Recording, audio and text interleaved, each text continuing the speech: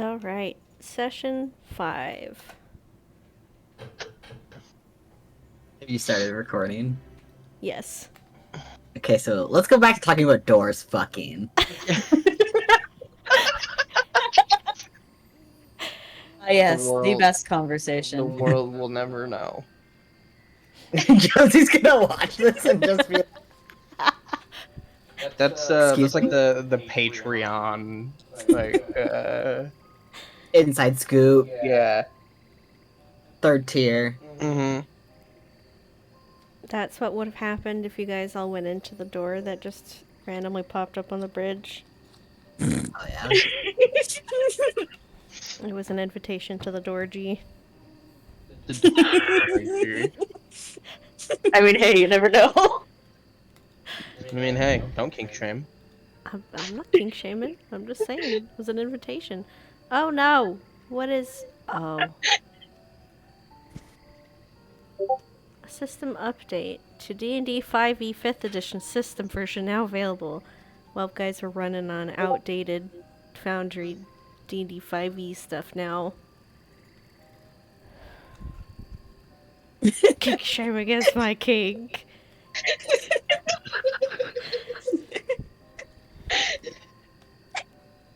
You know, I wonder if Josie, like, actively watches this stuff go, kind of happen in no mic and just, like, what's going on in the game that it's providing these sort of reactions? I mean, we could always ask. This is true.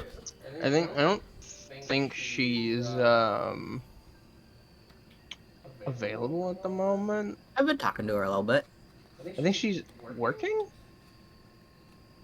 She might be.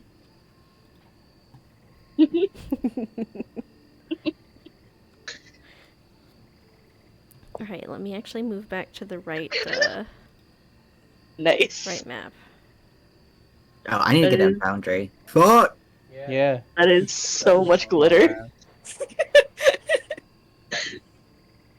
Lord, that is a lot of glitter. What the fuck did I just come back to? Slap A my scene ass from like the a Georgie. drum. Hang on. I have to have some sort of reaction to this. Come on, there's gotta be something in my reaction folder. I know what my reaction's gonna be.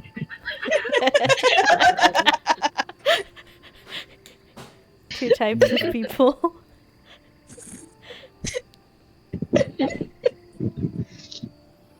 There. That's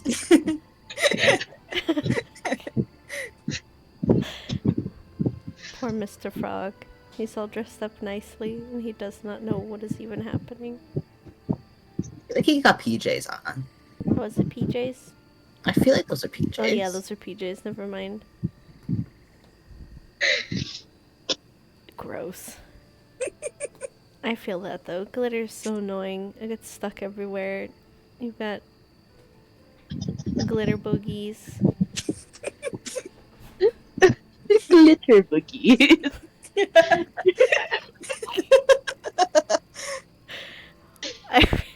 I feel like we're not Lord. even gonna get to the actual story, and then like we're gonna still be talking about glitter and dorgies and stuff when Physic gets. Orgies. Why?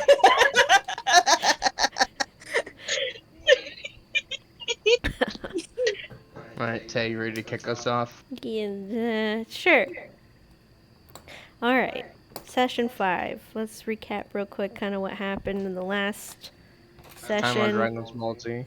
Yeah, especially because the last 2 recordings didn't record anything. And I sat there in like an hour of silence, and then you guys responding to silence. And I was like, you know, I can't do this. So basically, you guys had started last session back in Tellwood, having stayed over in the night, kind of escaping the wildstorm. You all had kind of done a little montage of shopping, got a couple of cool little knickknacks, and then left, minus cart, and skirted down around the lake to kind of get hit with an extreme heat wave. Poor Mary got kind of was a baked fish, but thankfully you guys were next to water to kind of ease that a little bit. Continued on downward until you guys hit that river and the bridge, where there is a strange crash landing of what seemed like a meteor, but ended up being a door.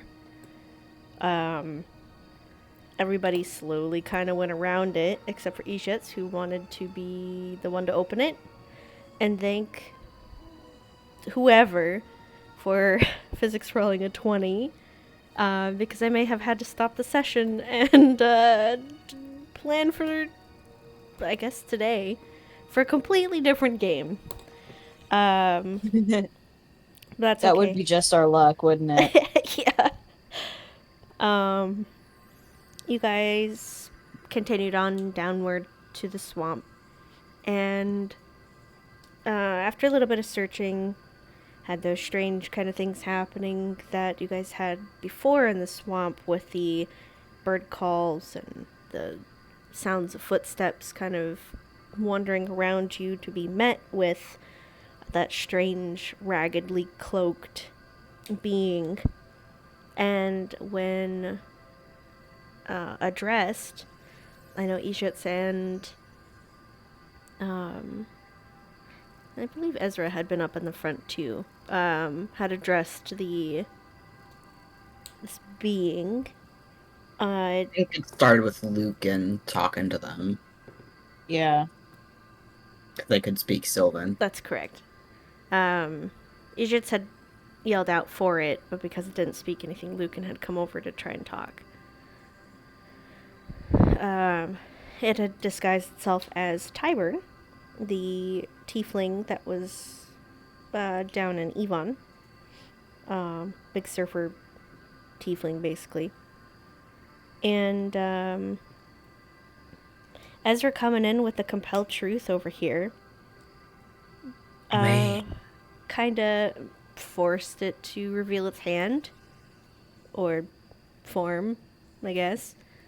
And you guys had a interesting battle with this, but not only just the medicine man, but also an Ashrakan fleshwalker who ambushed in the backside. The backside. It was an eventful fight. Very interesting use of heat metal on the head of Ezra's maul. Caving and searing this thing's face in.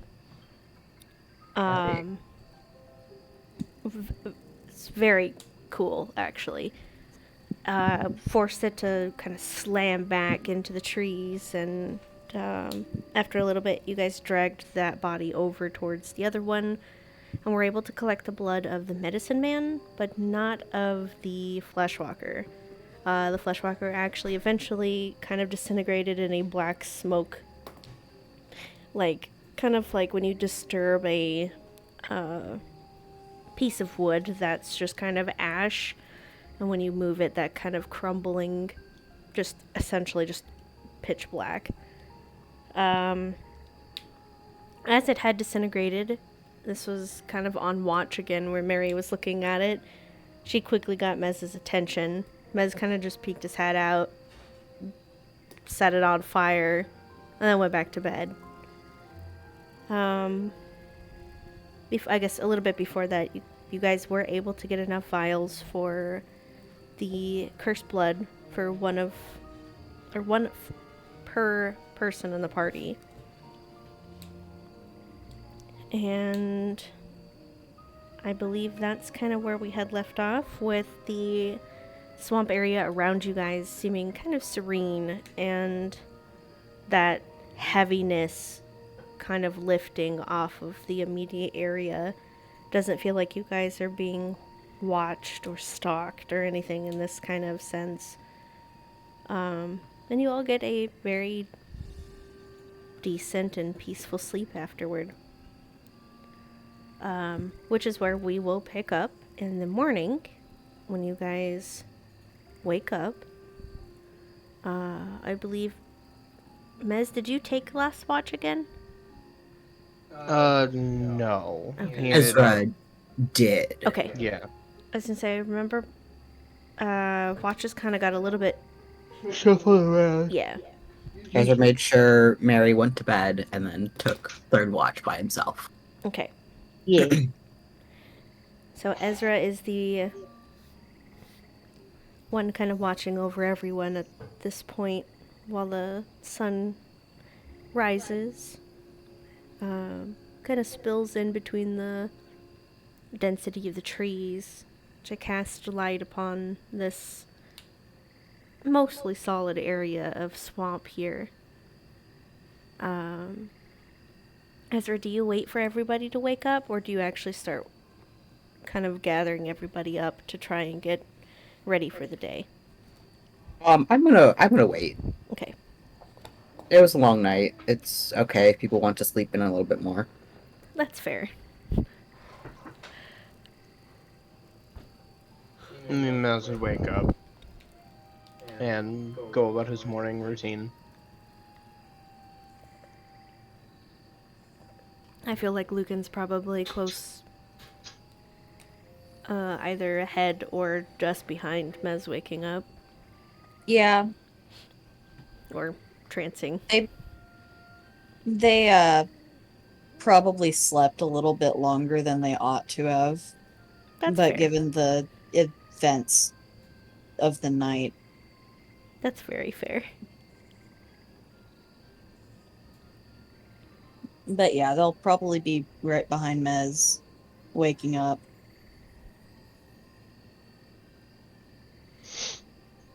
Okay. I'm assuming probably Mary and Ejets wake up not too long after that as well. Yeah. Yeah. I'll just assume that Ejits probably gets up not too long afterwards, too.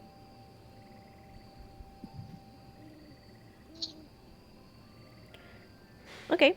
Do you guys do anything special for breakfast, or is it kind of just rations at this point?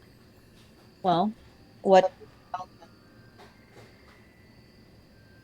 What was that? wild magic storm? What's it do to the area?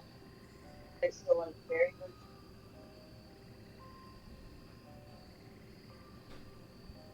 I'm not sure if that was picked up by your mic, or if it was distance, or like off in the distance.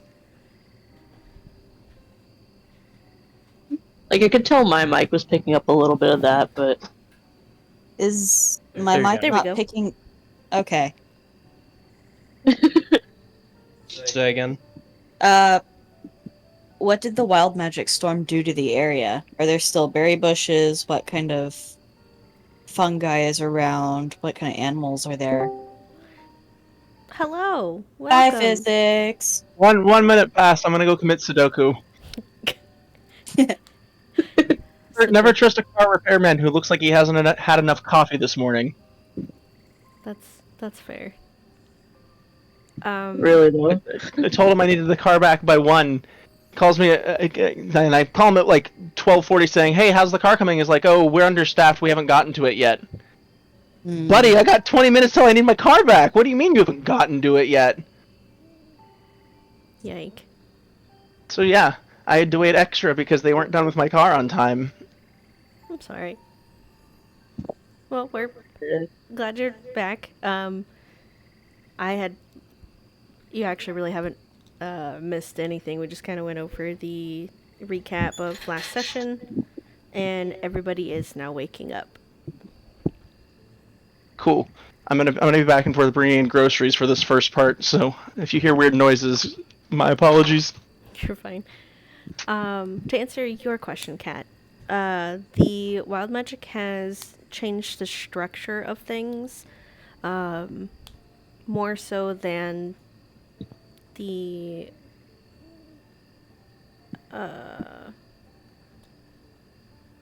I guess the ability to find food. There's still like berry bushes, the same like cotton candy, strange tasting berries, like the sweet berries here. They just kind of look a little bit different.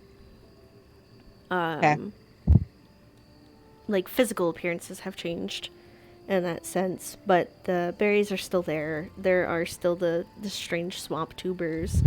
It's just that most of the area that you guys had traversed before has completely changed. So what was once land might now be water or might now be tree. It just kind of like did a big shift of whatever, and then some of the plants had taken on a strange like Play-Doh look on more towards that eastern side before the storm kind of had dwindled out across this area. Okay. Yeah. Well, in that case, they'll kind of unwillingly get up and gather food for breakfast. Okay. Go ahead and make me a survival check.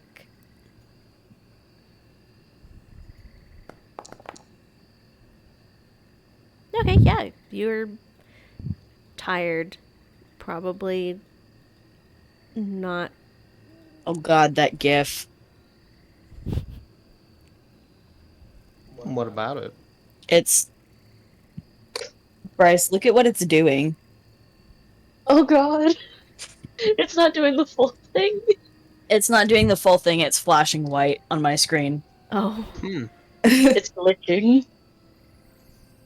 A Here. glitch.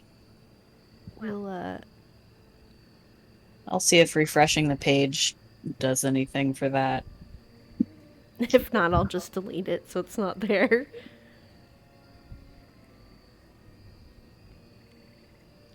Okay, it seems to have fixed it. Okay. Just all of a sudden random glitching. Just help. If it's not one thing, it's another with you or dog or something. Yeah, I'm kind of the problem child of this campaign, aren't I? It's okay. I'm surprised I'm not getting more things happening to me because I have like real life gremlins where things just happen with technology. Yeah. I broke a teller machine Oh, at a Walmart the other week. Yeah. It took them like what, an hour to try and fix it? A little less? They didn't even get to fix it before they were just like, fuck it. Here's your money, go to a register. oh, Yeah. yike. And I was having a sensory overload, so I had to wait outside. Oh, Yeah. It was like 90 to 92 degrees.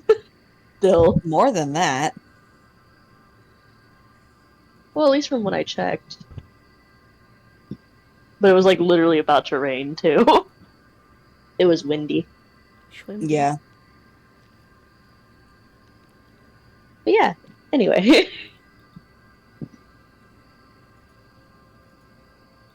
Sorry, I just realized you had posted the windmill fruit. That's interesting. So yeah, so with the 17, you absolutely are able to find multiple different just like bushels of different berries. You guys probably have some access to the fish around in the area. That if caught, you're able to kind of put over the fire, or you can eat them raw. You know, that's completely up to you guys. But there's a plentiful amount of it. It looks like with the storm having kind of pushed through, you guys are kind of on a fresh track. So you have plenty of availability of food around you. Yeah, that's kind of what I thought. Was just a golem.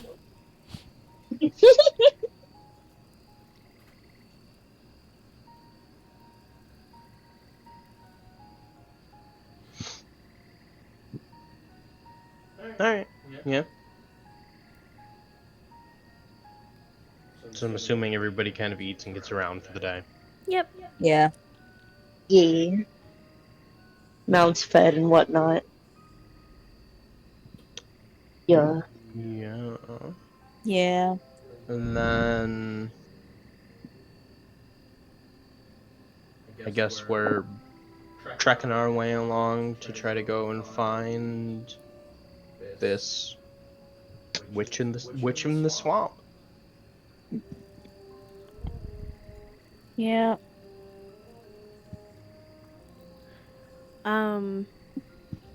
Okay. Do you guys know? Oh, for Mez, just kind of a little small backtrack.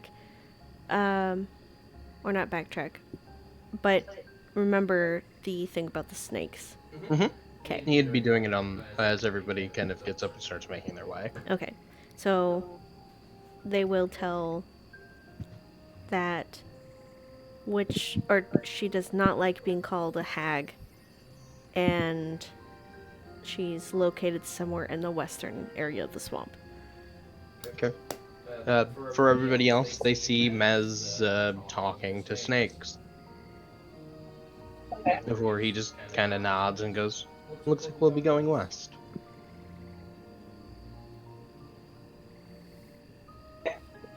And then starts making his way west.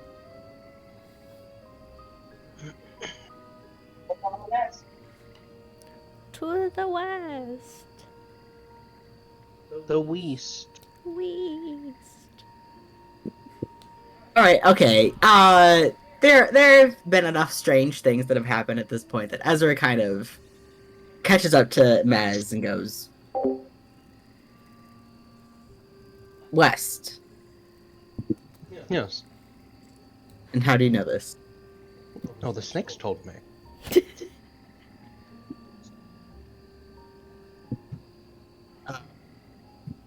The snakes told you.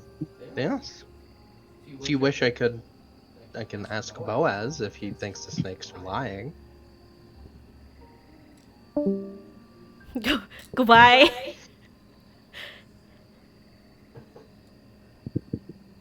No, okay, sure. Okay. Is everything okay? That's right. So kind of has a look flash over his face, and he puts a hand on Mez's shoulder and goes, "We all have our things. You may be strange, but I don't think I'm in a place to talk. So, okay, west it is." And goes and grabs Boaz and falls in line. Okay. It just kind of gives a nod and just a small smile and a nod and continues west.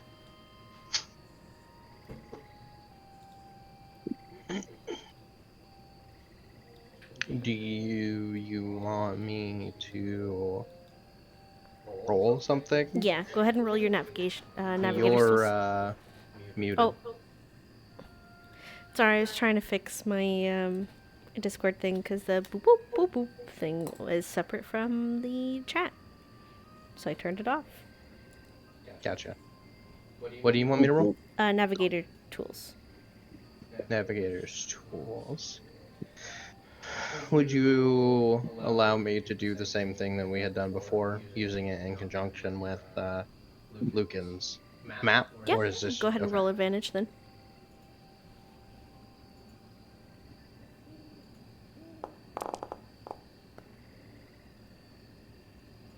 For 20. Okay, 1 second. Excuse me. My pen keeps almost dying, but not quite enough, so I can still write with it, and then it's blots out a bunch of stuff. Does yours charge like super fast like mine does? Huh? Mine charges like crazy fast. Like Oh, it'll no, be no. 100% in like 5 minutes. No, like actual pen, like ink Oh, pen. okay. Sorry, never mind. I was like, wait, what? I thought you were talking about like your Apple like pen? eye pencil dying, and I No. was like, well, just plug it in. It's not that, Yeah, you know, I just don't think it's that complicated. stick your big pencil into the wall socket. It'll recharge it. Yeah, just charge it.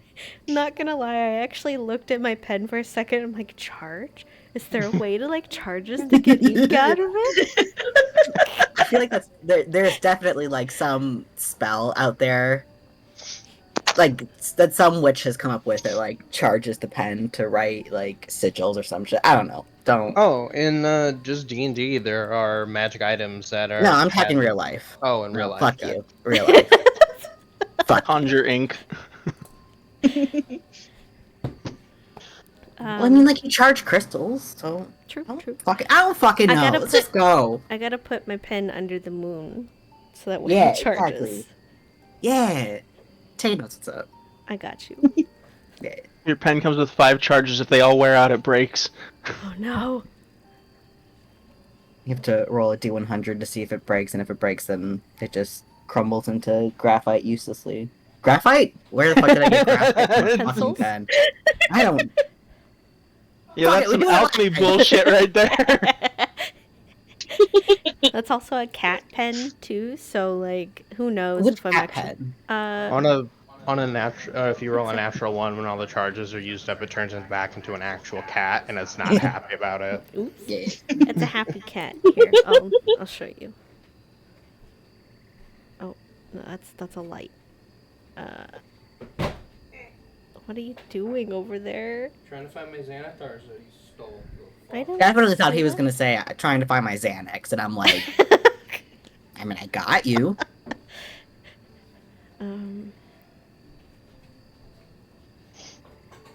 Here you go, cat pen. Okay, Oh, it's so cute. Happy cat. That is adorable. Reminds me of Steven Universe's cat fingers. Oh, the cat. Yeah. Yeah. Okay, yeah. Okay, we're in the episode now. I almost said I my. turned my fingers into cats! That was a really freaky episode. It was. It was like a low-key body horror. Low key. Yeah, I mean, they were still adorable It actually was cats, so weird. like, it wasn't the worst of body horror, but like, it was still body horror. Yeah. I gotta say, my least favorite episode though was the Too Many Birthdays one. Yeah. I fucking hated the Fribo episode. Fribo was Yeah. kind of...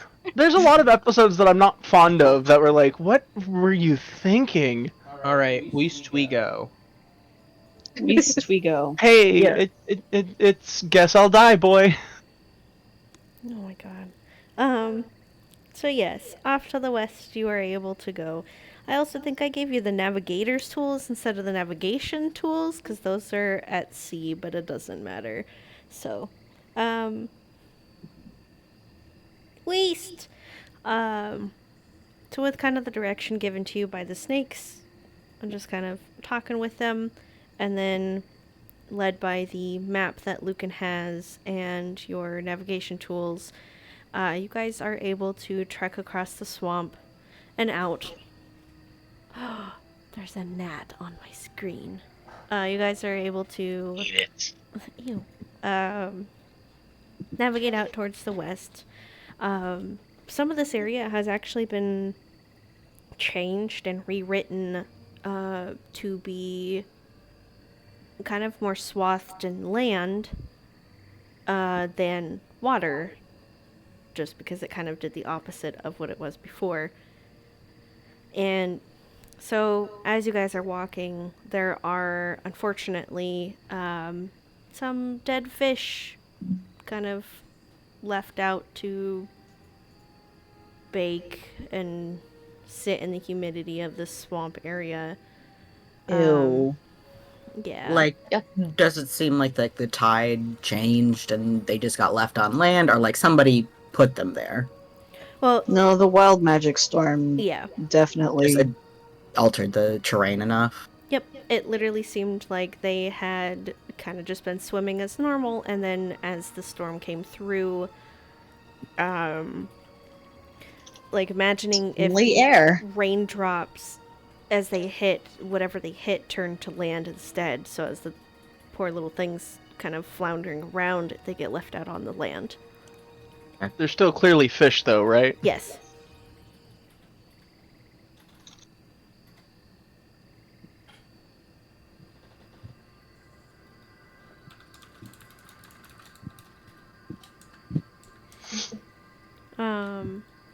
So there are unfortunate events of these fish kind of being left out in this new land area. The plants that had been in the water are now kind of flopped over onto the land as well. So it does seem like things have kind of changed in some aspects of what was needed is not there. So things are kind of dying, and you have that kind of rot smell starting to form as you guys go through. Lucan, you do notice quite a few of the fun mushrooms that the Wild Magic Storm had kind of tracked along in certain areas. They're going to be gathering as many of those fun mushrooms as they possibly can. Okay, roll me another survival check. Okay.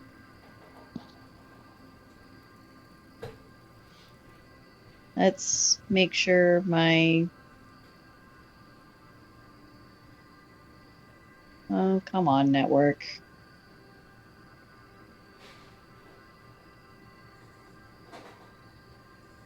Let's see if it'll reload.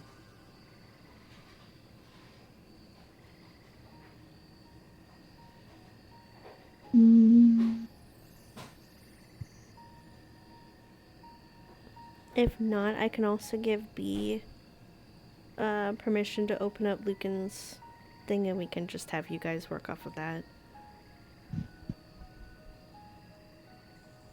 I was gonna say, Kat, are you home right now? Yes. Stinky. Yeah. You guys have really stinky internet. Well, It's the actually wiring not is the also internet. from like... The wiring is from like the early 80s, I Oh. think. You know, So- Arizona itself has stinky internet. Yeah. I told you guys the story about when I called Cox once, right? I think so. Well, I at called- least I'm consistent with those survival checks, Yeah. yeah? Perfect. So yeah, you're able to get go ahead and roll me a D10. A D10? Yeah.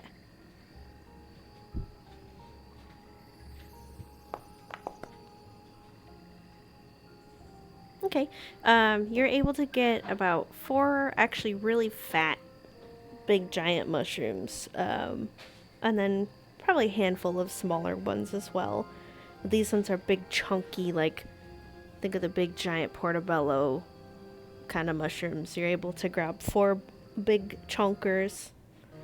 And then... And these are all the fun mushrooms, yes, yeah? these are the fun mushrooms. Yes, I'm gonna You make know more to- choke powder. You know to handle them a little bit more wisely than just going over and grabbing them. That's why you were only kind of in the time that you guys are traveling able to get 4 bigger ones. Mm-hmm. I will list that down in my inventory then. So, Jets is going to notice Lucan getting these and ask him, "Oh, are those also edible?" At least once. You can eat them once. So no. Okay. She will make sure when passively gathering food with Wanderer to avoid those mushrooms then. Yes. Probably a good idea. Kind of following along where these mushrooms are, you're realizing this is where Lucan, excuse me, understands this, that this is where the Wildstorm has tracked. So it came down from the north to the southwest, and then kind of tracked a little bit through the west, and then as you guys are continuing straight west, the mushrooms seem to kind of disappear. So it looks like the storm had tapered off down towards the southwest a little bit more. But Okay. it kind of led you through a pathway of where it had gone, at least.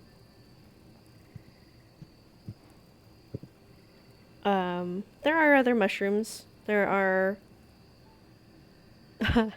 not so fun ones. And actual edible ones as well. And Lucan can definitely point out the difference between these. Yeah. So Ijits can definitely kind of gather the edible mushrooms and the not going to hallucinate ones. Or, choke powder, which Ijits did unfortunately Experience. yeah. I don't know if Lucan shares that fact, but that's that. Given the reception that it got last time, no, they're not saying anything. Probably the best idea. They are edible once, is all that is said. You can eat anything once. It's true. That's not true. I can't even eat spinach once. It's too gross. I love spinach. Poor spinach. Same.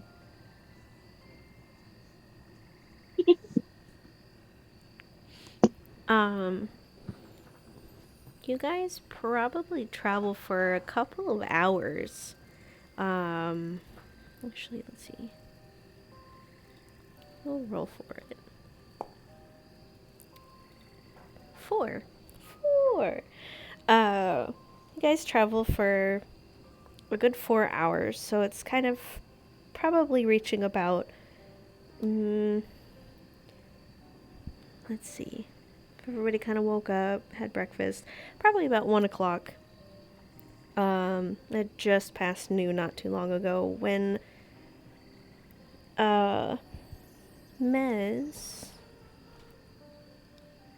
Oh, you're not there. Where'd you go? Oh. Can you roll me another survival check? Or, do you want me to roll for you? I got it. Okay. What are you doing? You got chicky hands? Nah. Oh. I'm gonna make some onigiri. Oh. You said what you need me to roll? A survival. Okay, you're fine. Jesus fucking Christ. Passing. Hey, that's That- survival That's perfection. sweet +9. That's Yeah. survival expertise, baby. You're pretty sure after kind of going through and checking your navigation tools, going back and forth with Lucan's map, and possibly like talking to Lucan going along the way. Yeah, he'd be talking with Lucan about all of this. Okay. Now kind of seeing that it's the midday, starting into the afternoon, you kind of double check a little bit to see where you guys are on the map, and kind of getting up to this point, you are able to find a couple more snakes. Not really big boys, but like small baby noodles that are just kind of doing their thing, slithering around. Noodling about. Yep, noodling about. That, if asked where you might be in relation to wherever this witch might be, they tell you that she's actually kind of close. They can't exactly guide you to her, but they know that it's probably within the next, well, they probably wouldn't know time necessarily. They just tell you that she's essentially close and to kind of keep an eye out. Okay. Mez would relay that to the group. All right.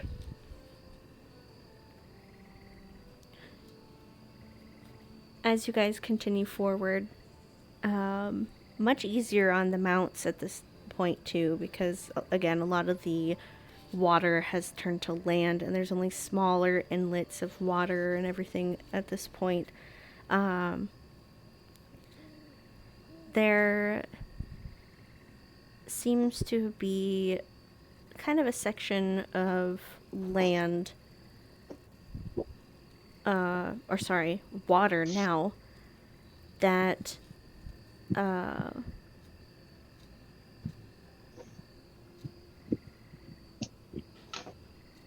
looks kind of like it had been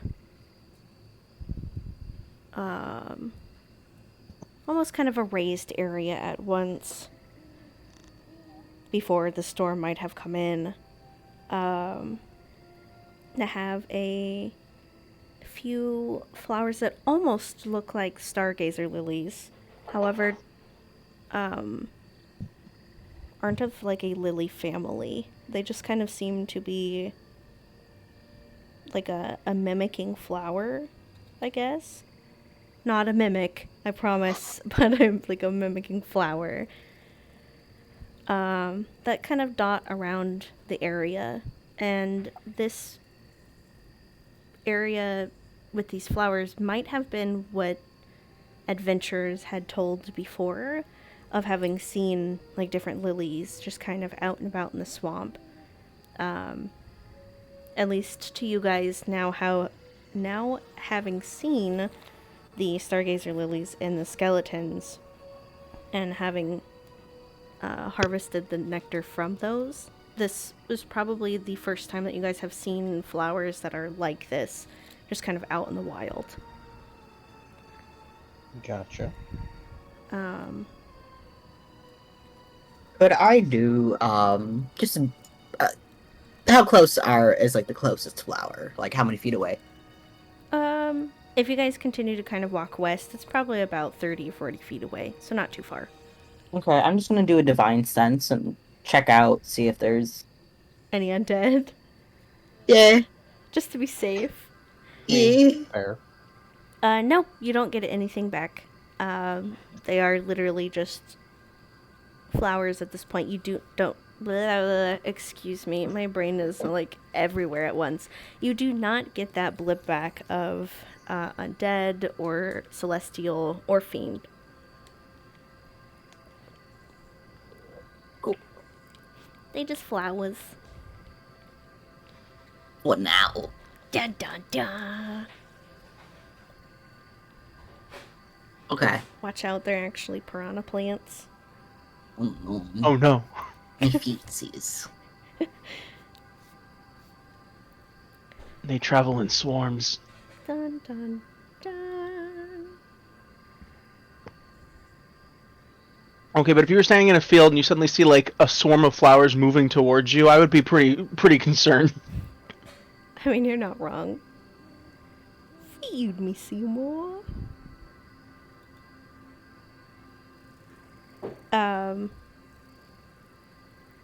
So to Mez, who's kind of leading everybody because you have the ability to talk with these snakes, where are you leading everybody to? The snakes had said that everything's not, or the witch isn't too far away, and to continue. In the direction that the snakes pointed me. They just point you in the west. Can we keep going west? Okay. For how long do you keep going west? Until I talk to a snake that says go east. Or until I see something that would... Otherwise change. Yeah. And let's have everybody roll me a perception check. Oh. Stinky passive perception. Cool. Are you gonna let me roll? No, actually, No. Oof. Do you want me to roll for dog as well? Yeah. You can roll for dog and the mounts as well. Mez is more worried about getting people there than... I'm talking to the snakies. Yeah. Boaz is just a good boy. He don't know what's going on. No thoughts. Head empty. Mood. Hold Wait, on. I mean, I guess he technically gets advantage. Advantage is true because he Yeah. has keen senses. Okay. I'll just roll again.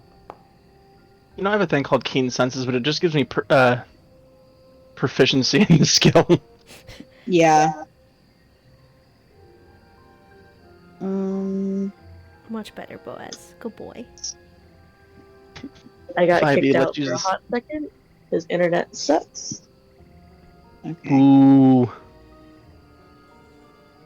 That should be unlegal. They should arrest your internet. Really though. Okay. Take it to internet timeout and be like, hey, wait, internet timeout's not what I want. Internet jail. Yeah, internet jail, that's better. And internet timeout is what we don't want it doing. True, true. Okay, so perception checks from Hi, Vaughn and Mary. yeah. Lord.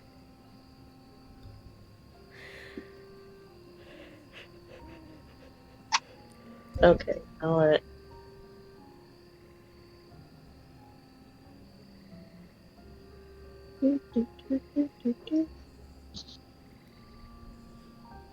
Just normal.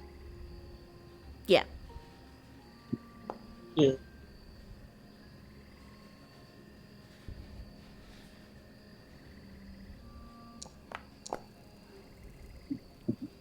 That was very consistent. Mary and Hyvon are like brainwaves have kind of synced up and they're on par with each other right now. Yeah. What do you see, Hyvon? Drools. Yeah, me too. Honestly, same. So let's see here. We've got Boaz, Ezra, Lucan, and Ejitz would notice, as you guys are walking, the areas in which you are walking seem to be very familiar, as though you have maybe passed this point already.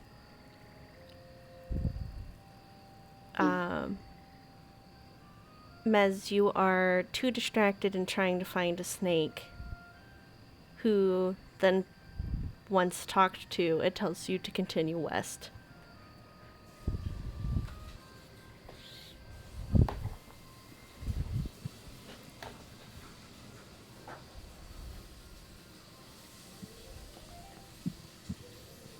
As I would approach Mez and sort of ask if the snakes are to be trusted.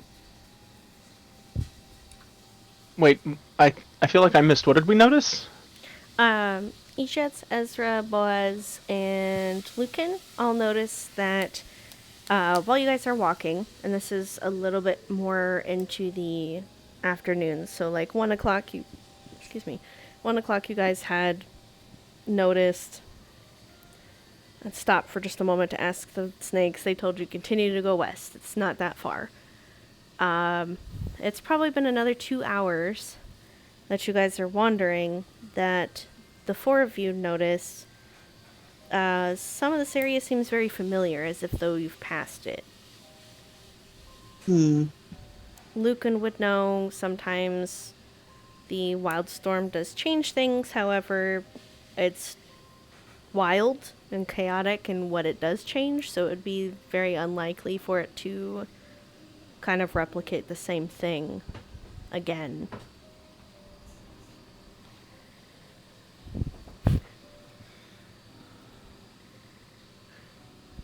I don't like Jess that is going to speak up. physics. Does He this was familiar to anyone saying-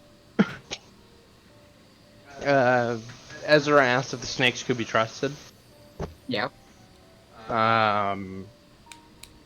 He'd look back at the snake that just said west to him and just kind of narrow his eyes a little bit. And you'd see a small. Let me double check something.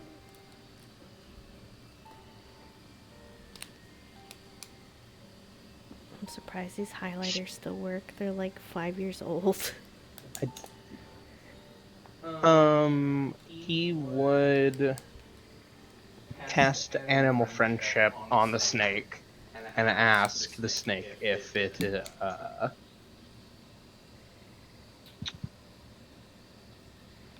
is sure that he needs to keep going west. Kind of lately poking at the fact that he might believe something's up. If you'd like, I can even make an insight check. The snake, no, you don't have to. The snake just kind of blinks and flicks its tongue a little bit. West.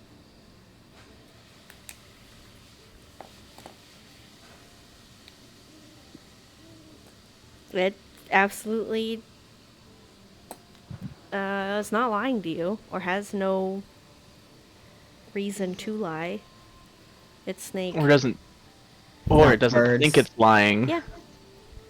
The birds aren't working for the bourgeoisie. The snakes aren't working for the hag. You know. You know, birds aren't real. They're just drones implemented by the government to spy on us. Exactly. Like, can we Bourgeoisie. really trust these snakes? Do the snakes know that they're lying? Like, the snake thinks it's telling the truth. So, Mez will say that he doesn't get the impression that the snakes are being dishonest. Though, if anybody else has a better alternative, he would be interested in hearing it.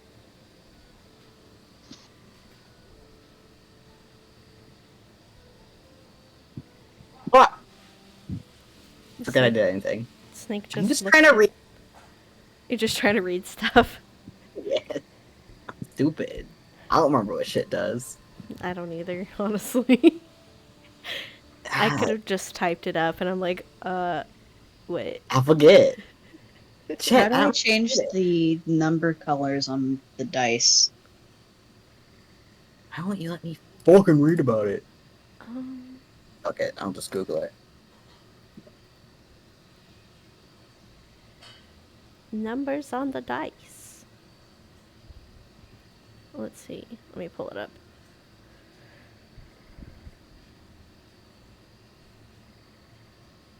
Yeah, okay, but what's the stats? You fucking... The internet is cucking me. I'm not sure how What to stats change. are you trying to look up? I'm literally just trying to look up Emissary of Peace, but it's like the internet has forgotten exactly how the fuck it works. Here we go. Man, that feeling when you get NTR'd by the internet. Exactly. Oh god. Yeah. Okay. Yeah, but I don't Since we were have... talking I'm not shit speaking. about internet jail. Yo, I just see a broken image, the word emissary, no description. Exactly. Like, I don't know why it's not, like, telling me any info. I had to Google it myself. I don't understand. I think it's okay. I got it. I understand. I can't do anything. I don't know. It, as I would say, it seems like we're going in circles and point out areas that's like look familiar, and then just kind of stand there awkwardly because he doesn't know what to do next.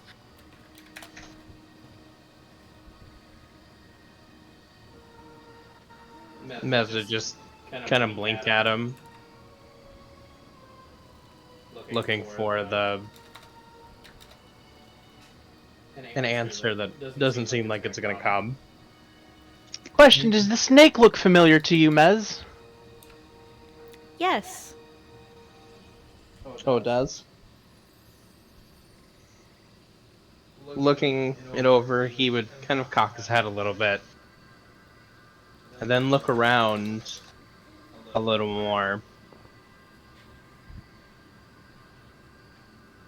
At the surroundings. And then look to Lucan.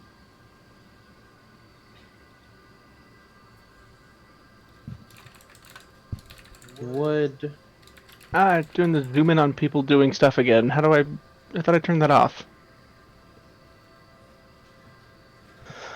would you It's the know pan of over to whatever in the corf. Hand to speaker, Yeah. yeah. I thought I turned that off last time. Yeah, we did. Mine's off. Oh. you have to turn yours off individually. Yeah, I turned it off in my settings last week or 2 weeks ago. It looks like it turned itself back on or something. Yeah, mine did too. He'd ask Lucan essentially if Lucan knew of any entity that might be able to mess with someone's perceptions and would call the swamp home. Okay, that's what it should say. Yeah, I just got it. It was just Okay, you really got it. You got weird. it. Yeah. Okay. Not gonna lie, I was kind of spacing out for that part.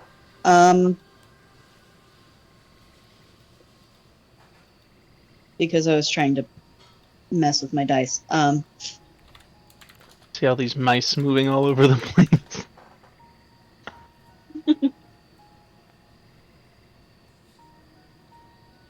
Does Lucan know of anything that might call the swamp home that also can create like illusions or mess with people's heads or Well, does Lucan? Besides that sounding very Fey-like, Yeah. not particularly. Lucan doesn't know much of the swamp besides it's a pain in the ass. And kind Which of like, is why they avoid it. yeah.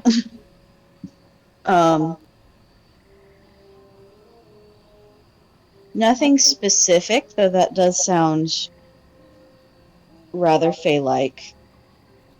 The swamp isn't really my expertise.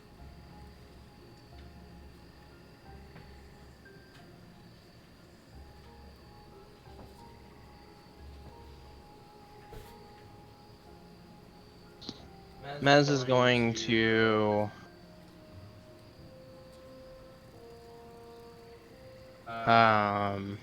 take a moment and just cast detect magic.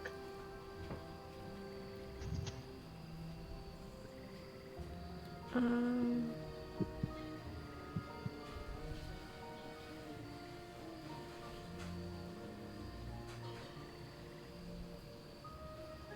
how far? Oh, 30 feet. 30 feet.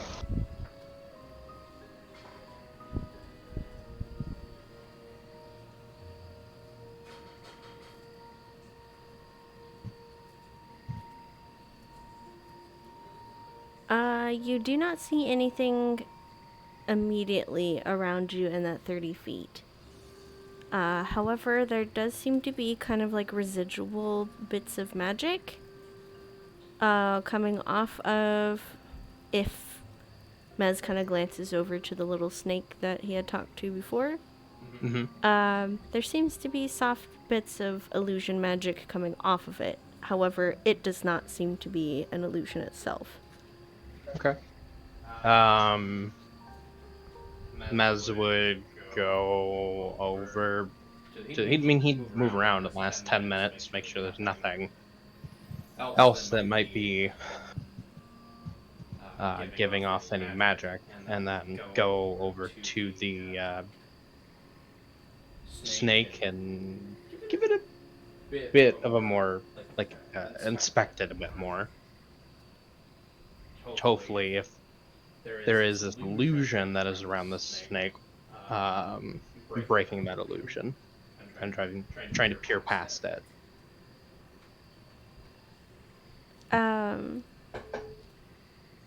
So he just kind of wanders in the immediate area, just trying to kind of figure things out, and then goes over to the snake. What does he like? Pick it up? Does he just? Like... Yeah, I mean, he'd pick it up. That, or I think before he touched it, he would inspect it, like investigate it. Okay. There's nothing on the snake. Well, again, just soft little like wisps of trails of what looks to be in the school of illusion magic. And it kind of trails off a little bit to the like northwest.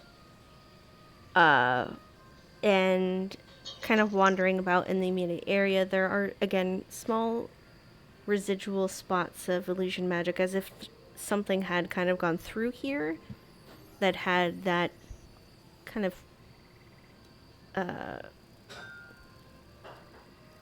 wisping off of them, perhaps. And if Mez does kind of go, I should ask, does he actually go toward the area of where the illusion magic seems to come from, to the northwest a little bit? I would say at this point, because he's doesn't seem to be getting anywhere, both figuratively and literally. Yes. Okay.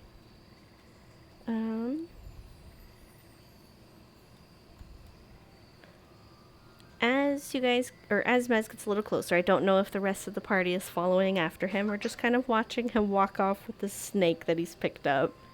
So it's 100% following. Okay. Yeah, follow. He's got his pistol out. Yeah. Yeah. Not sure if this man's gone completely off his rocker, but we can't just let him wander off into the swamp alone, you know? Yeah.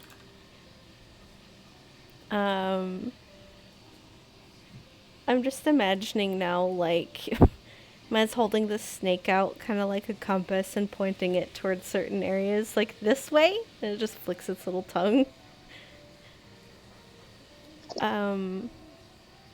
As you guys continue up towards the northwest a little, the bits of magic seem a little bit stronger here. It's not just the soft wisps of like a cool blue of that illusion kind of magic. It kind of darkens a little. It feels more, I guess, heavy, real, that it's there somewhere.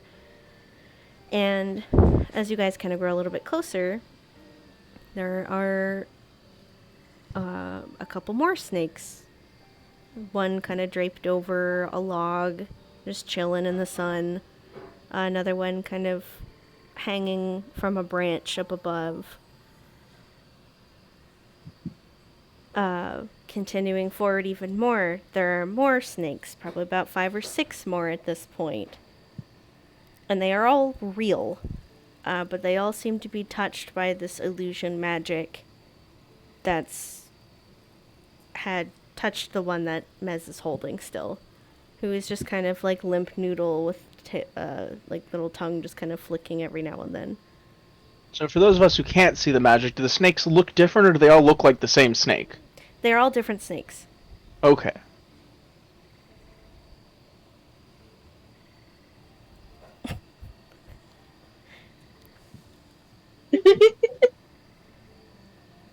Except in this case, it's you drank the swamp water, didn't you? Yucky. Yeah. Yucky.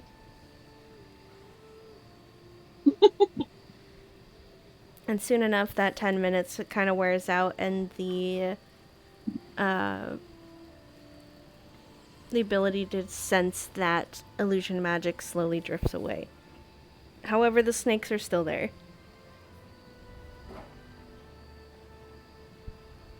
Ezra looks towards Mez and goes, "Are we following the snakes? What are they telling you? What's happening?" Does it look like he, based on the amount of snakes that are around and that he's come across, does it seem like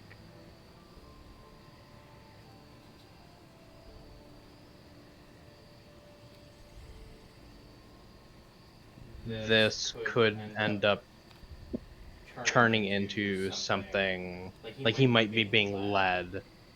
Into like a nest or an ambush or something? Yeah. No. Okay. They all seem kind of, I don't want to say happy, but the snakes are all content. They're just chilling, doing their own thing.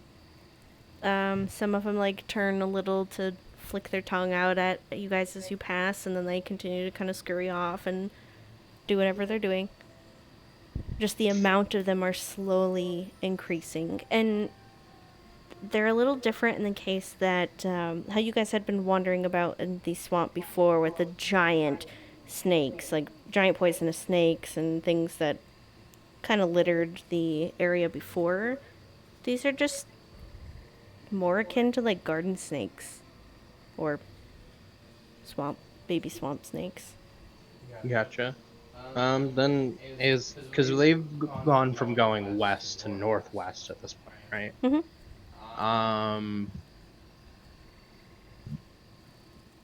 I feel like he'd probably ask a few more of the snakes, probably end up getting the same answer as west. Some of them do say west, some just say home. Oh, okay. Then I think that he would, at hearing that, continue to head northwest. Just completely ignoring Ezra. Sorry. You would have the conversation, and then what was Ezra's question? Alright, That's an Alec fuck up, not a Mez fuck up, sorry. No, I 100% see Mez just like, you know what, let me consider your words. It goes back to talking to the snakes and then just like walks off. Okay, so basically Ezra asked, like, you know, it's been 5 minutes, I've already forgotten what I've said. So, he asked something along the lines of like, what's going on? Talk to me about what's happening. What are the snakes telling you? It seems that we might be on the right path now. It seems that we might be going to wherever they call home. There's a chance that the witch is also the protector, guardian, keeper of these snakes. Ezra just lets out a tired sigh and rubs around his eye patch and goes, alright. What if we find like a snake village with tiny snake huts and everything? I'm actually super down for that. Shit. I think Dude, same. Mez would just kind of make like a face and go, not too far off from home, and just continue. Jess is imagining what would happen if snakes invented textiles and had little snake sweaters.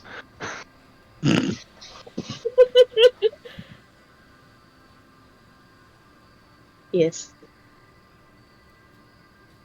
I'm imagining like a Minecraft village where like, oh, there's like a snake tailor, and then they have like little, like tiny sheep. Okay, And but like, you're going through the swamp and it's in the winter, and suddenly a bunch of lights come on, and it's the snake bad sweater contest, and a bunch of them have awful light up Christmas sweaters. I'm down. I'm super down.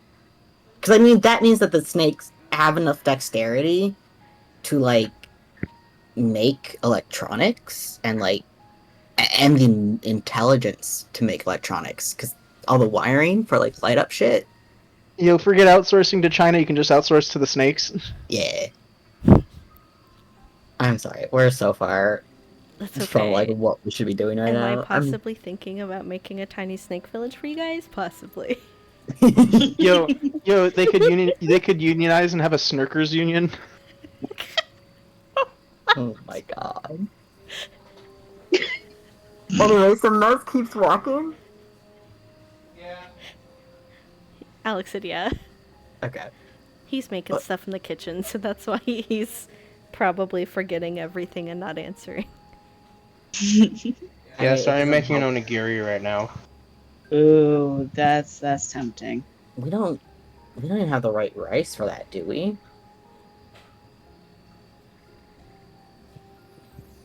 We're about to find out. We don't. The answer is we don't. I'm sure Boaz is still being injured. Didn't he? He's not injured, I swear. I don't know why it says he's injured. Here, He's got health. Let's heal boy. Bam. He should be healed. Because his sheet itself says that he's fine. Oh, hi, Vaughn. Yeah. It's just the tokens. Anything that happens in the character sheet outside of the token doesn't change the token. Unless you drag and drop a token from the new updated character sheet. If that makes sense. If not, mood, because I didn't understand that either. Ooh. You were supposed to be the chosen one. Cool. As you guys continue forward, you see even more snakes, just kind of coiled around trees. At some point, there's probably even a small danger noodle that flops down from the tree and onto, like, Hyven's head and creates a small hat for Hyven. And it just kind of, like, blinks and flicks its tongue up at Mary and just goes along for the ride. The more and more that you push through this, there are tons of snakes. And again, none of them seem agitated that you are here. They're just kind of there, doing their own thing.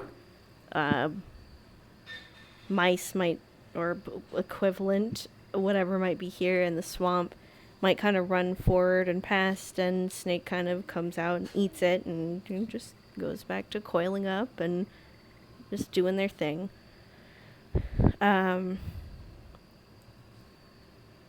it's, again, kind of this stretch of a piece of land. However, because the wild storm had passed through, this is all light water. You guys are trudging through several inches of water. It looked like this might have been just a... What is that? Village defense. Oh my god. Village defense snakes.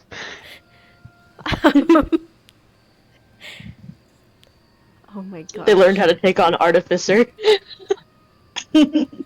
No, they just ran. It's like Minecraft. Some iron snakes just spawn if there's enough villagers. I mean, yeah, but then there's the gun sounds. True, they had to They equip them took- with guns. They took levels in Artificer. In before our next game is a campaign where we're all snakes with PC classes. Beautiful. I want to be the Snorcerer. God damn it. I can't believe you've done this. But can't you? Yeah. As you guys push on forward, it kind of levels out into another section of land. So essentially, you guys have kind of walked through this little bit of water, which was once land, and now kind of get up onto this raised platform of land that was once water. And strange enough, there's kind of a section of the almost the same mimicking flowers that you guys had seen not too long back on the road. Well, somewhere now. You guys probably aren't really sure of where it is. But they have that kind of same, like, purpley pink kind of color of the Stargazer lily. Let me see if I can find, like, that kind of color. Not necessarily the blooming of it, but... Ooh, pretty. Yee.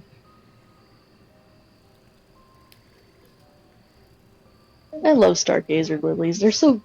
They are so pretty. They really are.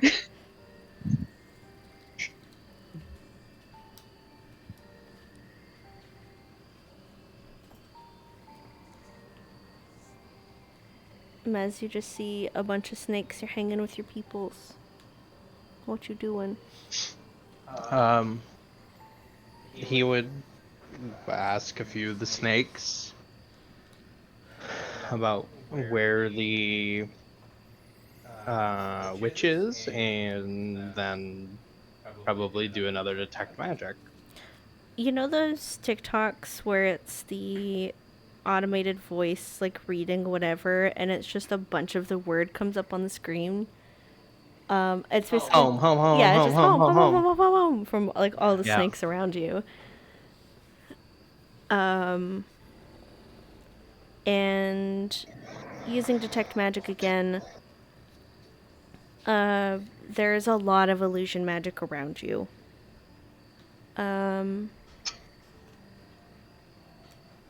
Let's see here.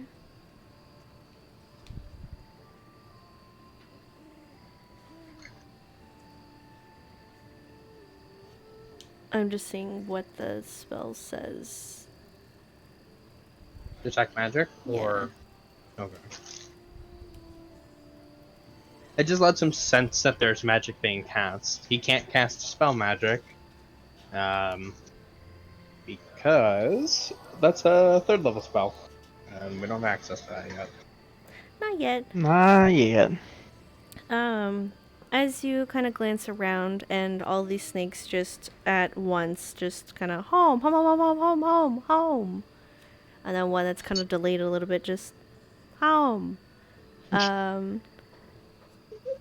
You kind of glance around. Oh, the one on Hyvon also says home as well. It's just a soft little like home. As you guys, or as Baby. Mez kind of looks around and is kind of getting a better view of the things that have been touched with his illusion magic. Is he standing on one spot again, or is he continuing forward? He'd be moving around. Okay. Again, kind of up, or northwest, not up, but a little northwest, where this area of land turns back into water, there are a couple of, I guess, like thickets of trees. Some kind of touched with this illusion magic, and then some that are very obviously saturated with this illusion magic.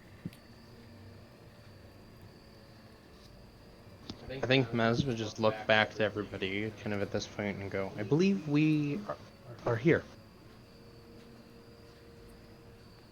Okay. Looking around without this detect magic, like, what does it's just thickets of trees? Yep, so like you guys are on a flat or kind of raised piece of land, and then kind of surrounded by that water. And then there are trees that kind of guide the pathway of where you are, and then kind of thickets of trees in certain areas before you. It almost looks kind of like a dead end. Did the witch's house get turned into trees or something? They believe it is all under an illusion spell.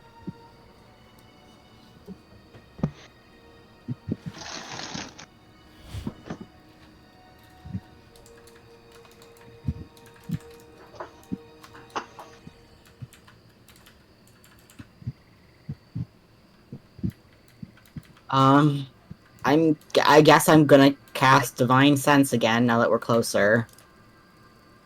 Am I getting anything? No celestial fiend or undead. Which is probably kind of comforting on one end, but also not. I just touched a tree.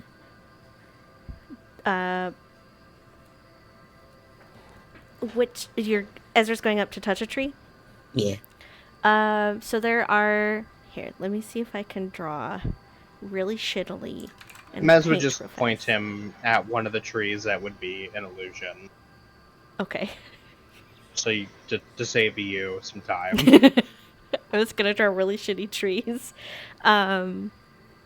Cool. So as Mez points over towards, kind of more towards like a middle, or not middle, sorry, the leftist leftist, wow, most left area of these thickets, Ezra goes over to push forward. Mhm. To the rest of you, Ezra disappears. I mean, might as well just kind of smirk at that and follow. Okay. Sure. In we go. Um,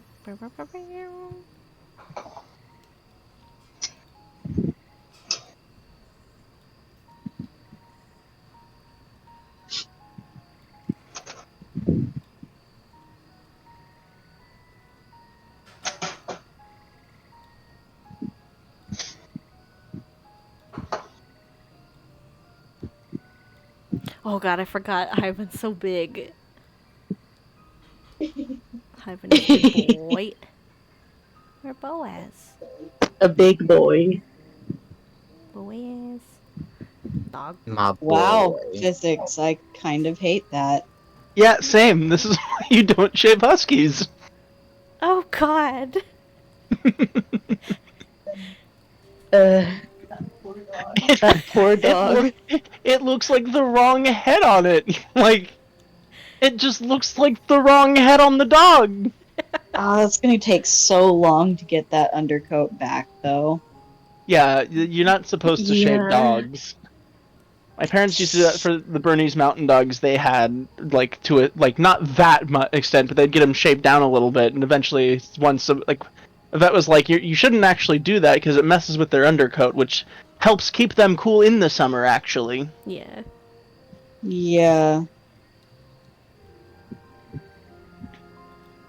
But, like, that person went way too far, and it looks like some sort of, like, chaser dog with a husky head on it. I was gonna say, it looks Yeah. like it's photoshopped on. That doesn't look real.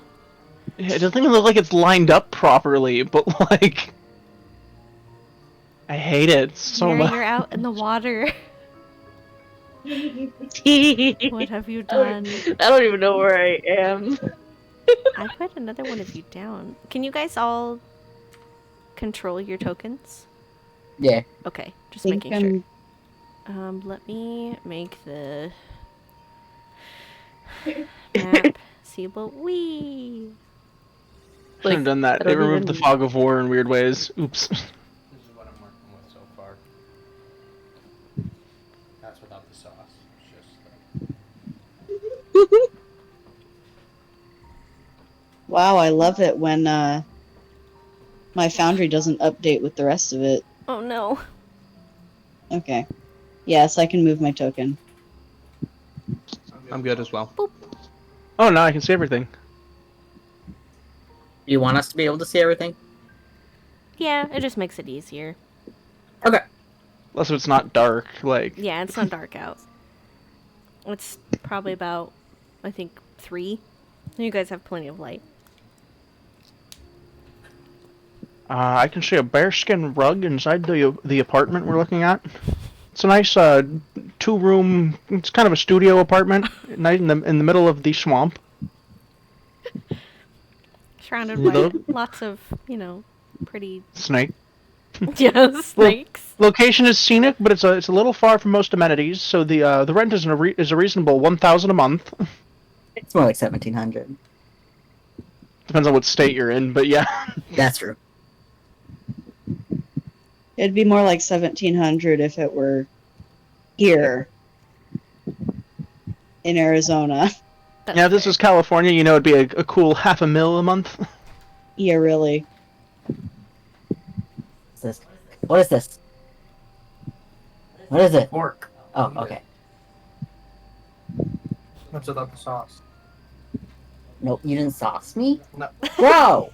It's not done yet, you fuck. Bro! Can't believe you'd leave your bro unsauced. Wow. Never been more betrayed in my life. You gotta sauce the Top homies 10 goodnight. anime betrayals. I'm waiting for it to reduce. Reuse and recycle. Hey, why are you eating your paw? Do I need to sauce your dog? Please Maybe. don't sauce the dog. Bubbers, are you okay? It's your Sus dog. Sus dog. It's your dog. I don't think it's ever okay. Like, you good, dude? That isn't the truest shit I've ever heard. Having met Buckley, can confirm. Yep. He's just eating his back paw, and then he was just like, for a little bit, just kind of sprawled, like, oh no. And then fine. Hi, what are you doing? That was the spot, wasn't it, buddy? Mom? Are you distracting your mom? Yeah. Yeah. So, you guys all follow through and push through this area to what once was a dead end, opens up into a rather large area that kind of makes sense to the water and land, as though the wild magic storm did not touch this certain area past the illusion. Oh, luckily. Right before you, Ezra, is a bridge that is large enough for the mounts to cross over the water. So that way you guys don't fall in the muck.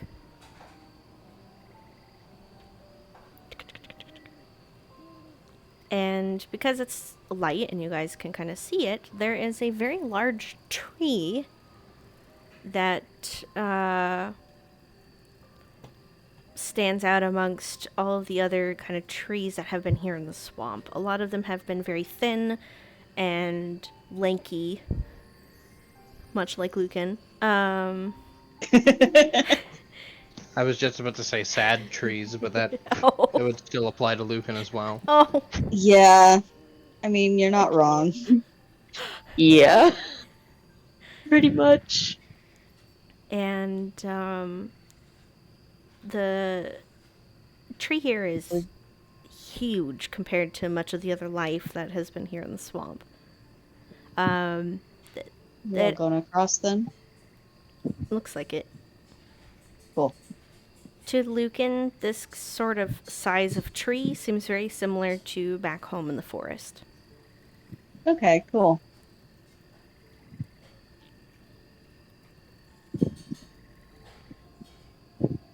Whee! Shoo. I'll move Mez, so that way Mez is up here with you guys. Pew. Pew. As you guys are kind of traveling through this part of the land between where Ezra and Hyvon are, so between the two bridges, there are I forgot how to move along a path. space bars where there you go. Whee! Nice.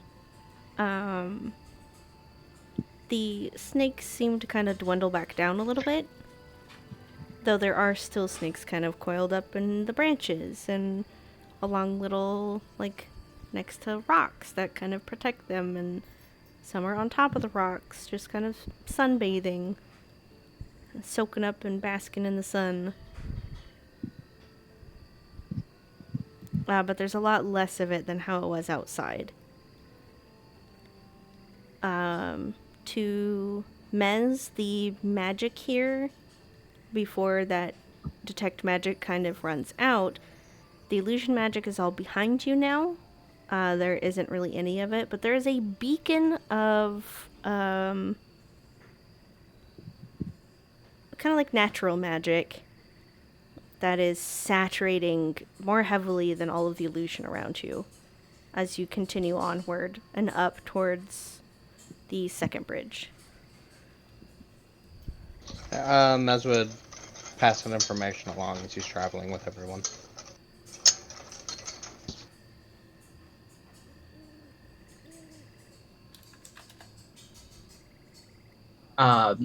Going across.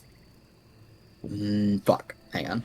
Let's see if I can remember how to do this. No, I don't think that fucking worked. It did work. Okay, cool. Ezra's just gonna get off Boaz as he goes across the second one. The second bridge. Just keeping an eye out, trying to approach slowly and respectfully.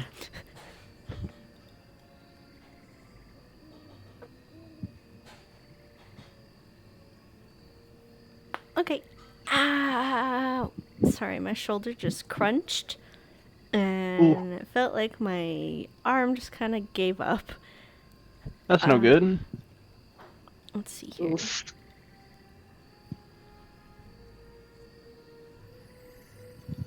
Actually, we will. Do.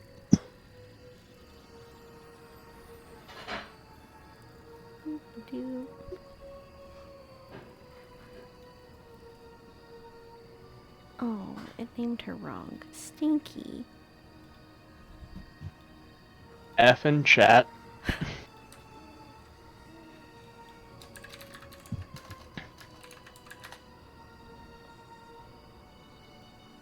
Okay.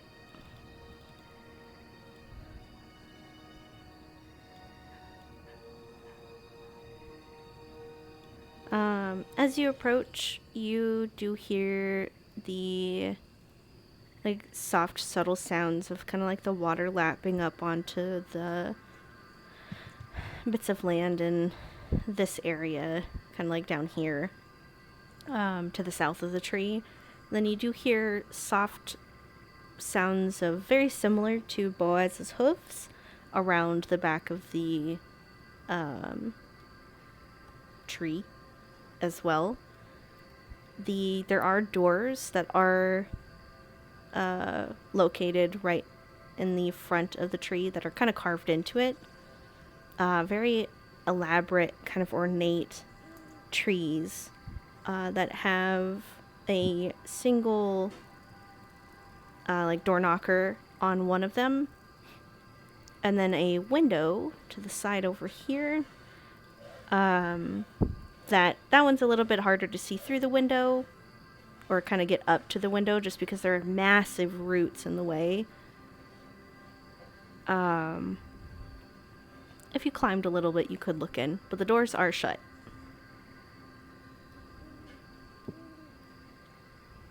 Is there any signs of life from within the house? Do I hear anything? Is there movement? Is there just light? Is there smoke? There is light that you can kind of see that flickers. It's kind of like the light of a hearth, so firelight.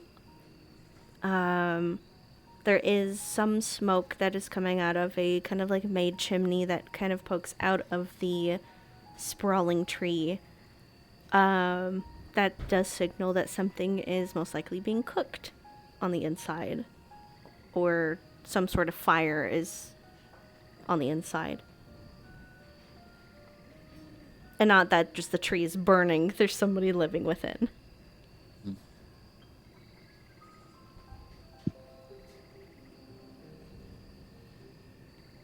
think I've ever seen someone living in a tree before. At least not like this. Trees of this size are rather uncommon from where I'm from. I don't think Ajets has ever seen a tree this size until today. This sort of thing would be pretty, not standard, but not uncommon for Lucan, yeah? Correct. The musical forest has so many different sizes of trees. There are probably trees well bigger than this. In probably the northern part of the forest, so much closer to home. So Lucan's probably used to that. Living inside of the trees is sometimes a little bit more difficult because you have to somehow carve them out or wait for them to kind of die. Just because it's such a huge, massive amount of a trunk here. But it's done. A lot of, at least kind of to Lucan, kind of recalling this, a lot of Fae will do this in the forest. Though it's kind of sometimes, I guess it's a coin toss on whether, like, going beyond a door in the forest will really get you into a home or into the Feywild. And it kind of has that approach on it here. This looks very out of place to the swamp around you guys. Yeah. To I mean, Ichet's. doorway in the middle of the forest is very much a like fey thing. Yeah. Yeah, there was a doorway on a bridge, so like.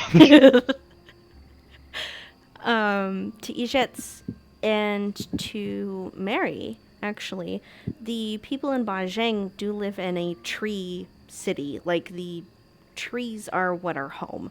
Sometimes the trees are kind of carved out to be home. They're also used to be able to, like, tree houses, literal sense of tree houses. They're upper decks and etc. of this, but Like- nothing to this magnitude. Yeah, like the Wookiee village in that Star Wars Christmas special. I don't know. Or Jet and his troop in Avatar.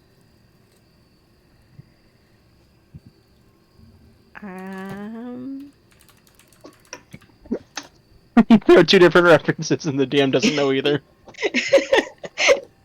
Yes to Jet.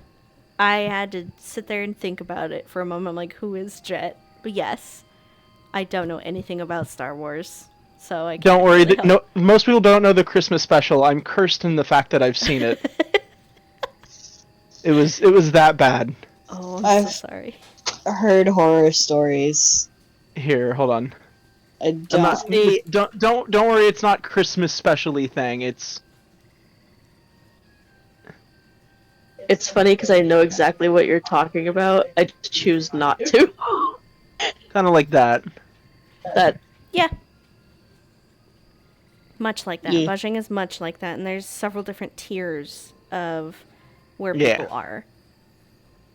It's what the Wookiee village looks like in the Christmas special.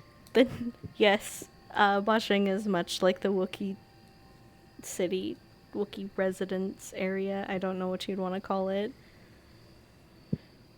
Christmas New Wook special. City. I don't know. Wook City.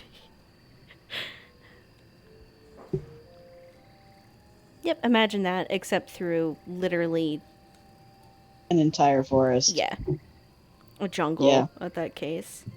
And then that is also kind of common in the forest up in the north as well. To be Yeah, honest, but somebody who carved out like a whole base like this, very unusual. yeah. Usually it's built around the trees rather than within. If they're smaller trees, it's a little bit easier to do so within. The picture that Kat had sent, that's very similar to what Avalon probably looks like as well, just surrounded by trees. Yeah. Yeah, wait, that's a. Sorry, that whole structure right there is literally in Power Washing Simulator, and so I saw that I'm like, wait, Markiplier power washed that, and then I'm like, wait, that's a real picture. Yeah.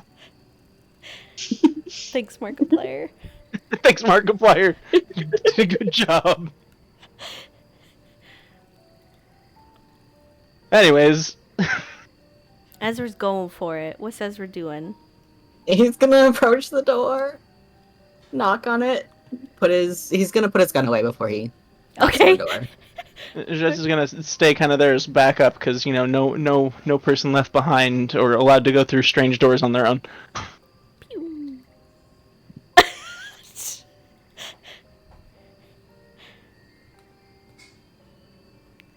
I wonder that quite often, Kat. I had to ask. As the yes, I do. I mean, it goes, snakes, plant, old man, seawater, snake, gun snake, flower, birds, tree houses.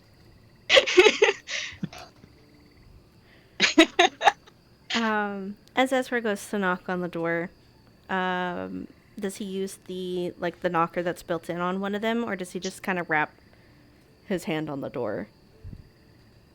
He'll use the knocker. Okay. As he does. Oh boy, touching the doors knockers. Oh my god. Oh, it's back to the door G again. Oh God. Just kidding. As he uses that knocker to knock on the door, there's a very beautiful set of chimes that kind of ring out in the area. Kind of not anywhere in particular. However, with that, there's the sound of a horse kind of trotting along in the back, and then a quick shut of a door, and a very soft voice that kind of rings out, just stating, "Coming." And Then a cannon blasts out the door. suddenly, we're in a pirate game. This is secretly a pirate ship all along! Oh god, the grids are all weird to the floor. Oh didn't god, it notice. is! Oh god. That's okay. And as what could possibly pass as footsteps come through, Ezra can hear this. Now that the chimes have kind of died down a little bit, both doors open inward, and kind of lit up to this large area inside. You guys, or at least, well, Boaz is kind of in the way. So mostly Ezra and Boaz, at least at the moment, can see that.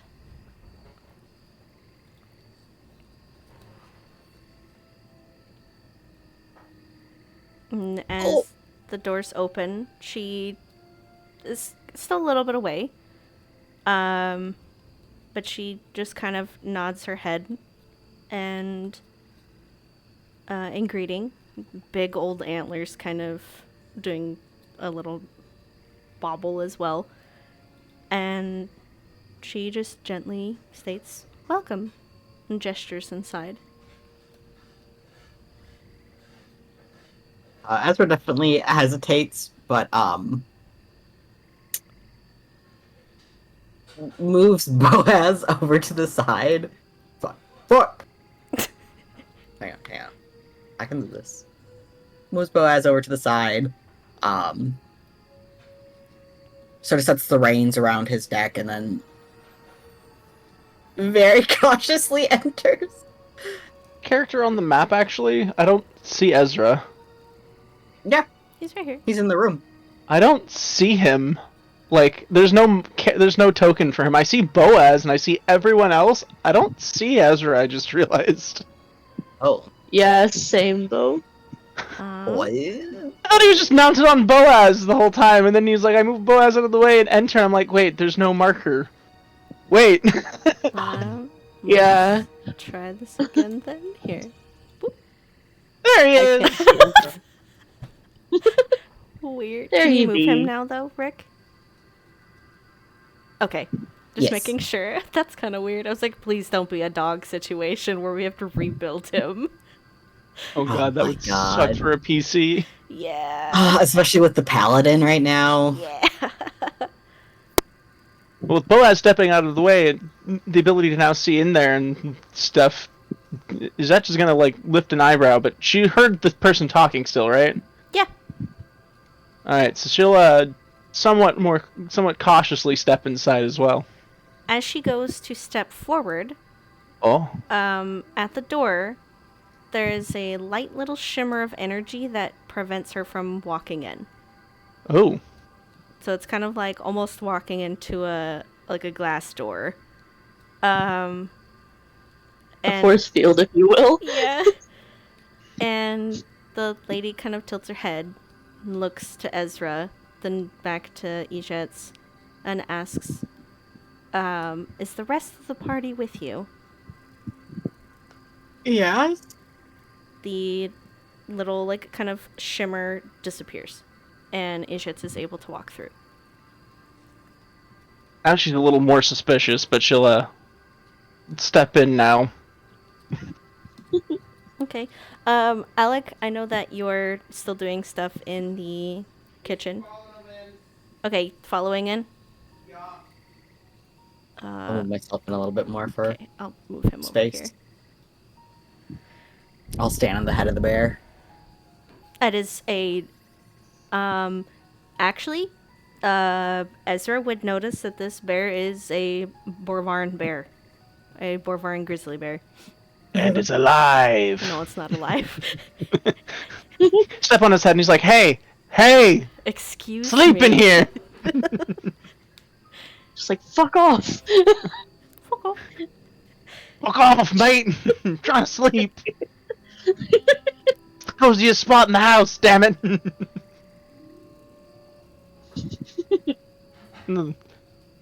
Whatever this is, just like, oh, don't mind my husband, he's a bit lazy.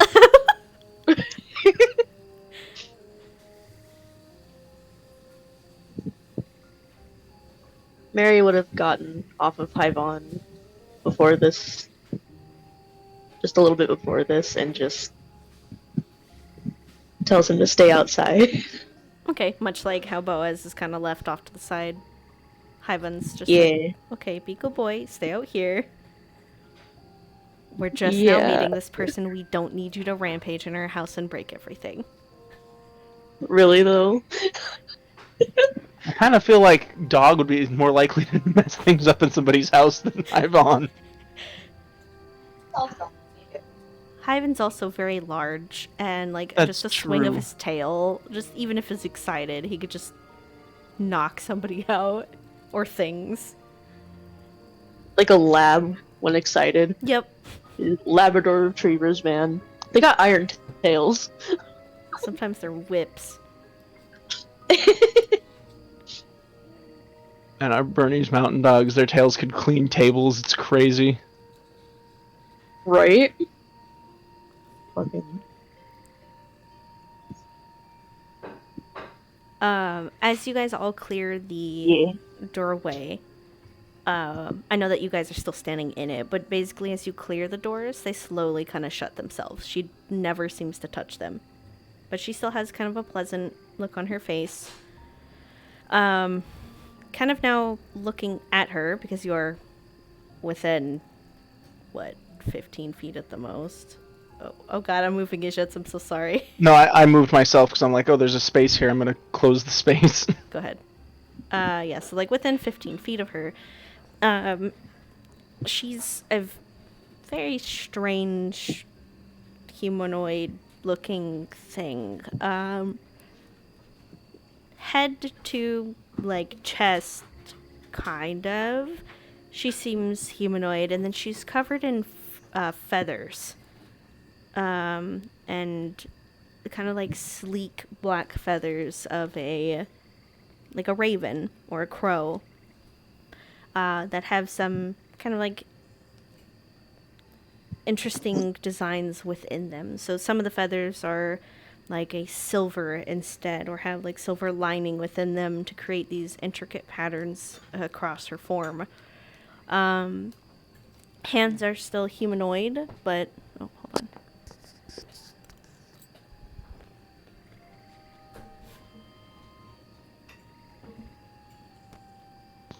Rick, you were right. We didn't have sticky rice. It didn't work out. I think I'm falling apart.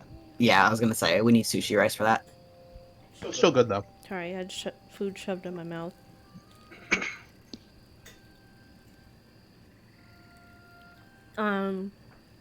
Hands are very humanoid-like as well. However, they seem more like a bird's talons. They end in kind of claws. Her feet are absolutely bird-like. And she has this massive mane of white silver hair. Oh, that creepy bird tooth fairy thing.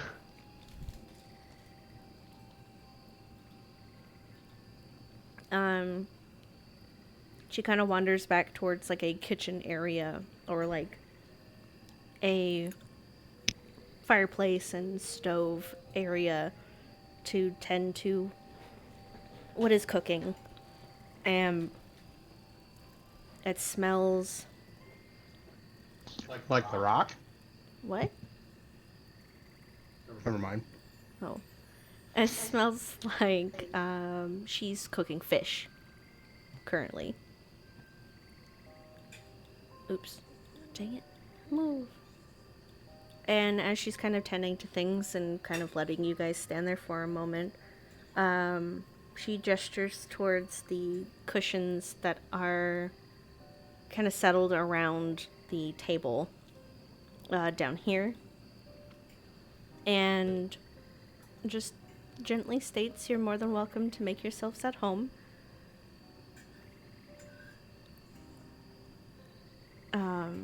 Let me finish tending to my own meal before I'm assuming you are all here on business. Quite possibly. Okay, Lucan will go take a seat.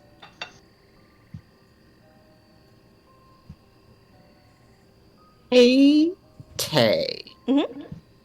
I'm noticing a strange little circle thing. Would Ezra notice that? Roll me a perception check. Okay. Please fucking work. Would Okay. Mez's passive perception notice it? 17. Actually, what is Ezra's passive perception? I didn't even think about this. Oh, I know where it is on Roll20. I have them written down too, so that way you guys don't It's have whatever to... your perception modifier is plus 10. It's 12. Okay, then just 12. What I rolled. I would say he doesn't fucking notice that shit. Probably then, and not. he sits down.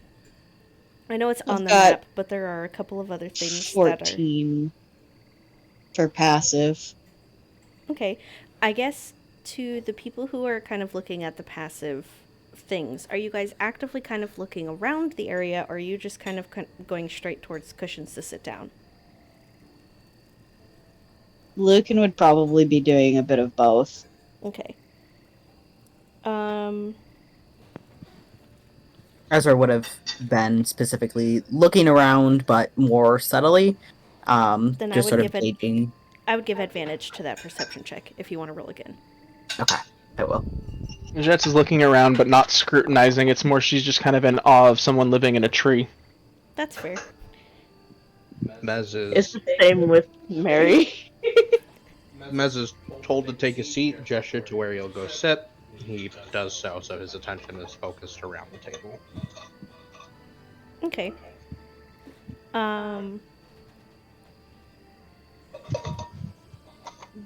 I would say then... Let's see. Lincoln's is 14. Did Mary just sit atop Mez? Yeah. Mez takes his seat. Mary just waltzes over and sits in his lap. What? Probably be a more comfortable seat than Lucan. I mean, I mean, I can't. I think To be Mary's. fair, I can't see Mez. So, You you can't see Mez. I cannot see Mez. He's right there. You can't I haven't follow been him. able to see. He was on this cushion, but then moved. It was literally this. It's literally the same thing that I had with Ezra. Like, I couldn't see either of them. Found I what was he's just following doing. Boaz. You're good to go. Sit back in that seat then. Yeah. Here, we'll do that. Hi. There we go. DM banishes you and then resummons you. For Ezra and Mez, kind of looking around.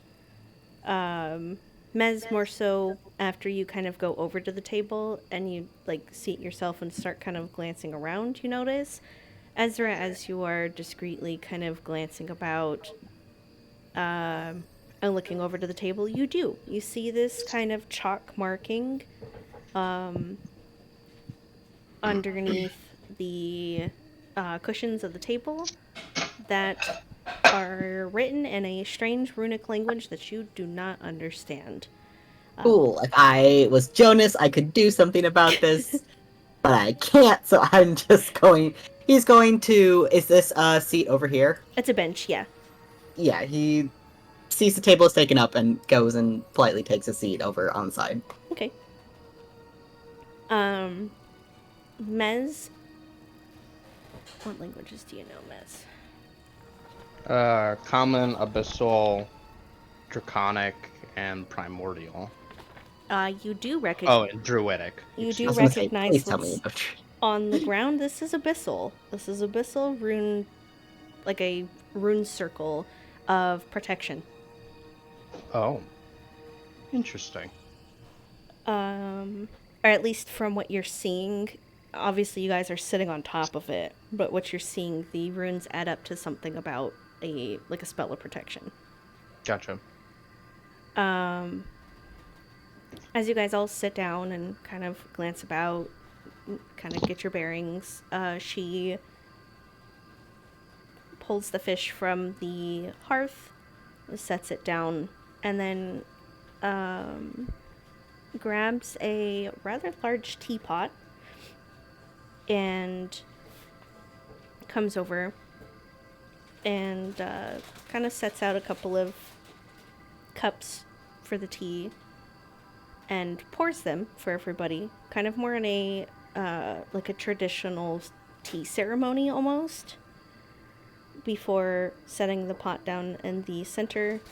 Well, pouring one for herself, setting it down in the center, and then essentially kind of seating herself right in the middle here. I just can't do it because of the grid. Okay. And I don't think I can keep the snap off. So she's basically centered right here, like between Mez and... Put her on the table. Mez and Ishit's.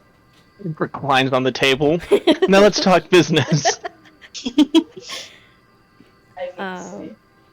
She also noticing that Ezra has sat over on the bench instead of the cushion, asks if he would like to sit with the rest of everybody, or if he would prefer to sit over on the bench. Because he doesn't know what the circle is, he's going to avoid it. And he says, I am comfy where I am. Thank you. Okay. She nods and smiles politely and brings out like a small little, kind of like a TV tray essentially, but like a stationary one when you can't fold up, and sets it down so that way if he does not want to pick up his tea or anything, he can set it down. And then she This goes was to at the join. little kid's table. Yeah, essentially. Fair enough. One day you can join the adults table. So I was like the only adult there. Yeah. Hey now, I'm legally an adult in the game. Lucan's an adult. I mean, Wait, yeah. how old is an adult? Hmm? How old do you have to be adult in D&D world? Depends on what race you're. I think my- shifters are 16 to 18. Then I'm legally an adult. Okay, so there is legally there's an adult, but as an adult that dates adults, I would not date anybody under the age of 20. You may be 19 and an adult. You are not an adult. Yeah. Oh, feel that. actually, shifters reach young adulthood at 10. Oh, No, that's fucked. Like, y'all do what you want to do, but I'm uncomfy with that. I'm not Same. middle-aged. I'm not near middle-aged yet, but I've been an adult for almost half my life. That's... When all of you reach the equivalent of 30 for your race, I will call you an adult. Well, it's a good thing Mary's like 30, 31. Oh, chips and dips. And Okay, then fair. Hold on, how long do humans live in D&D 5e? Does it say? Can up to 100. No, because I don't want to crunch on 120. I want to say. Maybe it's half elves. Then I think by yes. Humans can live up to anywhere from 80 to 100. like 80 normal to humans. 100 based on a stat quiz. I'm technically 30 then by human standards for the number crunch. Shifters, if I remember correctly, I believe their lifespan ends usually around the time that they're 80, so... 70s, it says they usually die around 70.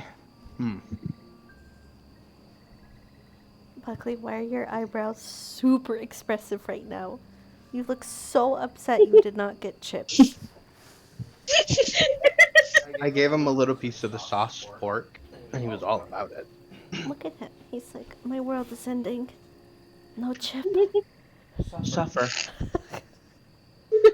Yeah, suffer. He's like, okay, lay down. I'm good boy. See? Now give Chip. Oh, bumpers. Um, yeah, so she'll return back over to the area where she sits down between Ijets and Mez. Mez, and then takes a sip of her tea. It's like a hibiscus tea. Ooh, nice. It's a very kind of floral hibiscus tea. And after she takes a sip, she calmly sets it down and smiles and kind of like crosses her hands and sets them within her lap and kind of looks at everybody.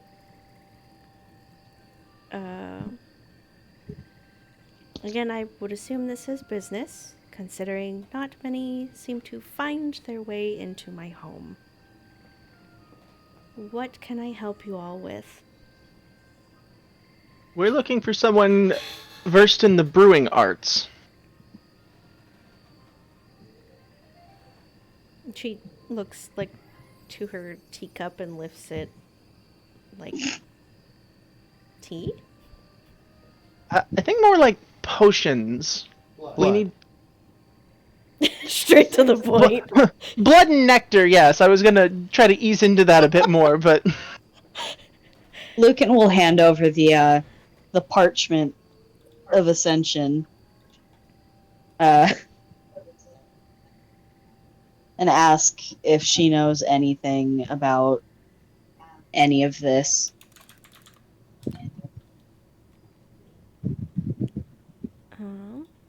Let me grab something. Oh, did it literally just run out? I may have been just on time for that. First time in the 5 sessions that we've been in. Sweet. was I talking about your pen? No. I meant the music, sorry. She takes the parchment and reads it over. And she kind of like furrows her brows for a moment. And then looks back up to Lucan in particular because they're the one who handed this over. And then the rest of the party. Do you all believe this then? Lucan shrugs. Jets kind of says, "I'm not entirely sure I believe it, but no harm in trying to find out."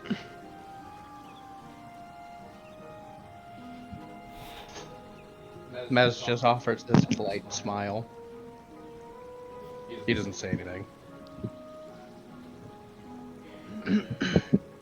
She looks to Ezra over on the bench. I don't think it would come without repercussions, but I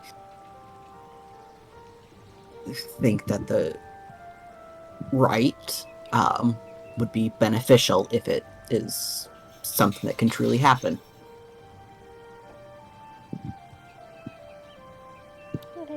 That's well put. Well, do you have the things that you must brew together, then? We think so.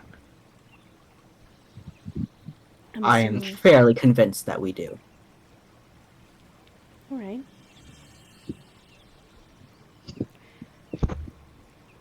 Well, suppose you have come to the right place. I've trained many in how to brew different things, though I suppose blood is one of the only ones that I don't go about just handing out to anybody.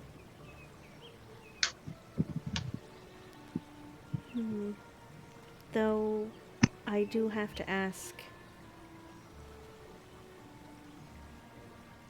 for something in return. What would that be?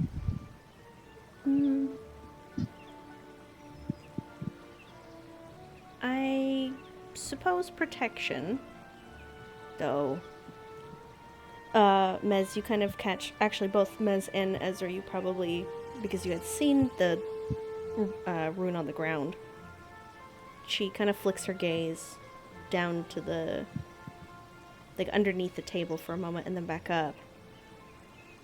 I'm not without protection. No, you're most certainly not. She smiles and nods to Mez. Though, collecting the blood of something cursed and mixing it with something pure is almost a certain way to call for trouble. And by that, I mean perhaps calling other cursed things towards you, almost like a beacon. With that being said, I wish for protection from your party if such a thing were to happen. After all, I am doing this for you for no cost, it seems. It seems fair, and if there was some sort of cost, I'm sure we could help pay that as well for your help. I don't believe I can offer you anything that you already can't do yourself.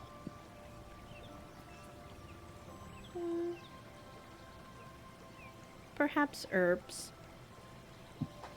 It makes the brewing process a little bit faster.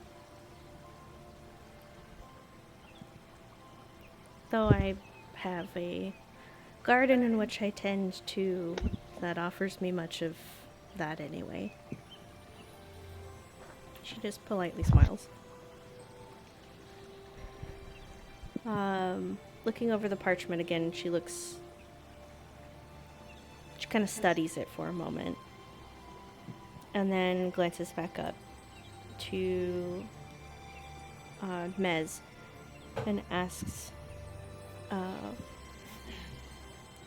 can I see the ingredients that are being used? Then to the rest of the party, she looks around. He would, because he would have given everybody in the morning their vial of the blood to hold on to. But he Ezra would have produces- asked Mez to hold on to his for him. Okay. Then he would produce one of the two that he has. Lucan would ask if the available light would damage the lily nectar any. Or if it's just sunlight that hurts the lilies. She kind of smiles a little at that, and slowly stands, kind of just gesturing a moment to hold.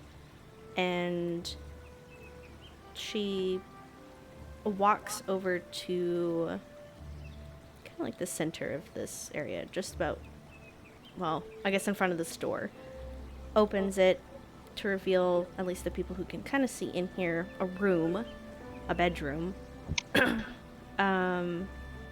Ezra, you see a similar etching of something along the floor, kind of underneath like this big rug and bed, as you can kind of see a straight glance in.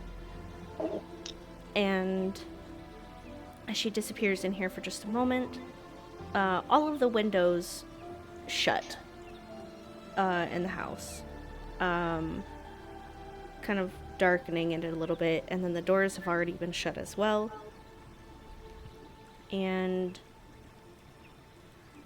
she comes back out, takes her place back between the two, Grumple. And then the hearth light also goes out, making the entire area completely like pitch black before a couple of the candles on the table light.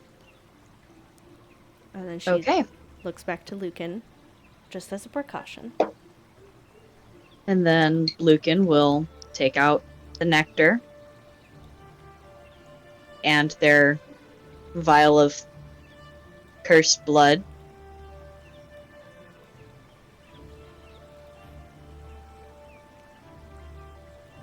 Does Lucan hand them over or just kind of like show them? They hand them over. Okay. She very gently takes them. More so, especially the vial of the black ichor of blood. And she kind of examines them for a moment, holding the nectar up a little bit closer to the light of a candle to show the almost like pure gold, the kind of like sparkle of like liquid gold, basically. And she nods, and then does the same to the blood. And as the blood kind of nears the candlelight, all of you had kind of noticed. Well, anybody who had been helping Mez, actually, I think that was only Lucan. Draw the blood. Yeah, I think it was just Lucan and Mez. So Lucan and Mez would notice this more so, but the kind of like starlight or speckles of light in that black ichor that just kind of look like a void kind of retract and disappear as the light kind of nears toward it.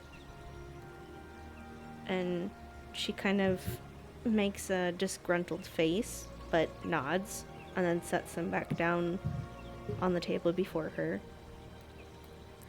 And then glances about. I'm assuming that all of you need this blended and brewed then. Yeah. That would be correct. Well, this is going to take me some time. It takes several hours to brew just one, as it's tedious, and I do have to keep an eye on it just in case anything does happen.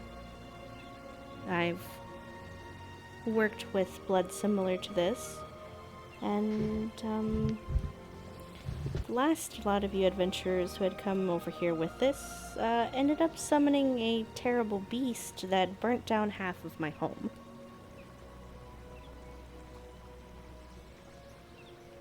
Not great. No, not at all. So again, I ask for your protection,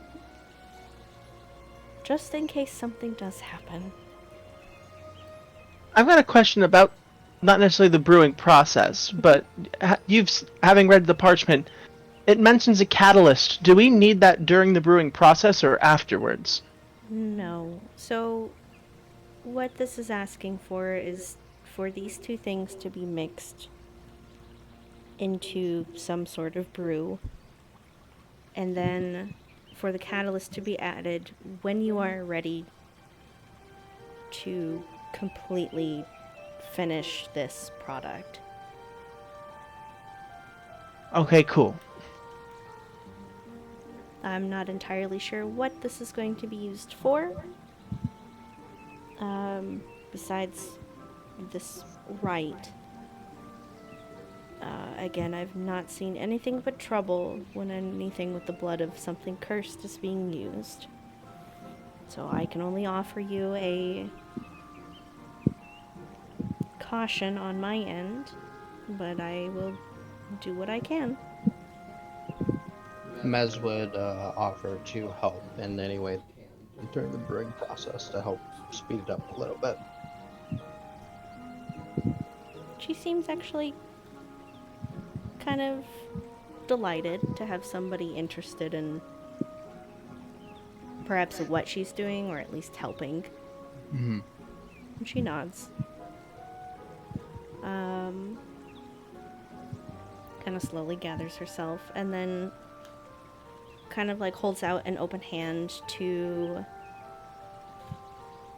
just generally the group. I've already received one. One set. I do need the rest of yours as well. Zetch will hand over the blood she has. Yeah. Mary will also hand hers over. Mez I think. would, Sorry, go on.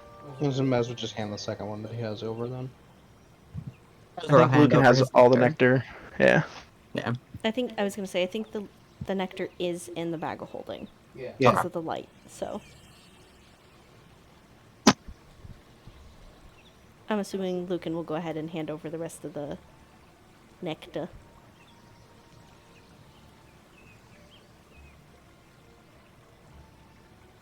I'm assuming from the silence that that is a yeah. Okay. Oh, okay. I thought it was just Lucan's. My I bad. turned that off. Why is it still jumping? Because I forgot to hit save changes. Got it. Um, I'm so used to just clicking a thing and then clicking out of the options window. I didn't realize I had to hit save.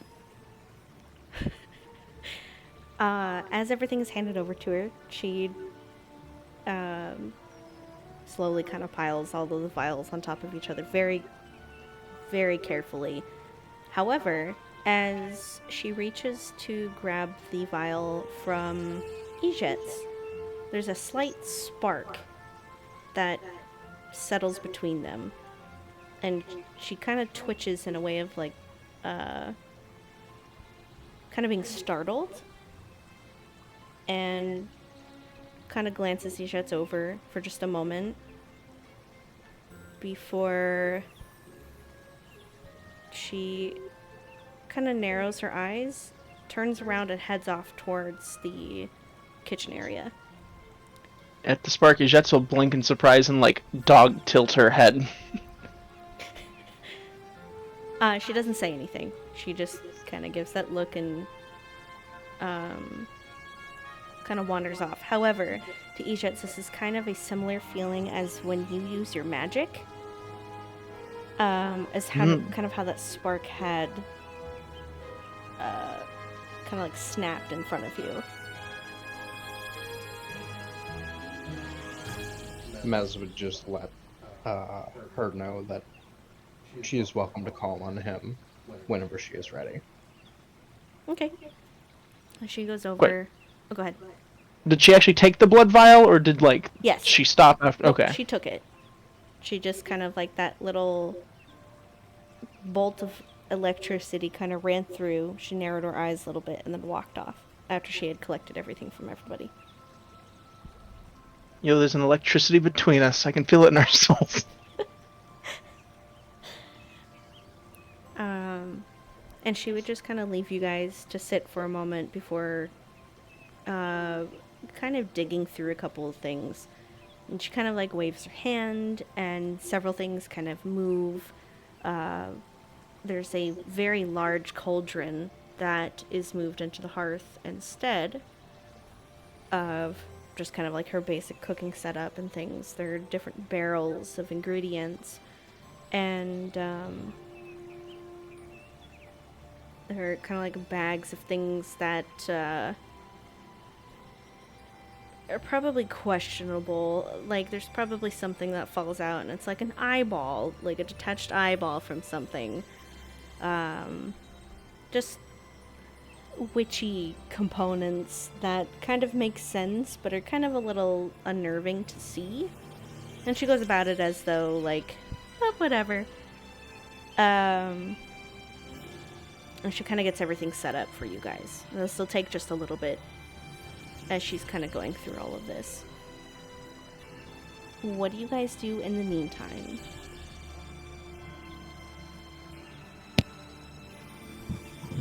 Lucan is going to just sit on their cushion and relax. Pet dog for a bit, maybe.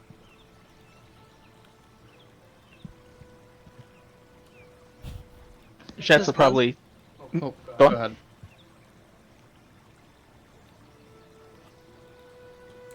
All right, Jet's gonna sit there, sip the tea that they were served, and mull some thoughts over now after the spark thing. Okay.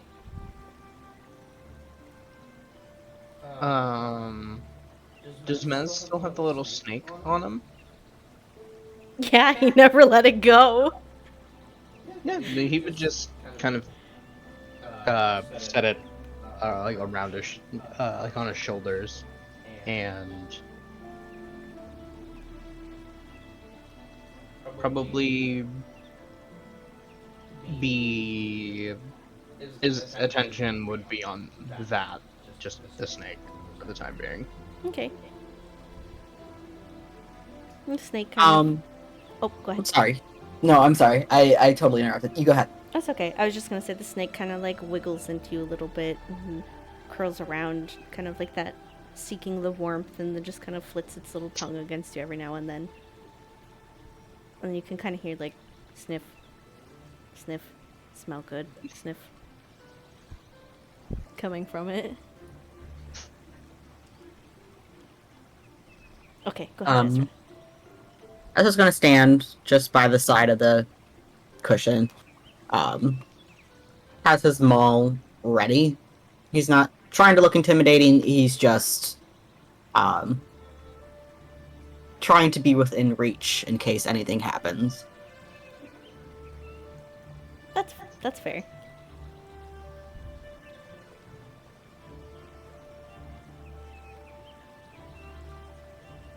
And what about Mary? Mary. Oh, I don't know if she's back or not. Nope, she's still AFK. Okay, I will ask her in a moment.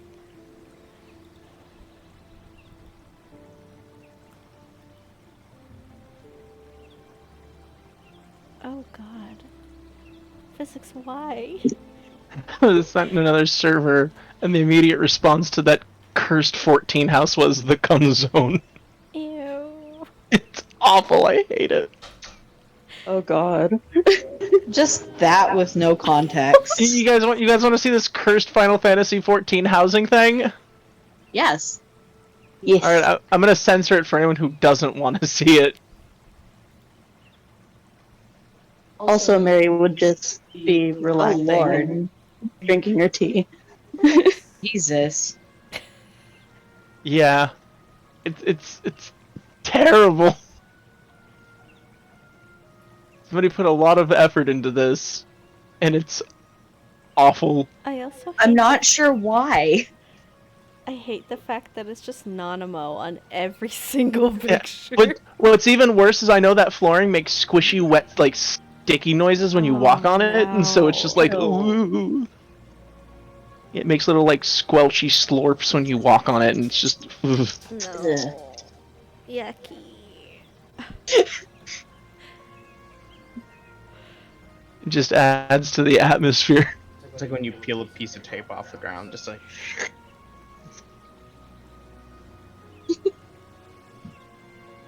Yes. Yuck. Oh god. You better be sure not to slip in there, and you'll have to get peeled off the ground. Ugh. You're all welcome. For everybody that is just kind of enjoying their tea, and just kind of sitting there, just minding the atmosphere and whatnot, this tea kind of fills you with a sense of serenity.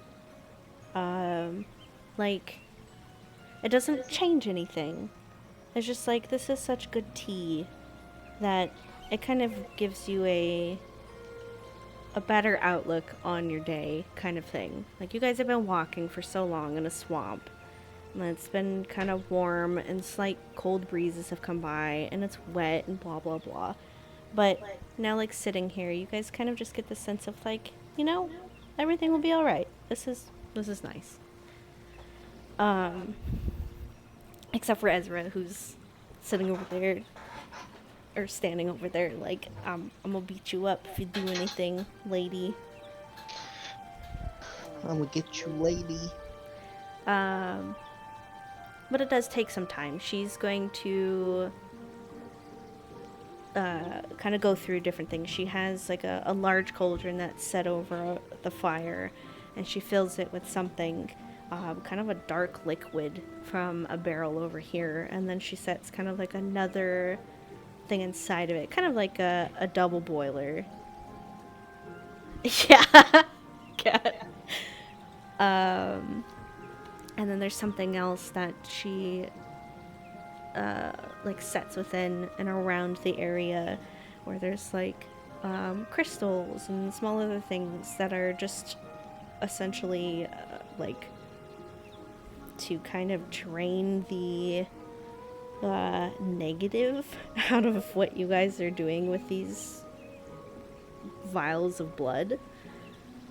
Just kind of getting a sense of setting up shop. And then she turns about after kind of layering the sets of blood and nectar next to each other and turns back to the party. She sees Ezra and just warmly smiles, and then looks to Mez and asks if he would attend to the garden outside to pick a couple of the herbs and just like plants that she'll need to concoct this brew. He do so. Okay. Oh, my sound just got stupid. Okay. She does come around this way. And then slowly just kind of makes her way out towards the door. She's very careful in opening the door and closing it to allow the least amount of light in as possible, and then closes it behind herself to leave you guys just kind of sitting and doing what you are doing, just kind of relaxing, and then heads outside to exactly where Mez is actually, kind of around the basin here to kind of pick and go through a bunch of different herbs. And she kind of points things out. She tells you, can you please grab that and grab a couple of these. Be careful when you touch these ones as they do have thorns, and although I may be immune to poison, I'm not sure if any of you are. He smiles a little bit and says, poison is not an issue for me. It brings a little bit more of a smile to her face. And she's like, well, you're the perfect assistant then. And continues to kind of point things out, grab a couple things herself. There's some things that are like enclosed, kind of like I don't want to say like a cocoon, but they're wrapped in something that she kind of claws open. And this goes on for probably half an hour of just her kind of pointing things out and gathering the right amount of things, like to a T, for everybody's separate brew. Going through this part of her garden, does it seem like there's anything that's like a small amount of, or something that's seeming to have a little bit of trouble growing? I'm gonna turn Rhythm down for a second. Rhythm got really loud. Rhythm, what you doing? Probably kind of out near to where, like not in this immediate area where she's kind of picking things, but a little bit further out, kind of like where the horse. Oh, she has a big old horse. Out kind of where the horse kind of tramps around and grazes on. There's probably a couple of different little patches that are just having a little bit of trouble growing. But probably not too much else. There are flowers littered everywhere. Like, this place seems to be overflowing with nature, and she even seems to kind of be that way as well. Anything that just looks like it might be needing a little help or a little sparse, he would just druid craft and encourage it to grow. Bud. Okay. When he uses Druidcraft, does it actually, or does he use that like amber magic? Yeah, it's that amber, almost like sand Okay. colored magic. She seems interested as soon as that spark of magic kind of falls off of him. And she probably picks his brain for things. Like, I know that is a nature spell, and she kind of like asks him about that, how he's been able to learn that, etc. Just kind of like picking him for a little bit more of that druidic nature. She tells him, or he tells him. Okay. She seems happy to kind of talk about stuff that's not necessarily like, oh, you're a witch, cool. Kind of focus it on somebody else's magic for once. And Yeah, I'd be like, yep, lost my arm in a magical sandstorm. He shows the wooden hand, explains the situation to her. He'd leave a few bits of it out, that's fair. um, but enough so he's like, yeah, I found this thing. Led to some few other things. Now I have magic. The thingening. Yep. Cool. She probably tells something along the lines, like letting him kind of say everything first, and then kind of goes through and tells, like, oh yeah, one of my sisters and I did this and whatever, kind of with magic, but probably not getting too into anything really. Mm-hmm. It's polite, but and friendly, but still stranger. Yeah. Yeah. Yep. And especially kind of knowing that he can read the runes that she's written and can also do druidic magic in the sense that natural magic, she kind of has a little bit more of an eye on him. He would be a little curious about the runes. He'd probably ask. He's like, I'm familiar with both of the script and the incantation. So, what are you seeking protection from?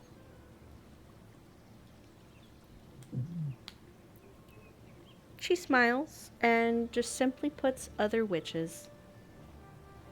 He would nod and leave it at that.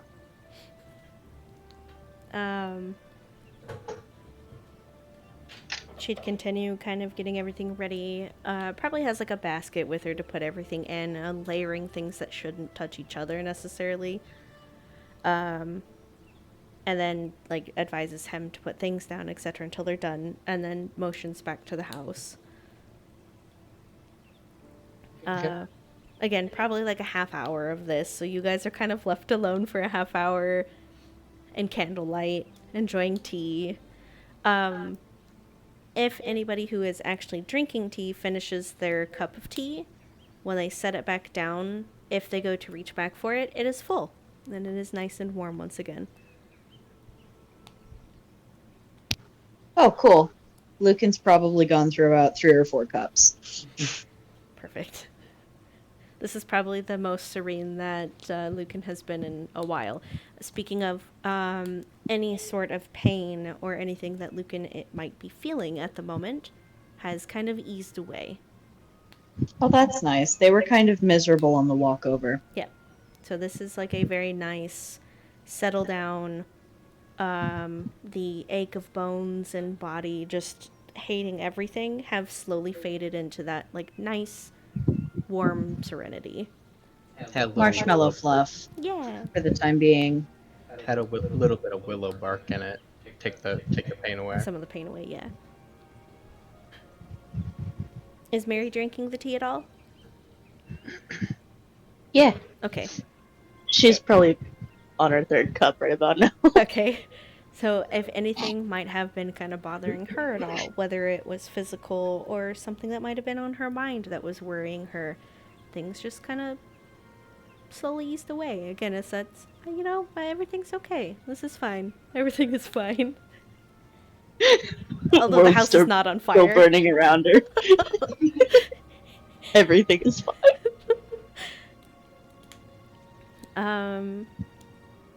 Same with She needed it though. It's just a nice sense of offering of peace.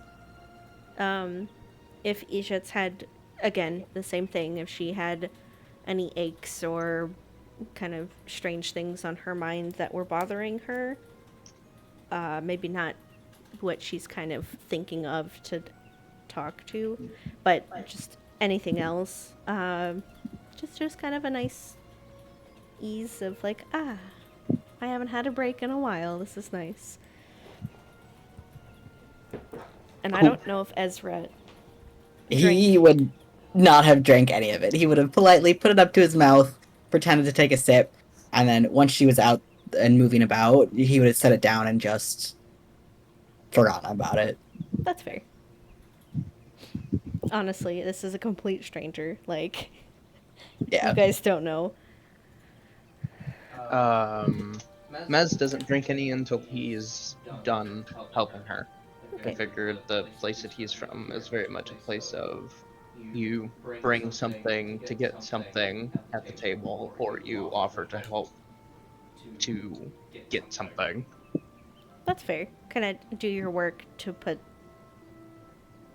your work in to get something out of it. Then I feel like it comes into a place where even the slightest of things could be seen as a debt. that's very That's very true. So he would opt to help first, then partake. Okay. That half an hour kind of comes up and she wanders back into the house, very careful again of the door. And when she does, she'll probably open the door for Mez just to make sure that the light, kind of like that angle, doesn't allow to hit any of the nectar. Closes the door and then immediately joins back over to the hearth. And she would... does gesture for him to go sit and enjoy. Oh, to go sit? Okay. Whee!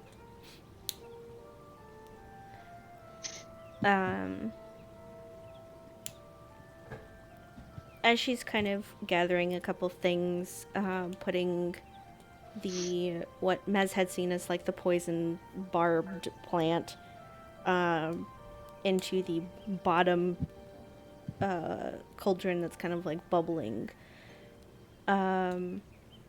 She calls out to the group asking if their familiars outside need any tending to. Rather, if that's water or food of any sort. She does have a horse in the back, so there's plenty of room to graze. There are carrots and other things. She's unfamiliar as to what Hyvon is. So she just kind of is all inclusive of the familiars outside needing anything. There is an area in the back that they can kind of graze.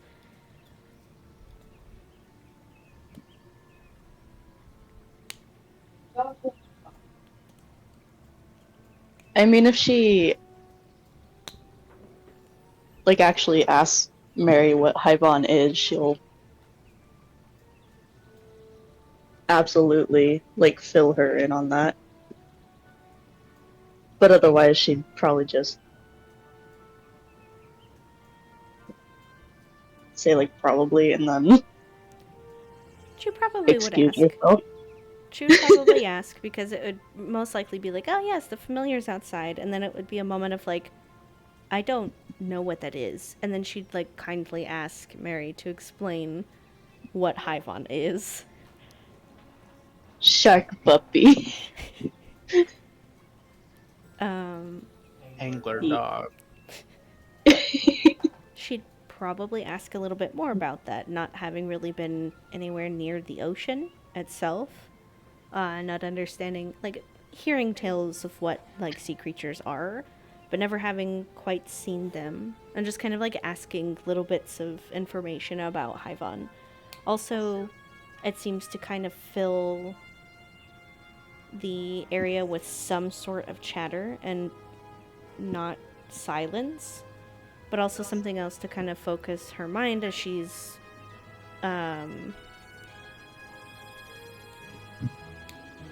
going about doing things with her hands, like making sure that things are layered correctly, and then like adding a small pinch of this or that. So it's kind of like for you guys to have some like something filling that silence, but also for her to concentrate on separate things. Yeah. Mary would absolutely talk to her about what Hyvon is and go into detail about him, and then like most other details that she does like, she would want to hear about. Okay. So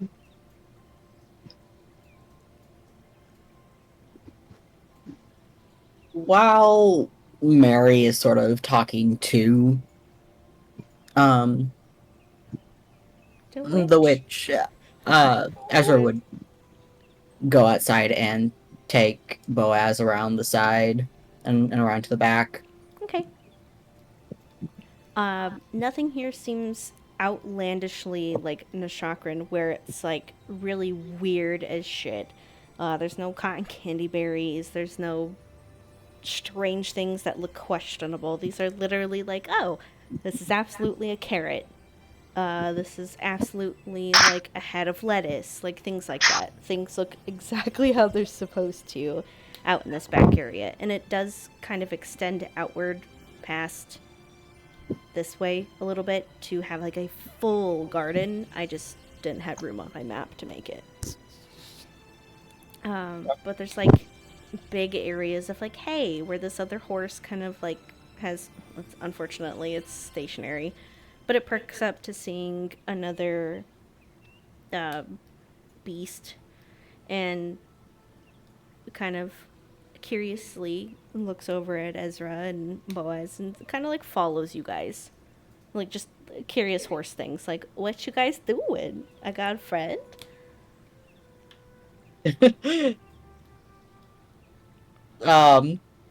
Ezra probably sets Boaz out and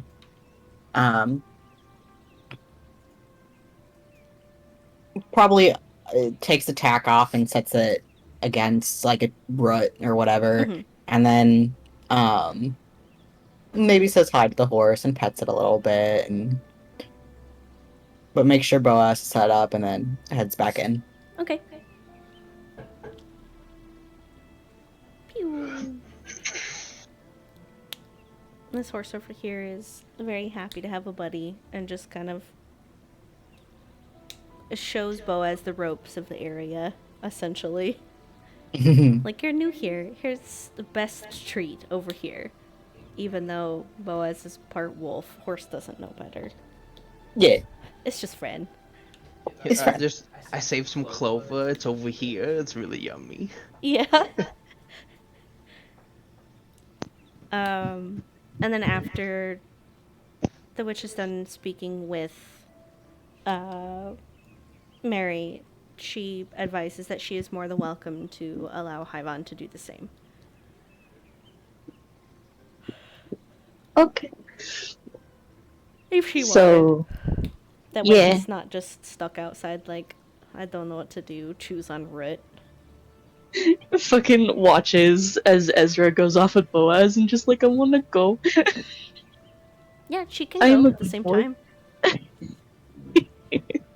Because it was after, or was it during they were talking, or after?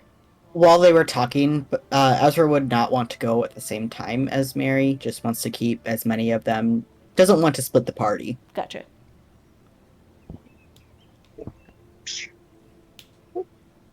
Ivan's just looking longingly like, I want go. I want feel like- friend. I feel like Hyman is the type of companion too. As soon as everybody goes into a building, he like makes his way to the nearest window and like tries to look in and be like, I see you. You still see me. Oh. But it's this awful fucking shark dog thing that just scares the piss out of everybody. A baby. Really fun in taverns. Yeah. Just like you look out the window in a tavern and there's this big shark hound eyeball just staring at you. There's only one thing worse than a murderer: a child. No. No. Okay, kind But of yeah, something. Mary will. Yeah. There's actually like this area of the water. You can kind of see fish kind of moving in and about the area too. So Hyvan's more than welcome to come chomp on some fishies. Yeah. The horse over here that's showing everybody the ropes doesn't really know about the fish, that he can eat them up. He don't eat them up. He just showing the clovers and everything else. So, the water also seems Everyone's happy. the water also seems relatively clean. So you can actually kind of see into this as opposed to just like the murky, gross water before.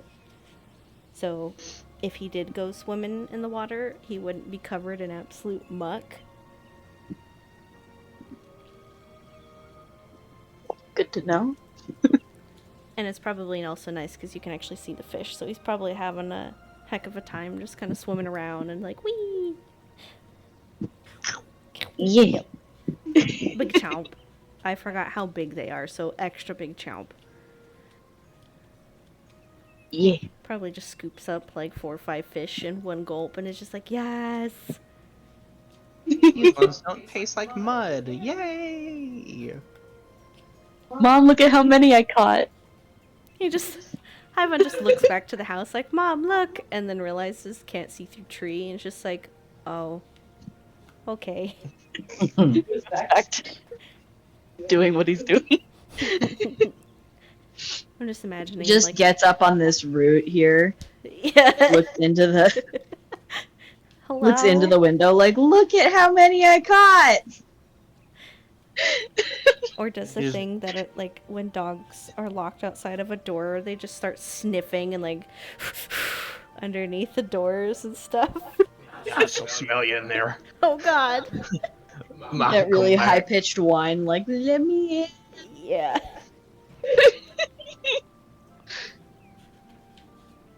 Just a baby.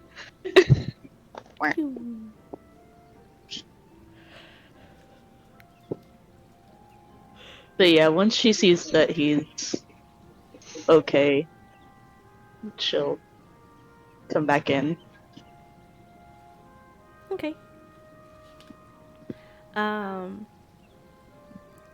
As the witch continues to kind of do her thing over here, it seems like everything that has to be done has to have an eye on it, just to make sure it doesn't overcook, or if it like overboils, or something explodes, or something. But soon enough, she does grab one of the vials of the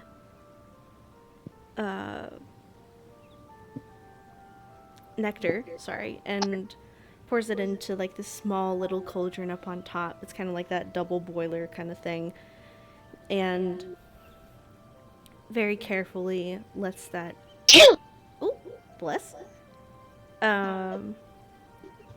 lets that kind of sit before she turns for just a moment back towards the party and smiles once again, and advises that once again, this is going to take some time. It's going to take several hours for just one of these to be done.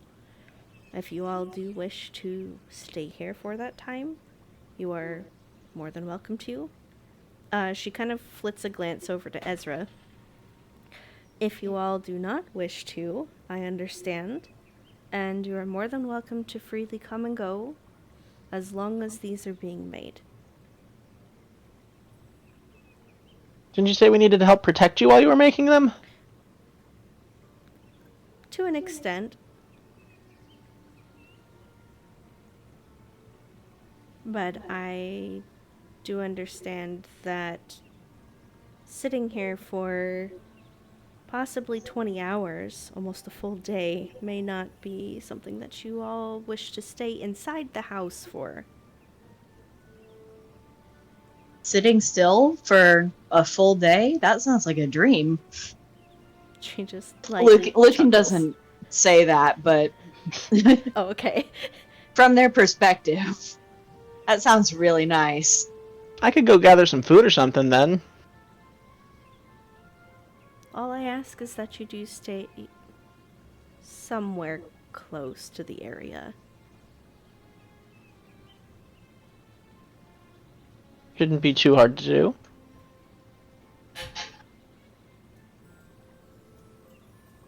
She nods. You're more than welcome to. Jess is gonna go out and try to find some food, so that we're not eating all this poor lady's supplies. It's alright. She's got plenty more. Like a big ass garden in the back kind of shows that, and Mez saw it. So did Ezra and Mary. She does I not wanna have go- meat, however, so Exactly. Need me some meat. I'm a wolf. that's fair. Where is Egypt's going to head off to? Is she gonna go try and fish? Is she gonna go try and hunt more crocodiles? Probably mostly fish, but like if she manages to find a crocodile, definitely gonna like nab that sucker. Okay. She does add on kind of a stipulation to leave any of the snakes alone. Yeah, I don't imagine snakes are.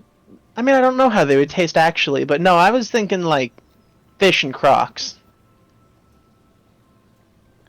She says that, or you are more than welcome to fish any of the waters that are around the home, or if you would like, you are more than welcome to leave this area kind of out the way that you came. Just remember that the illusions are there, and it'll make it easier to come back. Right, grove with fake flowers. Trees are also fake. Yes, some of them. So don't just walk into trees blindly. Got it. Yes. Ishets immediately forgets, walks right into tree. Shit, wrong one. Right. On the way back, is just like, oh man, yeah, I got the croc. Bonk. Ow. Big ow. What are you doing, Mez? You've got lines Yeah. on you. He would, Did she ever introduce herself? No, she did not, because none of you did either. Mez, while they were outside, Mez would have asked her name. She simply states Hyacinth. Hyacinth. Hyacinth. Mhm. Mm, He would just say that she's welcome to call him Mez. She nods. As he was leaving, he would just let her know that he would probably be staying not too far outside of her home, as her hospitality is greatly welcomed. He doesn't want to impose any more than they have already, and promises that he will stay close. Okay. So he's gonna go out there and start setting up his tent. Cool. And Mary would have absolutely asked her name when they were talking at some point And she would have said before the same she thing. went out to. She would have just introduced herself simply as Hyacinth.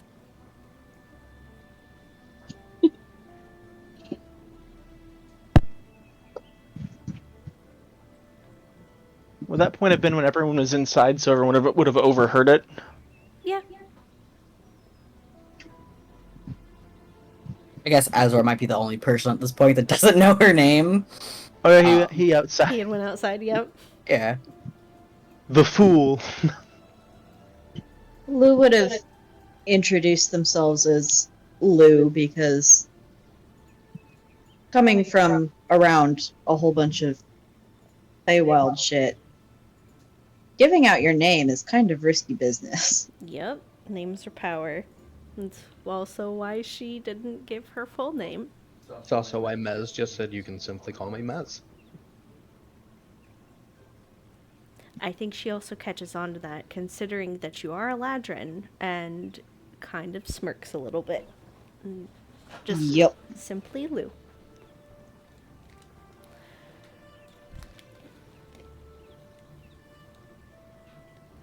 But not Lou the Simple. That's someone else. Yes, correct. Well, sometimes. Depends on the day. It really do. But it's not Tuesday, Patrick.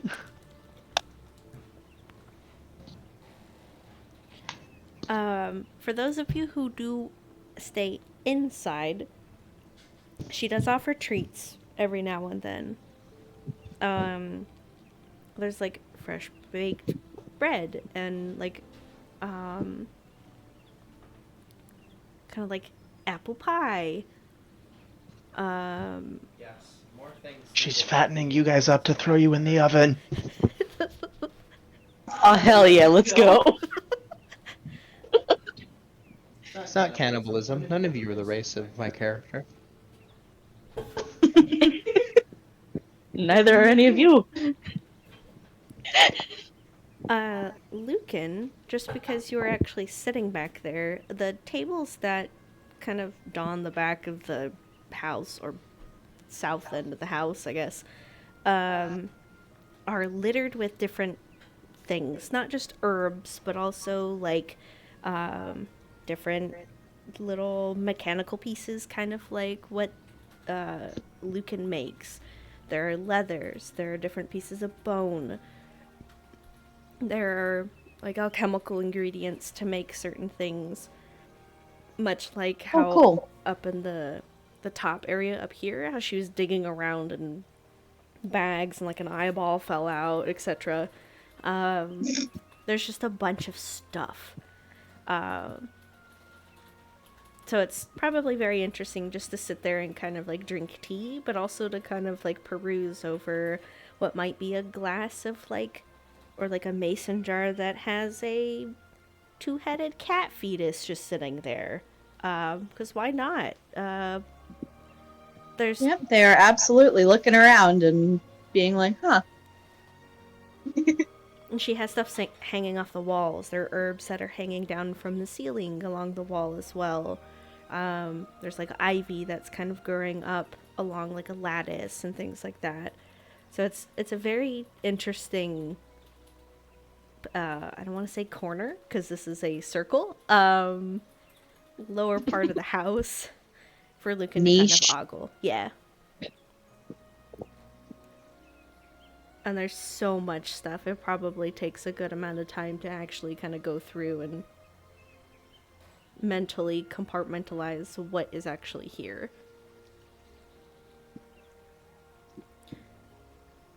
What is Ezra doing? Okay. Question. Mhm. So, when he saw her go into her bedroom, Mhm. did he see that little stuffed animal that's on her bed? Yes. Um, Very endearing. as he's taken to leaning against the bench more than just standing next to it. Sort of trying to look a little bit more at ease, even though he doesn't really feel it. Yeah. He has some scraps of leather, right? Mhm. Okay. He is going to settle himself in, back at the bench. He thinks, all right, I'm close enough in case anything happens, but he doesn't want to go too far. Mhm.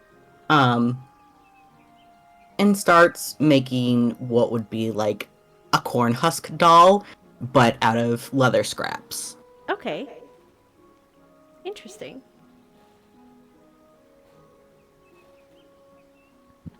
So he's just It's- kind of taking up his time. Yeah, something just to keep his hands busy.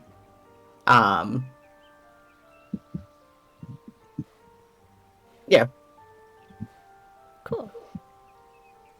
I think every now and then as she's doing things and kind of looking back, she's not necessarily looking back as though to like watch you guys as like what are you doing, like stay out of this or that, but more so just a curious glance over to see if you guys are okay, if you need any kind of like anything, just being a host, hopefully a good host, but she doesn't know. She'd offer refills of the tea, but it already does it itself. So she's just kind Yeah. of curiously glancing back, and she kind of sees him start this project, and kind of like a real look of curiosity kind of crosses her face. But because she has to stay there, she doesn't really pluck his attention or any details from him further. But every now and then she'll kind of glance back to see the progress of basically what he's done.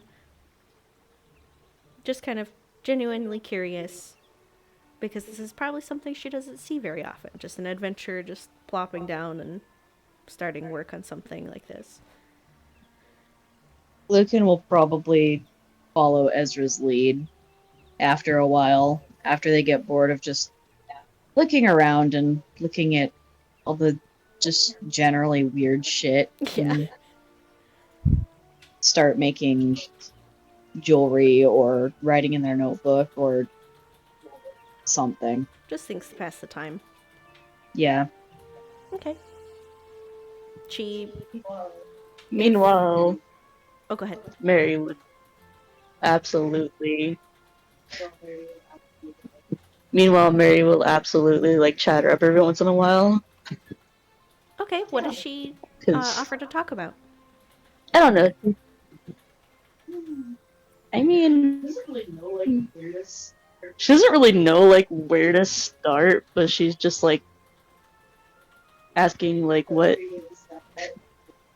ingredient is that? Like, what are you gonna do with it? That sort of thing. Just I don't know. Okay. And then if they want to like divert from that, she will.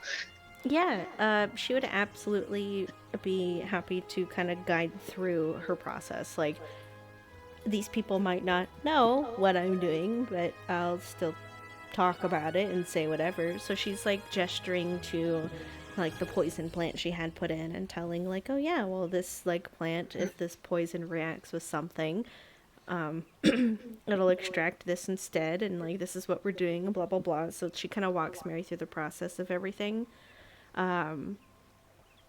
If Mary will stay the entire time of the 4 hours that it makes to or takes to make one of these, she will literally go through the entire process with her. In fact, she probably. I mean, she absolutely would. Okay, she tells her like, go find your cushion and pull up a cushion because this is going to take a while. Like, come sit with me. I don't want you to stand here for 4 hours watching. Like, get yourself comfortable so that way, it's more interesting. And, like, bring your teacup over here so at least you have something here. And there are snacks on the table if you want any. Just be careful with the knife. There's a couple of knives on the table and blah blah blah. Like, she probably is very like motherly in a sense. She's adorable. She doesn't get visitors very I often. love her.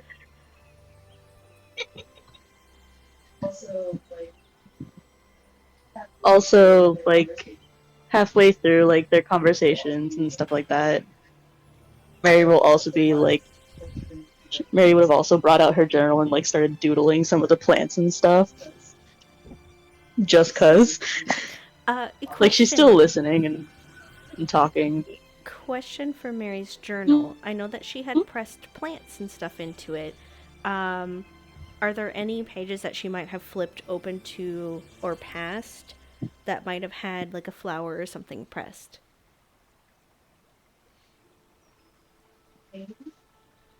Maybe. I know that she like started pressing flowers in a separate book that she has. Gotcha. But Okay. there are a few that are pressed in her journal already. Okay. But yeah, she would have some. Cool. So in that case, she would actually Maybe some like from her home.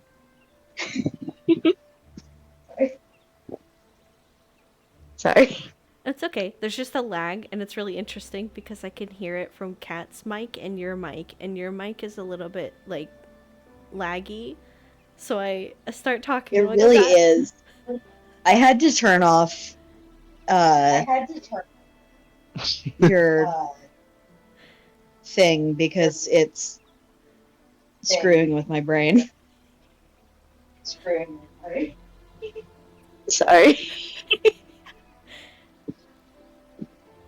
That's okay. I'm assuming it's probably your guys' internet that's somehow messing with your thing.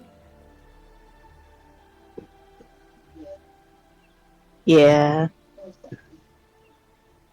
Most likely. That's okay though.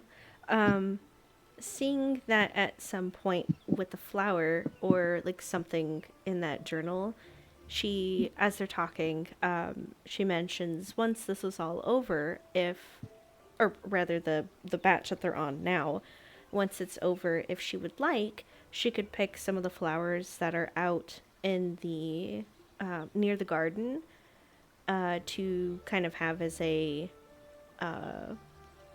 like, hey, I like a memory, basically, like, oh yeah, like these were located here or whatever, to just kind of document a little bit more on her journey. Mary would perk up at that and be just like, yes, I would love that. Okay, so we know what Mary is doing for at least 4 hours, because this brew is going to take 4 hours to make.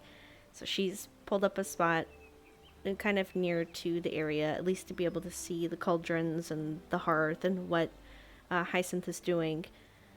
In that time frame, both Lucan and Ezra are kind of doing their own little projects, just kind of making headway on whatever they are creating.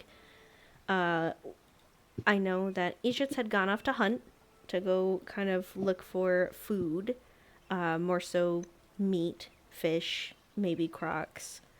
I will get to Ishitz in a moment. What is Dog doing? Dog has taken up residency on Lucan's foot and is behaving itself like a good boy.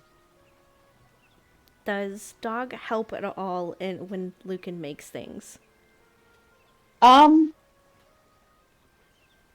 well, Lucan told it to behave going into the place, so it's not strictly messing up any of Hyacinth's stuff, but it's absolutely trying to help Lucan do their thing.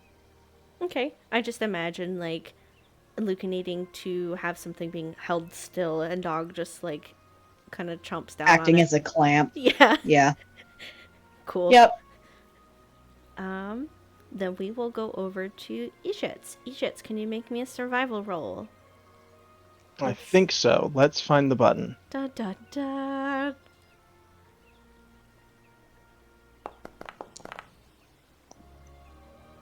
Perfect. You are able to. Where are you headed out towards? Are you just kind of looking to maybe fish in this area? Are you going out past the thicket? Nah, she's going out past the thicket because wants to try to find something big. Okay. It's easy enough to spear fish wherever, but That's true. crocs don't seem to be around here. That's true. And kind of on the way up here, you did notice that it was kind of lacking of everything except snakes as well. So, And was told not to eat snakes, so yeah. How far out does she brave traveling by herself? maybe 10-15 minutes. Okay, so not too far. She's told not to go too far either, so like Yeah, but I mean, you guys don't necessarily have to listen. no, but at the same time we were told last time this happened, house burnt down, and she's like, yo, I don't want to burn down half of someone's house who's helping us. Like that's just rude. That's fair. So not too far out, there was kind of that little bit of like that raised land area, and then that water that you guys were trekking into. A little bit off to the side of that, there's a deeper section of water that Ijets is able to find some smaller fish, kind of like what Hyacinth has back at her home, or at least in the water around the home. But she's probably able to find.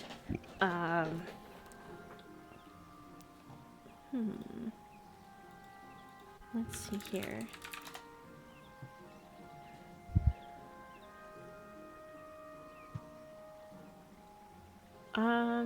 She's probably able to catch some like crawfish, crayfish, cray,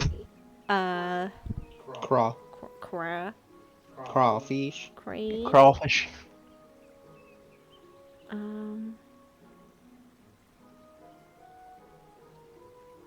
And with that roll, I would probably say she's able to. Before I say anything, how long is she spending out here? Um, quite possibly staying out here until she finds at least a croc. Like, she's gonna, unless it starts getting too dark, in which case, actually, can she tell when it gets dark? Odd question, but since dark looks like day, well, I guess I can't see the distance at that point. If it starts getting like too dark, probably would turn around. Okay. She is able to get two rather large bass.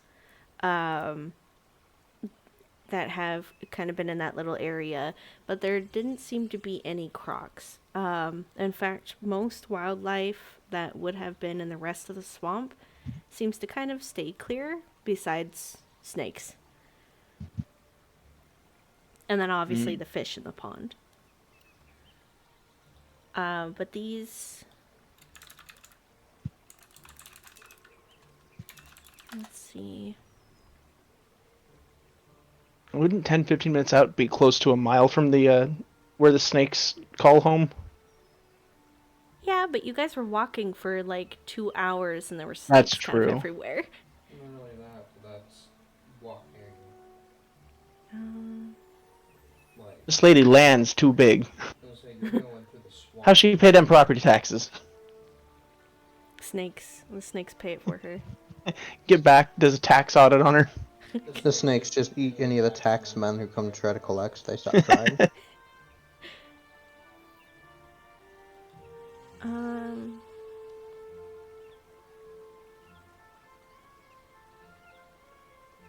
You probably caught like a 10-pound bass. Well, that's a big fish. Yeah. You said 2 of them? And then probably like a 7 and a 10-pound bass, yeah. And then like some crawfish and some other little like minnows and things like that. At 10 pounds, she'll take it. Yeah, there weren't any crocs, but 10-pound fish? That's okay. it's like I was a little disappointed at first, but I'll take the 10-pound fish, should be okay with it. Yeah, it don't got the teeth she wanted to collect necessarily, but 10 pounds of fish is 10 pounds of fish. That's very true. That would cost you like $120 at the stores these days. And a lot of gold, if gold was an actual thing we used in my game. Yeah, seriously, I got this whole thing of gold, and it's like, oh yeah, we don't take gold. And I'm like, oh no. Well, at least where you guys are now, you don't take gold. Bigger cities, typically. Vanya and Kaltivir absolutely. Olka does too. Bajang sometimes does. Depending on who you're trading with. Yo, kid, I got some gold. You want to trade for it? Going back to Mez, because I did see your messages there. Do you have the... Yeah, I already have them. Okay, the herbs and what they actually do? He'd just be figuring that out for himself. Okay. I won't make Yeah. you roll for it, because if you spend the 10 to do it, then he'll just kind of poke around with him and then realize, like, oh. Especially because he's kind of knowledgeable in the different types of, like, nature and herbs. He might not necessarily have something like this back at home, but the property of it might be similar to something that he had seen while traveling, or maybe there is something kind of a little bit different at home that has that same kind of property as the plant does. Not quite what he's used to, but close enough so he can still wrap his head around it. Yes. Sounds good to me. Cool. Does he do anything else? Or is he just kind of relaxing out in the grassy area and in his tent and just kind of looking through stuff? I think that he would probably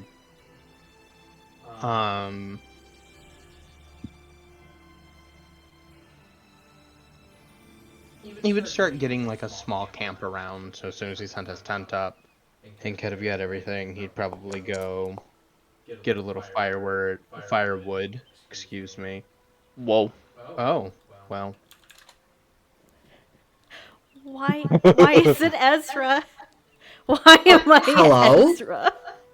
There we go. That's kind of impressive, actually. Were you trying to roll for her? I was rolling for something for Hyacinth, yeah, but I apparently had Ezra selected and it rolled for Ezra. I rolled a 100. big roll for Ezra. No, he'd start getting like camp around. So as soon as he got the tent set up and kind of got his stuff set up, he would go start to like collect firewood, and um, get it ready for nightfall, and then probably just kind of sit out on the grass and relax. Okay. Much like that tea, how it kind of made everything within the house kind of serene. The area here and the swamp outside of this big tree is very peaceful. It's probably the most that you've felt that within the entirety of the swamp. And kind of even traveling up out into the middle of Nishakra and over to Telwood. It's super serene. The area is kind of void of much of the vampiric cat-sized mosquitoes and the buzzing of insects and things.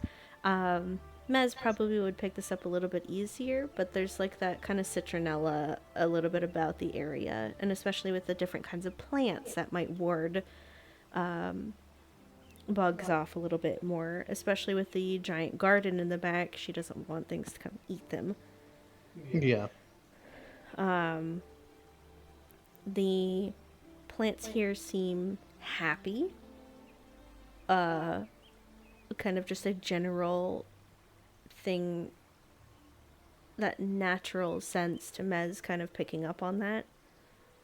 The overall life around the area seems to be pretty happy and serene. That tranquility just in this glade of the swamp that has been protected by this illusion barrier, technically. Mm-hmm. Just kind of gives that breath of fresh air as he just kind of sits out there and makes his tent.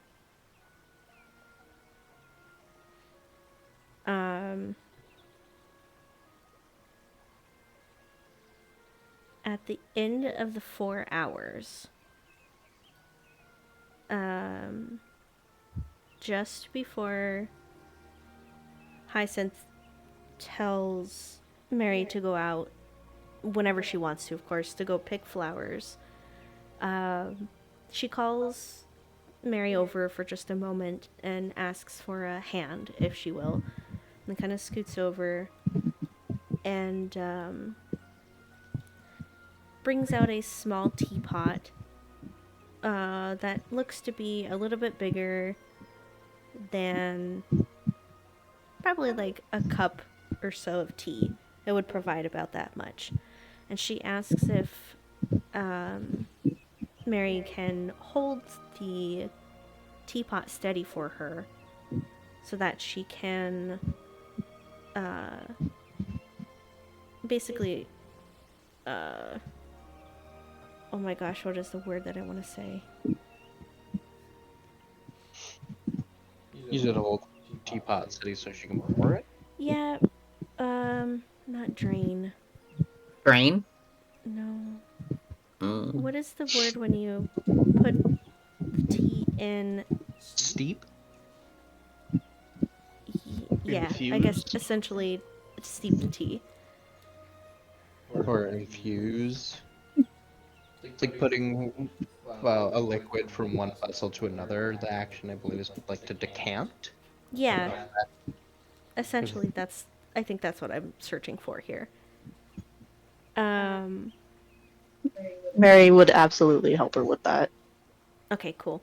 So as Mary grabs this teapot, basically, Hyacinth is very carefully picking this up, ensuring not to get any of this liquid or substance on her or any of her belongings, and especially not on Mary as she's helping her.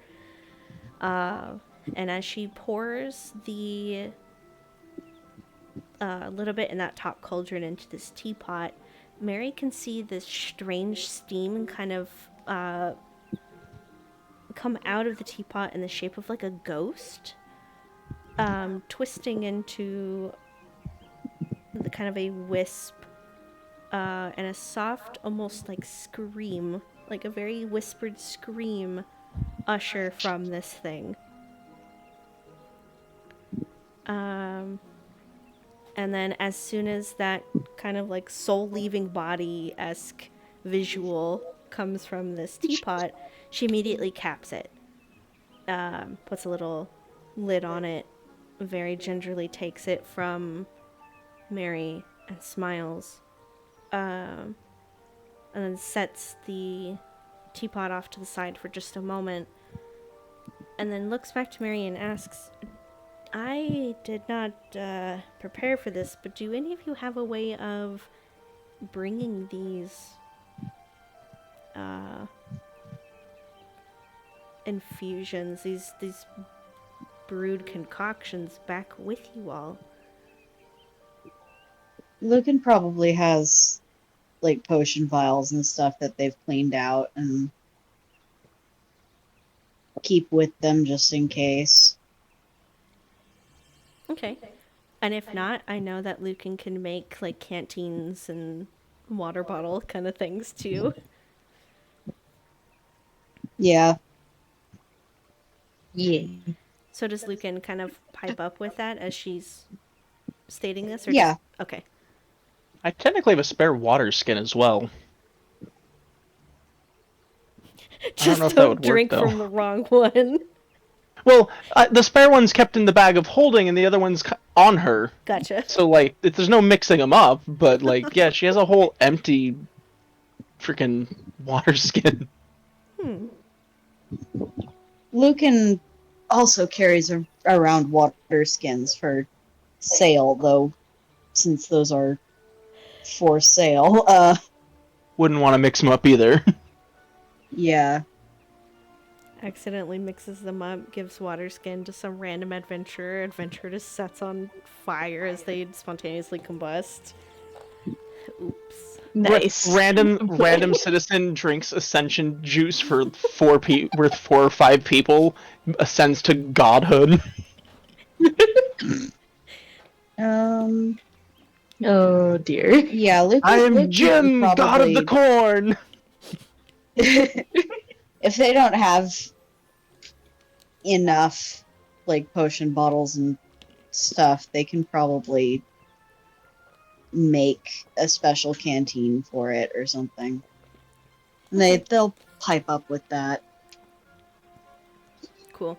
She does state that they do all have to be stored in separate things. Each brew has to be stored in something separate. Otherwise, okay. they may clash, and it's kind of like if you let tea settle for a while, all the stuff kind of goes to the bottom. Like all Yeah. the potent stuff won't stick in each thing if you guys just mash them all together. This is also why this is taking like 20 hours, because each one has to be brewed separately from each other. Yep. Okay.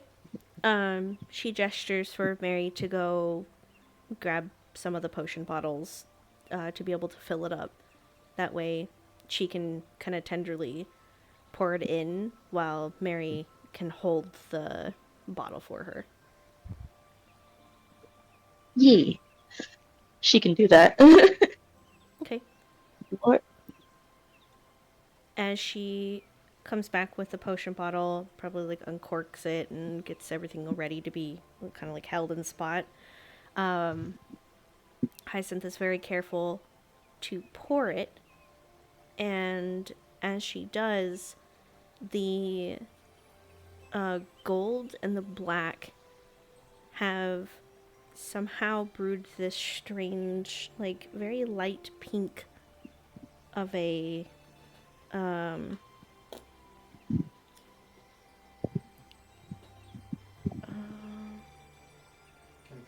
like a starburst, like the pink starburst. It's that color. But liquid and slightly like glossy, kind of shiny almost, kind of like how the bits of starlight, like the bits of starlight in the ichor that had kind of retracted away from the light, had now been kind of that little bit of that sparkle within it, and the pink may have been from the stargazer color. It just kind of seems strange to get gold and black into a pink. But as the bottle is filled, and she quickly advises to place the cap on it or the cork in it, Hyacinth kind of just gives a little sigh of relief and then goes about starting to clean everything. And this is she's very careful at this point, trying not to touch anything in the cauldrons, etc. And she's like, okay, 1 done, 4 more to go. And at that point advises that Mary is more than welcome to go out into the back at any time.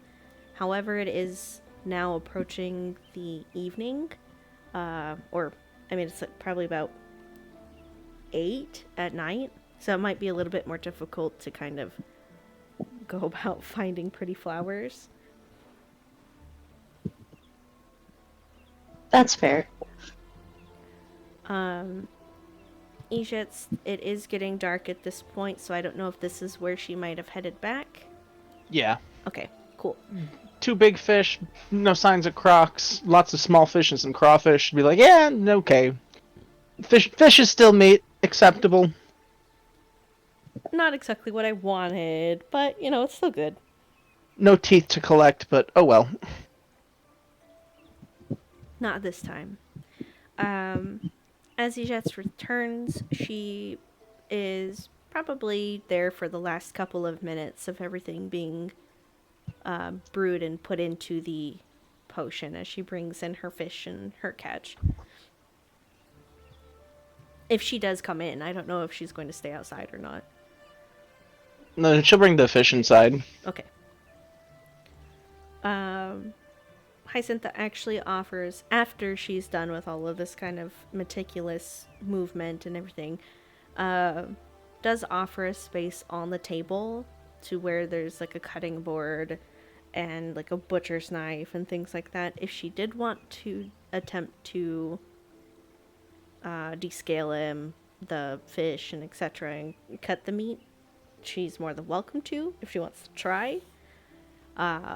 If not, there's at least a spot there to put everything, so she doesn't just have to sit there with a bunch of fish in her arms. I mean, it's probably in her bag of holding. No, true. I mean, I'm just gonna ask, technically, descaling and cooking would be survival check, right? Yes. Yeah, she probably does not usually do that and just puts it over a fire and just bites off of it because her survival's not great. That's fair. I can make a stew where I throw the whole fish in after kind of cutting it up really, really roughly, and you're gonna get bits of fish. I mean, it's still edible, right? Yeah. Hey, it's all edible. Some of it might just be a little bit more difficult to eat. I mean, when it's chopped up enough, the bones just add a little bit of protein. A little bit more calcium. Yeah. Yeah. A little bit of crunch to some bites. You got some extra crunch in your stew, And the eye comes apart enough that you normally don't get a jelly bite. Gross. That's why frying fish is better, because it cooks out the moisture in the eyeball. Yeah, it's probably why she normally just, cooks it over a fire with a stick. She can find enough food to just not make it super appealing. Make it edible, sure. Make it appealing. That's probably been Lucan's job. Yeah. Lucan and Once offered the Mez's. space on the table, she just starts reaching into the bag and pulling out like fish by fish by fish by fish, and then like crawfish, and then the two big ones. If this was a modern day game, it would be accompanied by da da da da da da da da da. She seems a little bit surprised, but kind of happy that Ijits has taken the initiative to go out and hunt. And found some pretty good stuff to bring back. She states that she'd probably cook them. However, she's a little busy with now 16 hours to go of brewing these things for you guys. Wait, did you say she offered to help cook them? Yeah, except it'd be... Yeah, Jets is gonna be like, that's fine, but Lucan, you can cook, right? Yes, I can cook. We should Bam. probably go outside to do so, though, Yeah, there's kind of a lot of fish. in case. I was just imagining, yeah, there's kind of a lot of fish, sidesteps, looks at table, it's just a mountain of fish. Just the mountain of fish. Lucan suggests going outside. She just opens the bag of holding and like slowly pushes it all back in there. Like a cat pushing glassware off the table. Just Yeah, but it's fish into a bag. Forget fish in a barrel, it's fish in a bag. Well, then we'll Meanwhile, be back. Mary's looking at the pile like that. Well, we'll be back inside with cooked fish in a bit. She smiles and nods. She Lucan, would you come help me cook the fish? if I must. And so up they get and go outside. I mean, I can make my famous fish stew otherwise, but No, that's okay. I'll come help. Jess is going to try to glean cooking skills from Lucan, but I don't think she has an easy time of it. I mean, it's not like they're doing anything super special. Just field dressing a fish is not difficult. So says Lucan. Yeah, Ijits right? is Do probably like, you "I need me don't to know roll how some to sort of do this." intelligence check to learn to descale a fish? The modifier's not I mean- great. Sure, why not? I, the player, can do it just fine, but I have never descaled a fish myself. It's not particularly hard. it's really not. I've always just bought store fish. I've only once even caught a fish myself. You can descale a fish with a knife. It's not hard. Ijits is having Or a a little sharp bit of... rock. Oh yeah, or a sharp rock. Jess is having difficulty understanding why you want to remove the tasty scales.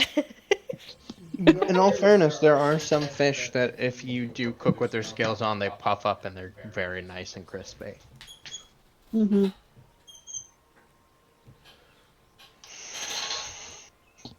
You know what's funny is like she can do wood carving, but carving a fish apparently is now difficult. Wood is very different texture than fish. How do this? Yeah. But it's floppy, and when I try to, shape it into a bear, it just kind of comes apart. I'm just imagining her getting her wood carving tools out to, like, fillet the fish, and Lucan's like, no. No. No. For trying to fillet the fish, you'd probably actually create an ice knife. Okay. So it takes a little bit, but Lucan, you have a student trying to figure out how to descale the fish. How to cook fish other than just stick through, put over fire. Yeah. Or cut apart with knife and throw into boiling water. With potatoes. Potatoes. I mean, yeah. Okay. Mary, are you staying inside, or are you going out with Ijets and Lucan to figure out what's going to happen with that big giant pile of fish that she was drooling over? I mean, she's gonna stay inside in case Hyacinth still needs. So, Okay. If she stays, she's more than happy to have somebody also helping her. Mez, you see Ijets and Lucan come out with Dog and start talking about fish, and then you see the fish being pulled out, and Lucan trying to kind of go over how to descale the fish and cook and etc.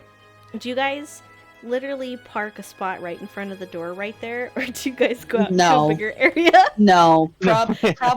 probably like over there somewhere, Okay. away from anywhere occupied. Really. Okay. So as they do cross over, they're not too far away, so you're able to hear them talking about the fish and cooking, etc. And no, that's not the way you pull the knife on it. Yeah. Please, for the love of God, take the guts out first. Oh, but those are some of the tastiest parts! Then we'll put them in a bucket for you to eat, so the rest of us don't have to deal with it. If Mary were there, she would have had to agree. But since she's Yeah. not, What about it being some of the tastiest parts? yes. Fish guts are so bitter. Blech.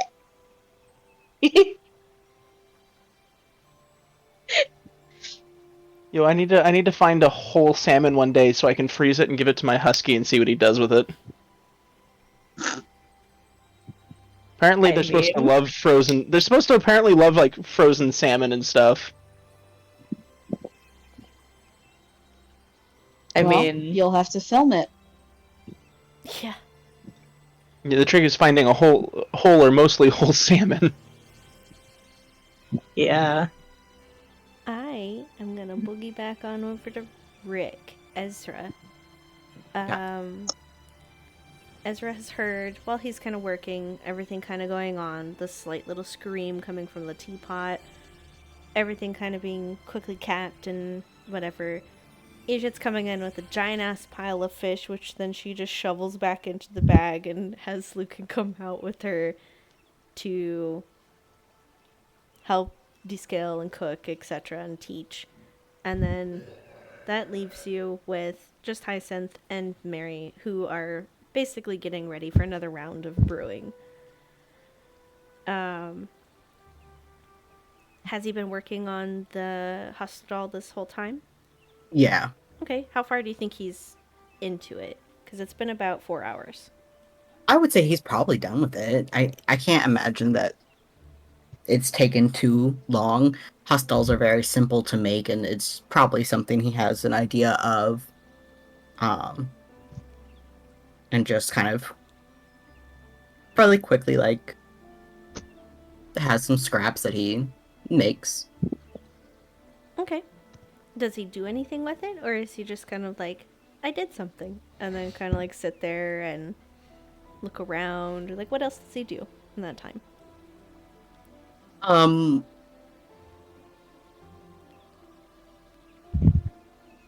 He sets it beside himself and then pulls out something else to work on. Like he sets it aside, like looks at it for a little while and then sets it aside. Notices that Mary's still helping and suddenly feels awkward and is like, oh no. And pulls out something else to like make himself look busy. Cleans his tools or does something, just keeps himself busy. His social anxiety is showing. Yeah. Me too, Ezra, me too. I mean, fucking same. Yeah. Yeah, I would be there playing a Switch on a couch, like, oh god, why are there people here? Fucking felt. In someone else's house, god, why are there more people here? I'm just imagining, because there's not a switch, just somebody like laying down on like a bench and just like playing with an abacus and like, God, why are there more people here? Playing with an abacus. Click, click, click. I mean, click, have you? click, click. Yeah. That Hey is guys, the most look, I spelled entertaining boobies noise. on my abacus. Titty. I Oh, don't God. know if I need to roll anything for the creation of the little doll. I think you have a leatherworker's kit. Just, I don't know how that... to Hold roll. up. I'll use Leatherworker's tools. Okay. I Oh, no. think it should have your correct. We'll try it. It's shitty. He probably hasn't had a very long moment to really work with leather like this, besides kind of like patching up major things like boots or like Boaz's tack and things like that. So trying to get into a little bit more of the fine work. I don't really want to say fine work, but a little bit more pointed towards like, oh, I want to make a doll instead of whatever. It's been a little bit of time since he's done that. So it's functionally a doll. Been 1,000 years. It's functionally a doll, but it looks kind of half-assed and like. But he did a thing. It's He hides it underneath his thigh and just pretends it's not there and oh tries again. okay. So it probably would be like the second round of doing that the probably everything is done with the first brew. Yeah. Okay, try and roll again. Okay. Because I know I changed it from... Oh no! Hold on. Just to make sure that we have this right, too. Because I know I changed something. The biggest oof. Oh, He rip. straight up, like, stabs himself. Yeah, that's not difficult to do. I mean, working especially with, leather. like... Yeah, working with leather. Yeah. Okay, yeah, I changed it from intelligence to wisdom for you so you could have a better roll. Yeah, it's... No, it's still a 1. So the second one, unfortunately, probably like a sewing needle or like the leather sewing needle snaps, or he like just straight stabs himself and like drops whatever because he's now profusely bleeding.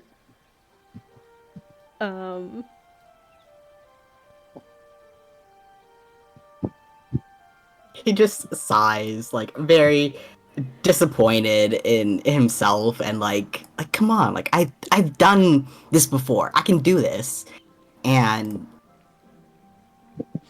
just like heals himself if he needs to and then Just tries like again. a point. Like you don't even really have to do anything. Just like a point of lay on hands, basically.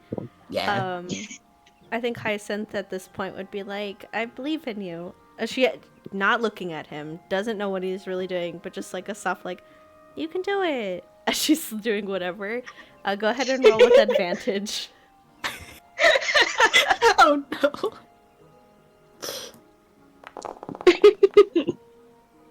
This is probably the best doll in the world that he's made at this point, with the slight little like woohoo, you can do it, and himself hyping himself up like, I've done better. Come on, get your shit together, Ezra. You could do this. The second doll turns out pretty well after he stabbed himself. Is he just gonna kind of shuffle those other dolls back into his bag? Yeah.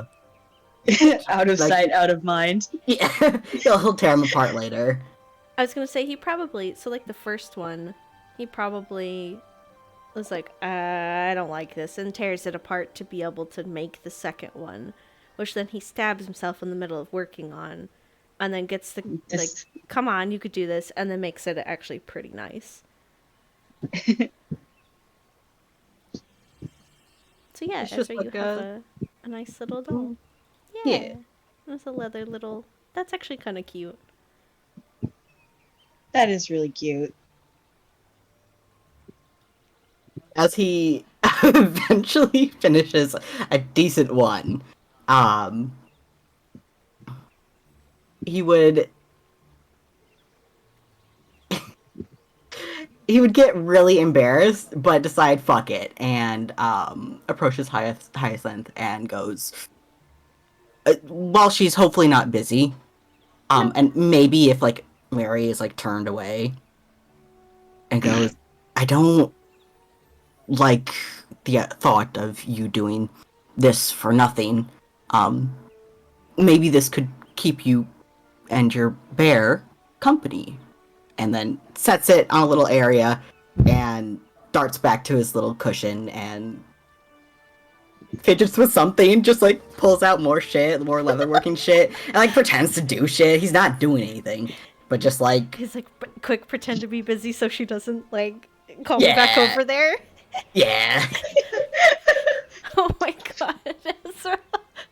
That's so cute. Oh my Merry god. was probably listening the entire time. Just like, bro. Same. This Um, honestly reminds me of Sig with the bracelet. the bracelet. A baby.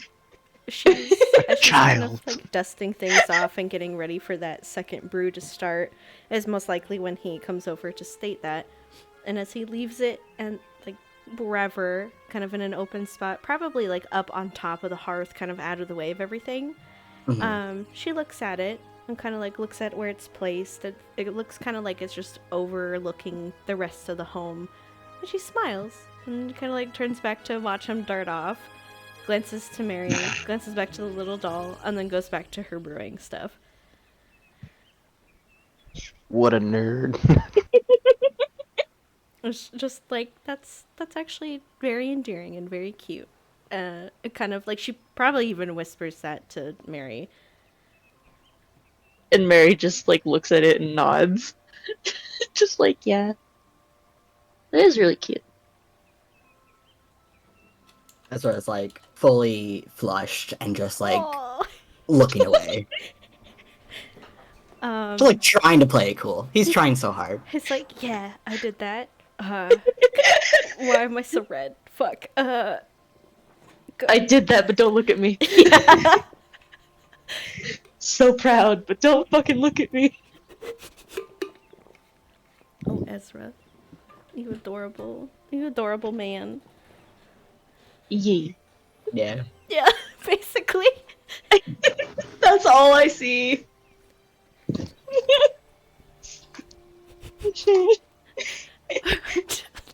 I'm just imagining Ezra, like, I know that it's a very thin band on the eye patch, but I'm just imagining if it was like a thicker band, he just slides it over both eyes. He's like, no, if I can't see anybody else, nobody can see me either. Do not refer to me, I am not here. Just the do not perceive me. What? My pronouns are none, do not not refer to me. perceive me. Do not perceive me. In a setting like this, I'm more worried that their pronouns would be stolen by the Fae. Oh no. Oh, that explains a lot about Lucan, doesn't it? True. We might have a quest later to go see if we can find Lucan's pronouns. Just kidding. They are they and them, and we love them. Them is good. A gem.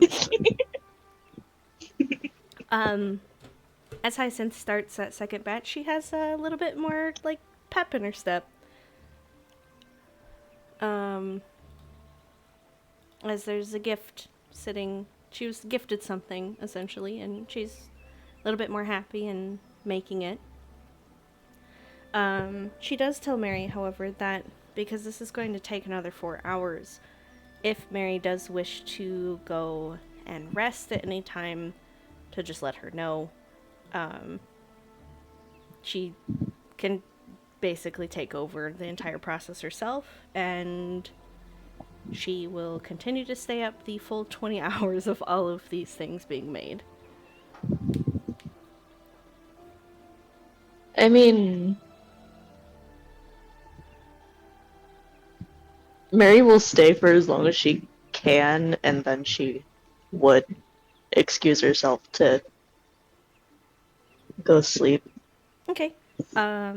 I'm just gonna kind of fast forward a little bit here. The next 4 hours, she gets the next one done with Mary's help. Okay. This one kind of does the same thing as the first. She'll ask Mary to go ahead and get the bottle and to get everything ready. Kind of same thing with the like little cap on top of the teapot. However, this time it doesn't seem to like scream, but it does have that little like ghostly apparition that kind of floats out for a moment and then kind of dissipates into just normal steam and vapor. And she pours it into the potion bottle. It is also that same pink with a slight little shimmer to it. And then at this point, she tells Mary to go rest. She can take care of the rest of it. She appreciates the help so far. And then that way you guys can get essential rest. She doesn't want to drag you through the rest of the day. And if you guys then leave for Mary to be dog fucking tired walking through the swamp. She does state that if Mary does wish to stay inside, she's more than welcome to. She can use the cushions to lay down. She can go back outside with Hyvon. The water is completely open if they want to swim around. Especially kind of hearing a little bit of the stories of Hyvon. Like, they're more than welcome to go into the water. Or kind of just pick a spot. No. No, physics. But Dog does not have any articulated parts for that physics. It's like that old picture. Please do not fist android girls. no. God. I'm just imagining dogs like, "Are you gonna play?" And just like concerned mechanical fart. Concerned mechanical fart. Yeah. Like, I'm not okay with this. Help. So yeah. I mean, Oh. Mary would Nope. thank her, Okay, there we but she'd probably go outside and stay with Hyvon. Okay. Kind of in the same vein, she does state the same thing to Ezra, that he's more than welcome to stay inside if he would like to. She's going to be completely busy for the next 16 hours. That he's more than welcome to stay inside if he would like to. She does point at some point over to the circle down here with the table, and she states that that is kind of stating the fact that she had seen him glancing over it a little bit earlier. It's a glyph of protection, just to make sure bad things don't just end up here. More so just other witches. We don't need that kind of shit in here, kind of, essentially. So it is safe around in the area, but he's more than welcome to go check on Boaz or go out with the others as well. I would feel most comfortable if I stayed here with you. If you are okay with that. I can sort of sleep wherever. I can sleep standing up, almost. But if something, this sort of brewing conjured something before, I would like to be close. She nods, and she states he's more than welcome to. She's gonna be over in this corner kind of doing her thing, and he's more than welcome to take up whatever spot. And she doesn't mind the company either. With Mary gone, he might actually make some small talk, ask about, like, the Borovaran bear, where she got it. Yeah, she would tell him that she had actually ventured past the mountain range, the Hyacinth mountain. Nope, those are different mountains. Hold on. What mountains are there? The Arbor Mountains, sorry. Past the Arbor Mountains and the area into Borovar, and kind of like on a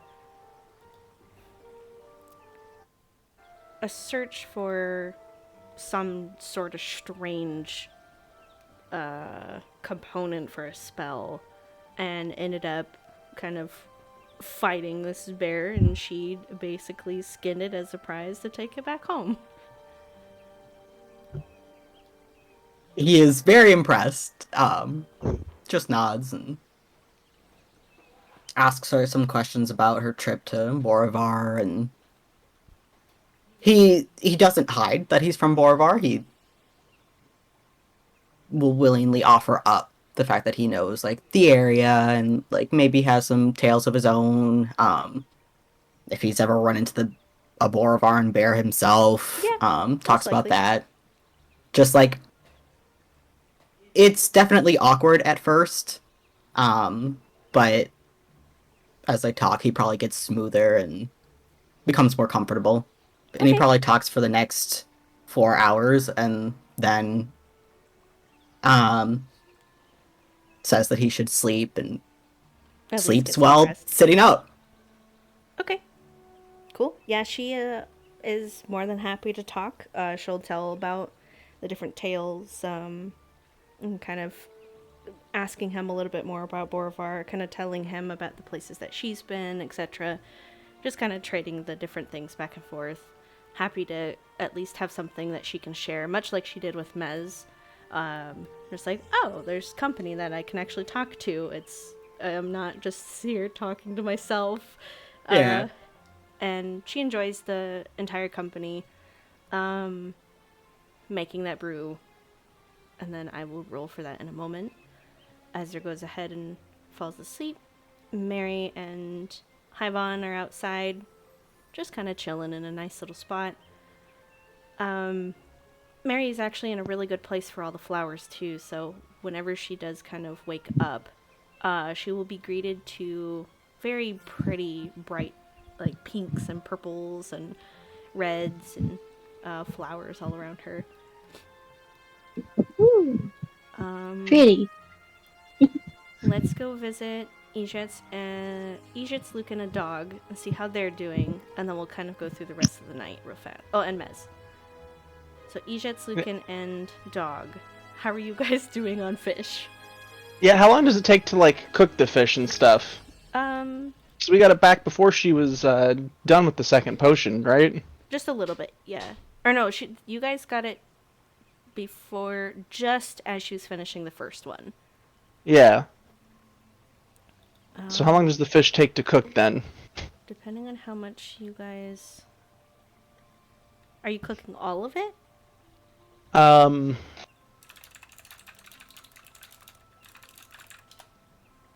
Probably enough for everyone to eat and then save some for breakfast. There's that much fish.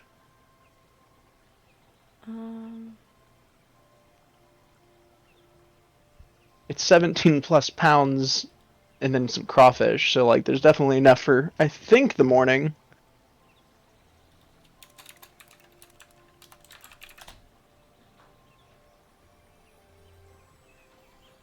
Let's see.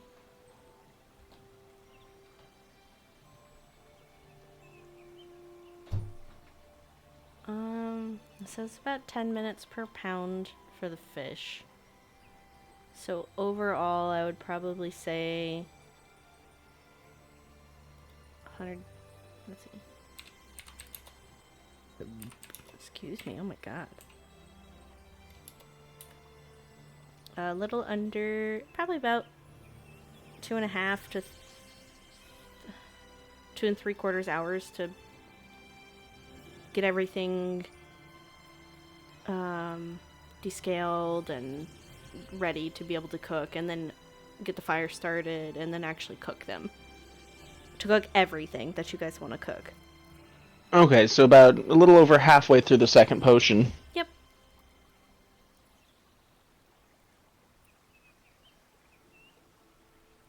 Well then, unless Lucan has some problem with serving the fish once we're done with it, Jets would go and see who wants some fish.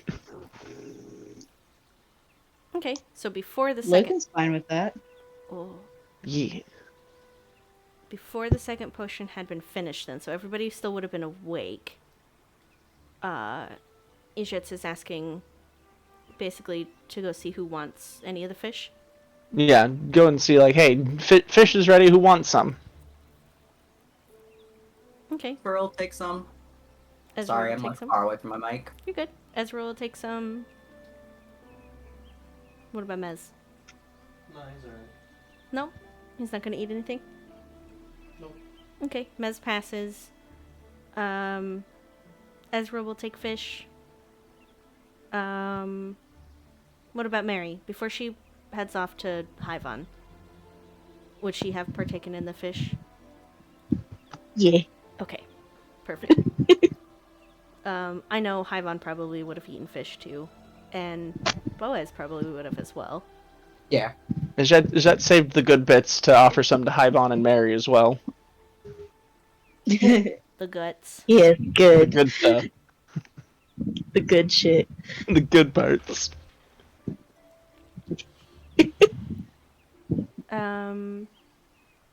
Both of you roll me a survival check real fast. Both of who? Ijets and Lucan, sorry. Oh gosh. Lord. Aha, another 8. Well, Ijets is getting slightly better, than her intelligence check there, so she's learning. Progress is being made. I'm good at talking. Doing is difficult. I can talk up a fish, but boy, I can't make or cook one. I could seduce a fish. Goddamn, if getting its scales off in the bedroom ain't hard.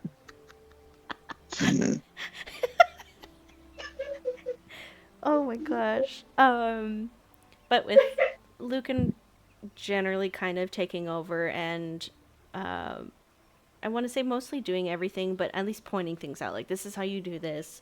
This is how you cook, etc. You guys make some pretty good fish. There are spices involved. Yes, I was just gonna say there's spices involved. It's not just bland cooked meat. Wait, you mean potato's not a spice? What? No, things like salt, maybe garlic. Salt? You mean that stuff that's in ocean water? What? Yes. Yeah. But when I drink ocean water, I get sick. How can I drink this salt water? We don't need to go into this whole conversation right now. You guys could do this in banter if you really wanted to. Maybe, yeah. It's just going on about this like I don't understand. No, she probably understands spices, but she doesn't know how to like measure or use them. So whenever she's tried before, it's ruined a dish. That's either too little or just like a whole cup of something when you need like a teaspoon. Yeah. Okay. So then a handful of garlic. Whoa! What are you doing? Putting in a handful of garlic. It's like 3 full cloves of garlic. Not cut. Not anything. She just dumps them in. So you mean the proper amount of garlic? I'm so glad you agree. Just the whole thing though, so it doesn't actually. Yeah, usually they need a bit of prep though, like removing the paper part from around it, The whereas she would husk just and the where she'd have like smashing it. Yeah. Yeah, she'd have 3 things she just grabbed out of the ground in her hand, covered in dirt and all. Oh, shits. Yo, the dirt gives it character. Puts hair on your chest. That's what my dad always said. Builds your immune system some, especially this dirt. Yeah, right? A swamp dirt. Anyways, we can work on the shenanigans. We could go over shenanigans of cooking later and banter, yeah. Okay. Does Mez do anything in that last little bit of time before night, basically kind of midnight rolls around? And after fish has been offered and he has declined?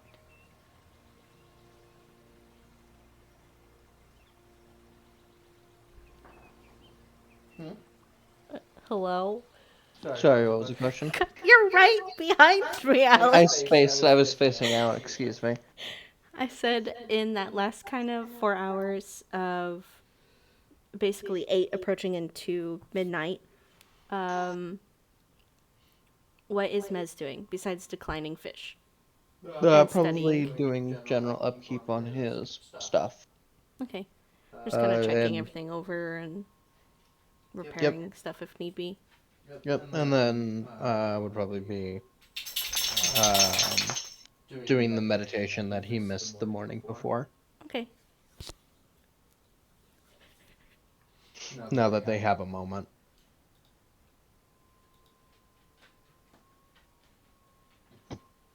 For the fish, Jets would also see if the antler lady wants any. She would gladly take some.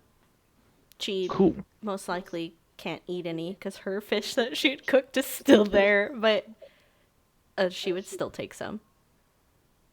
Yeah, that's right. She made fish earlier, but That's okay. She's still happy about it. She's like, I'm included. Thank you. I will eat this when I can. while offering their fish as well, Jets would ask about so when are the monsters possibly going to show up from this? Just to be ready. At any interval that I have finished the brew, when we pour from the cauldron into the teapot, there's a possibility that something can be summoned or willed, if you will, from the mixture of something pure and cursed that kind of sets off a rather explosive reaction, thus can summon them. So in this case, every 4-hour increment, something can possibly come through. Okay. And she'll turn to Ezra. So Ezra, I'm going to assume by your presence here, you're taking the first watch then? Yes, and I will remain here unless kicked out. All right. Well, I'll take second watch. Okay. Lucan will probably go back inside once the fish fiasco has finished, to settle back onto the nice soft cushions. Okay.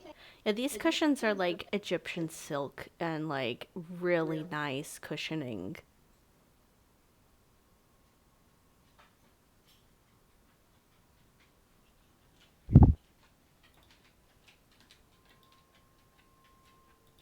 So, Lucan will definitely have a nice time to relax.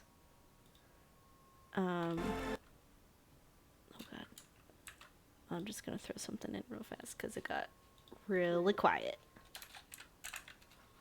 Oh god, if I can actually type stuff. There we go. Okay, cool. So, Ejits will take second watch. Where's Ejits going to kind of hang out until then? Is she going to still be outside or? Yeah, she'll probably rest outside in her bedroll down over here. Okay. Cool. That kind of catches everybody up. Let me roll for the third one. So, is Ezra Why? awake was Ezra awake during the process of the third of the right, or is he? Yes. Yeah. Okay. Trying to remember where's where because it got a little winky timey-wimey there on me, and I was like, wait, who's doing what now at what time? So third one, Ejits is outside, Ezra is inside, and then Lucan has come and joined inside as well to just kind of rest and relax. This one, as she's pouring it and she's finishing everything up, pouring the cauldron into the teapot,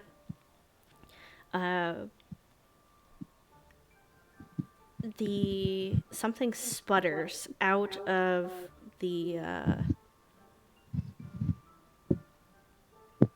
pot before she can actually get the cap on it or the lid on it, and the liquid is still kind of in that mixing moment before settling into that pink and glossy liquid that she then pours into another potion bottle before corking. However, whatever had splattered out of it had landed on one of her arms. Oh no. Which she then quickly kind of grabbed something else, very quickly turning away from the group, trying to wipe it off. And kind of grimaces because it is a boiling hot liquid that just kind of fell on her or popped onto her. And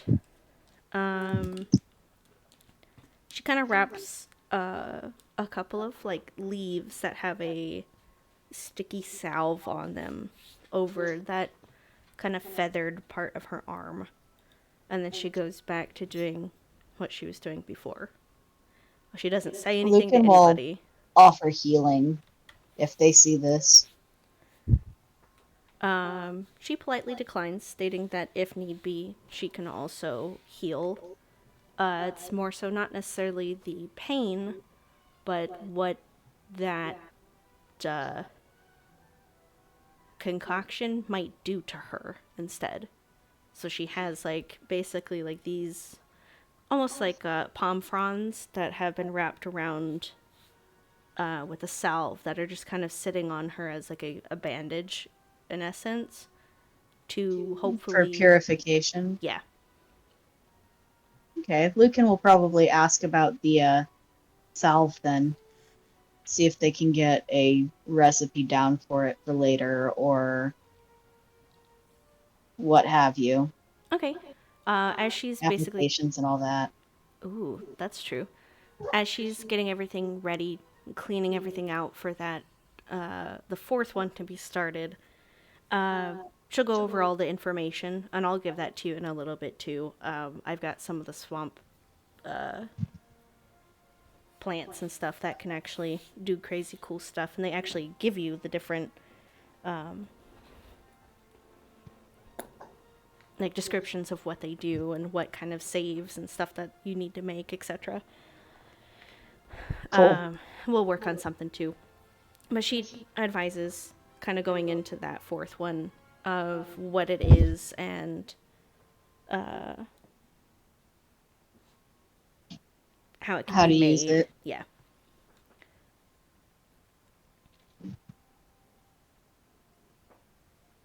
Okay. And then she kind of quiets down unless Lucan kind of probes for anything else, because at this point, this is when I believe Ezra kind of falls asleep. Yeah, I believe so. Okay.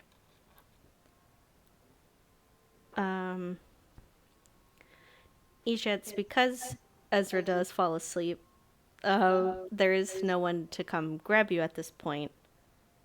However, if kind of keeping track of time at all, she would know that this would probably be the time to go. Yeah, she would be keeping track of time. Okay. Lucan will also send out Dog to see if Dog can Wrangle. alert Ejets. I just imagine a dog going out and just like looking over at Ejets and just like She's like, I see. googly eye, kind of like chameleon blink. Okay.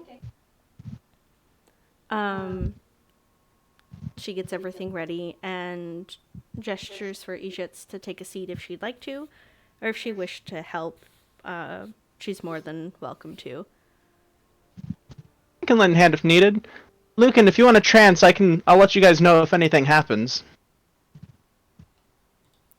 I know that you elves need to do that once a day as well or something, right? Alright, let me know if you get tired though. Will do. And so for this next concoction, they will trance. Okay. Dog will help keep watch. Good boy. Jets will offer to help, but also has some questions for her. Okay. She's not making eye contact just because she's kind of trying to... Busy, I would imagine. Yeah. But she'll kind of instruct in the middle of them talking as well. Like, hey, can you get this or whatever. But she's open to conversation. Okay, cool. You want me to do it here or send it to you over the other thing? If you want, we can roleplay it out as well, depending on how many questions she might have. She might have a lot of questions. Okay, let's just do it over roleplay then. Yeah. But she most likely would answer all of the questions pretty honestly. She hasn't been not honest with you guys.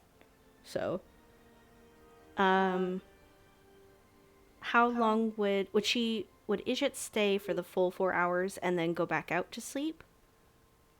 Yeah, she'd stay for the full 4 hours, because especially if we mentioned at the end of each one, then need to be awake for the end one. Okay. So she would ask Wait for the Lucan to essentially awaken again as well to be like, hey, see, you're back up. We just finished one. Okay. Nothing really happens with this one. It's kind of like the first two, just, or I guess the second one, with no kind of scream for the little ghostly apparition. Um, she's able to pour it. Everything looks good. She's able to help, or have Ijit's help cork the bottle and etc. And each bottle that she has is kind of like stacked up on top of the hearth, right behind the doll that Ezra had made. Just kind of sitting there. Kind of like sitting, letting everything rest, making sure that nothing else happens, kind of on that watch. And then she thanks Ijets for the help and goes to start the next one. Cool. Jets will stay on watch only until Lucan comes out of his their trance, and then go to sleep. Go head out to sleep. Okay. And then I will go ahead and just roll for that last one. Lucan comes out of trance just to kind of hang out for that last 4 hours. And thankfully, nothing crazy happens with this one either. Kind of the same thing as the last one that was made. That little ghostly apparition kind of raises, that pink glimmery fluid is poured in.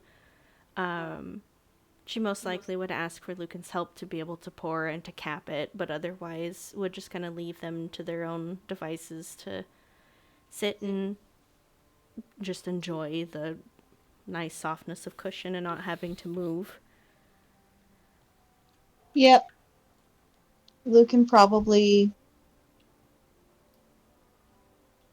will ask occasionally about applications and recipes regarding different herbs and ingredients and stuff that they see in piles and places. Mm-hmm. But not make much more small talk in that regard. Okay. She would happily answer to the best of her ability, kind of going along with whatever different ingredients, etc., that they're pointing out. Basically, kind of different recipes, and she advises that if they are interested at all, just because of the curiosity of everything that's kind of going on and the salve that was put onto the palm frond, she has a small little list of things that aren't too difficult to make that she'd be willing to part with, like in small little parchment pieces of like a little recipe book. Ooh, that would be very nice. And Or if they could copy those down instead of just taking the recipes that she has. yeah, she'd be happy with basically recreating that list for them. That would be very nice and helpful. Okay, I can add that as the little progress bar for you then, so that way Lucan can slowly learn new recipes with stuff. Yes, good. Excellent. Okay, after that, all 5 have been finished.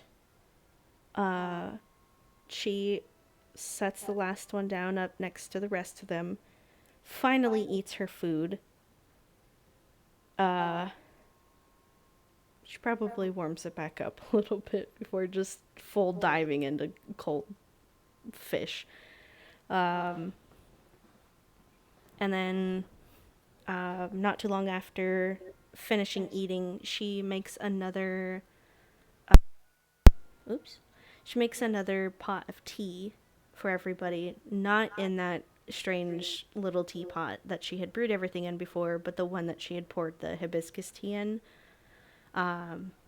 Basically to kind of make like a breakfast wake up, some caffeine in it thing for everybody, and just kind of settle in, to kind of take a break. Spend 20 hours constantly on her feet or her talons. And she just Lucan, kind of. by now, I'm sure will have started making little robots and commandeered a small portion of her table space. That's fine. There's probably. It had probably been pushed. Like all the stuff that she had on there pushed off, or relatively enough to make sure that everybody had room for whatever they wanted to do. So Lucan definitely has room.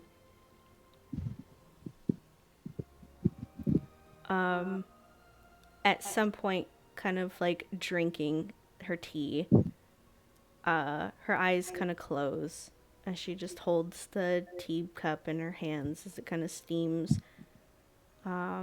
And she's just kind of sitting there relaxing. It looks almost as if she falls asleep herself. But the sun comes up. The light peeks into some of the windows. More so something like this window and the one in her room, but the door's closed, so it doesn't matter in that one.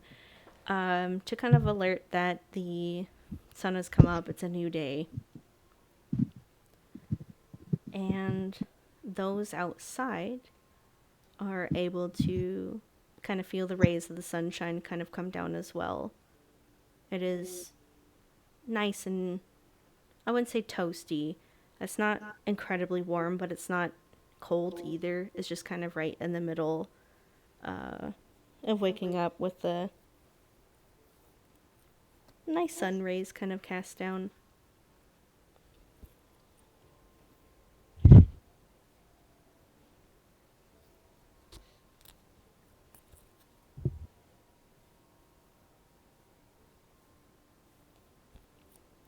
What do you guys do? Go check on the potion making and stuff myself. Okay. The door is closed but not unlocked. Or not Not locked, sorry. not unlocked. Excuse me. Oh no! 2 of our people in there and the door's locked!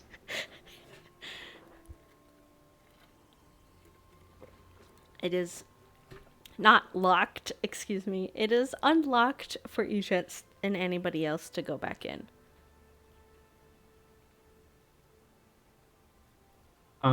Astor would wake relatively early and just busy himself going out and taking care of Boaz, and then coming back in, and he'll accept the tea this time and he'll drink it. Okay. I think around the time that Ezra takes care of Boaz is when Mary wakes up too. And we'll take care of Hyvon and follow him back inside. just see how everything's going.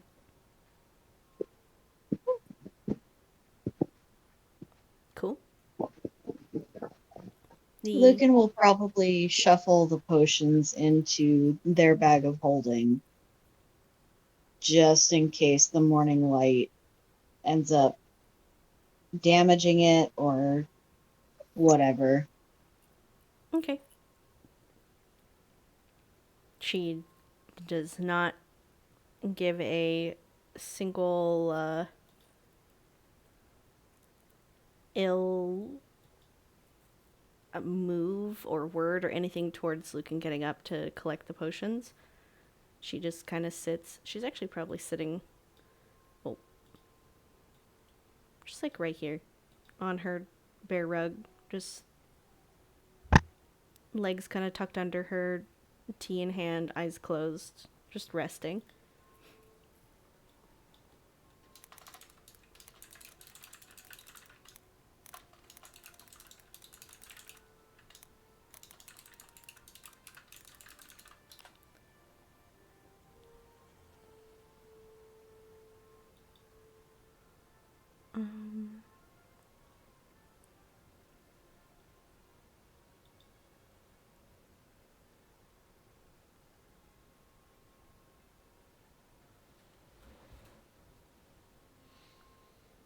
What about Mez? I know that he wakes up pretty early in the morning. What is he doing?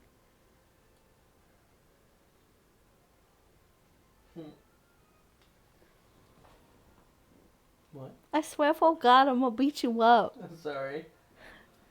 What did you ask what Maz was doing? Yes. He'd be going through, waking up and getting around and probably coming inside. Okay. He is also graded to a cup of tea. It'd be a white tea that has, it still has caffeine in it. Kind of a soft, floral, kind of fruity,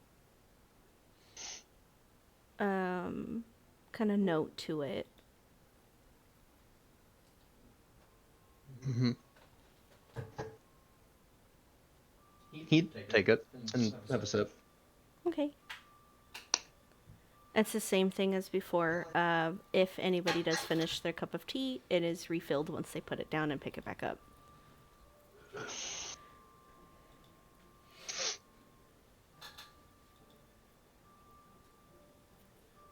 He would look to everybody else who's up and ask if all of the all of them have been brewed or if we are still waiting. Brewing has finished. It was relatively uneventful, though there was a little bit of backsplash. You can Backsplash? What do you mean? still see the palm frond that's wrapped around her arm.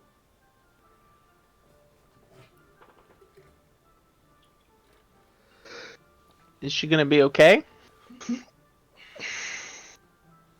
To be seen. I hope so. Bubbers, you're so grunty. Oh my god.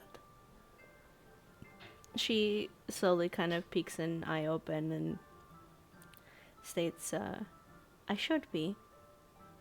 I caught it immediately.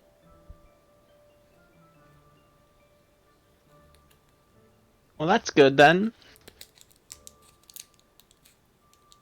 Would I mean, not like we could do much to protect from backsplash, but it would still not reflect poorly if you were permanently scarred because of our negligence or helping us.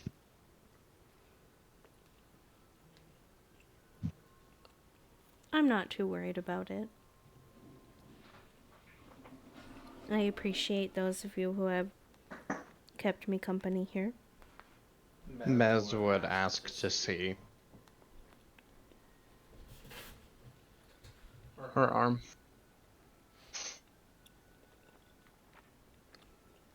She lifts the...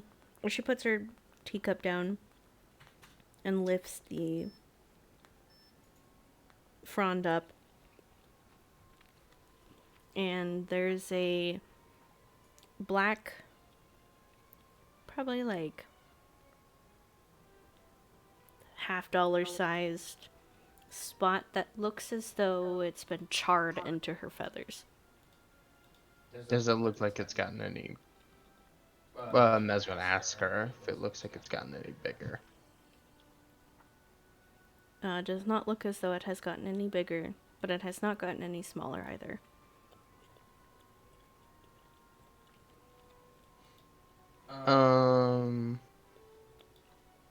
He would, as he's, can he, like, touch her arm? Yeah? Okay. As he kind of touches her arm, could be that soft amber glow that would come from his fingertips, and he would cast Lesser Restoration, making sure that there isn't some type of disease afflicting her, or she isn't poisoned in some way.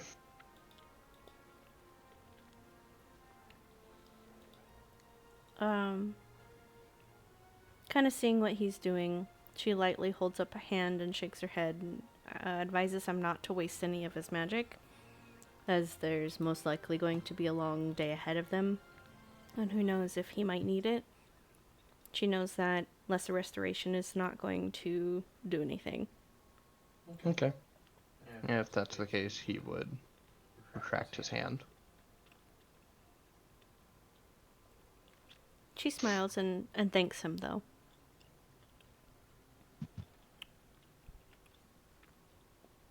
He gives her a nod and looks to the rest of the group. Well, I believe that we should be going then, and feel like we've imposed enough. Thank you very much for your help. Is there anything else Oh, we can just- do for you before we leave? She shakes her head just where she's sitting. I Tinker's tools. believe it is my turn to rest now. Where is Finger? Mm, Where do I find the uh, Tinker's tools in here? Just It'll be under your if you go scroll down to like your item, it'll be under your items list, and then it'll go under your tools if you have them Okay. on your character sheet. I think I have them in my. Yeah, they're in my bag of holding. Which means I was gonna need say, it's to like, I can't see anything on here. pull them out. There we go. Aha. Let's.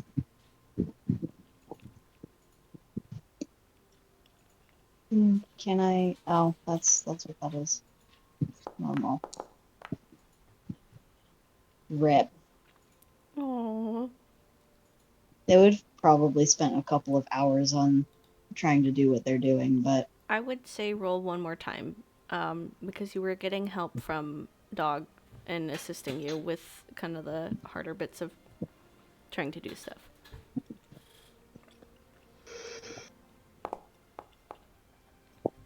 That's better. a little bit better. Yeah, that's pretty decent.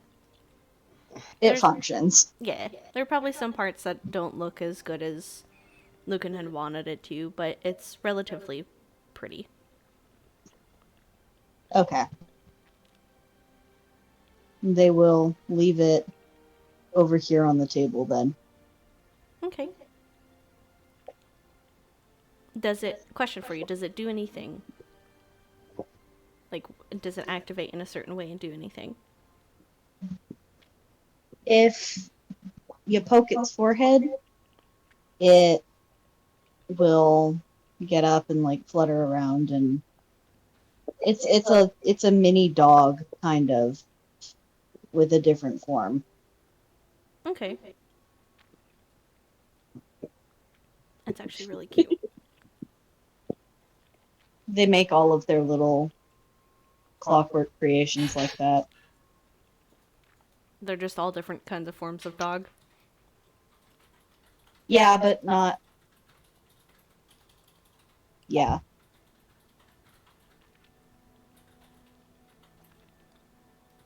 That's cute. Okay.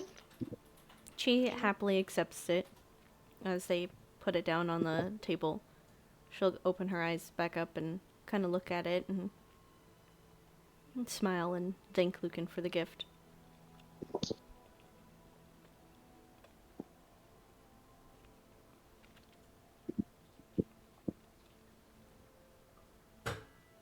They smile back and then walk out, making sure they have everything.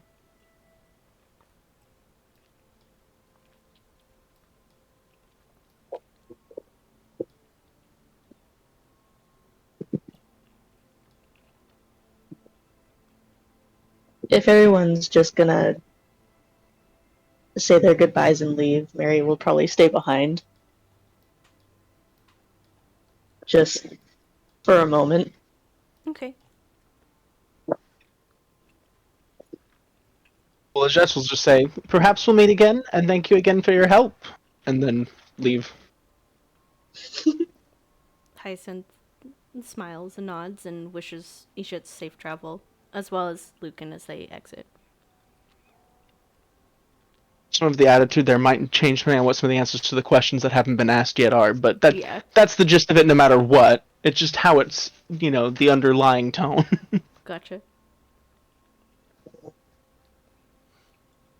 Yeah, Ezra will thank her and give a little nod and head out. She smiles, and this smile, every smile that she's given seems to be kind of that polite smile of just kind of like acquaintance kind of thing. Almost kind of what Mez does, is that like slight polite smile. I mean, we kind of just came to her house and asked her to make us potions. It's not like Yeah. I would expect her to be like, no, we're friends. To Lucan, she gave a little bit more of a warm smile at the gift that was left, and as Ezra had left, or was going to leave, she offered him kind of that same warm smile. Cute. Oh god, I'm clicking on random things. Help! Cute. Okay. And she takes like another sip of her tea and then wishes him safe travels as well. And then as Mary and Hyacinth are left alone, she kind of like blinks up to her and offers a little smile. Mary smiles back at her and will give her the obsidian hairpin that she got a while back. Thank you for helping us do this.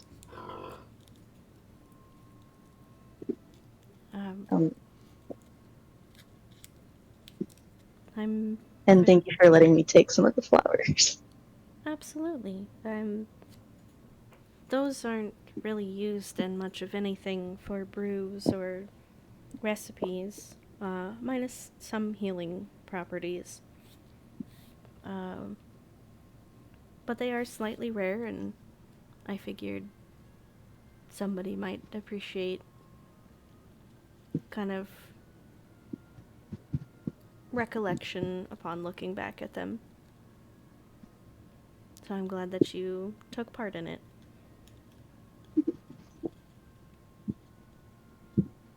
And thank you. She actually sets her cup down to reach for the pen, and she kind of like sweeps some of her locks into an area where she can actually pen them. She's got a lot of hair. It's like a massive mane of hair, but she sweeps some of them about to then stick the pen into her hair, and she smiles for a moment and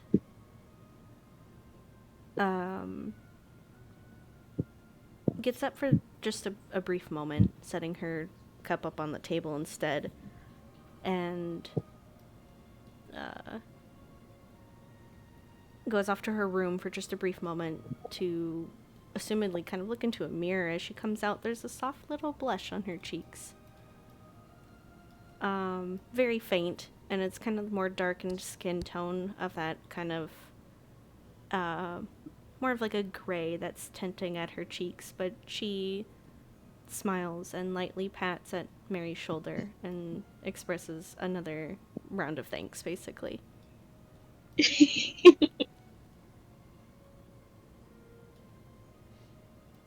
I do hope that those potions will do all of you good.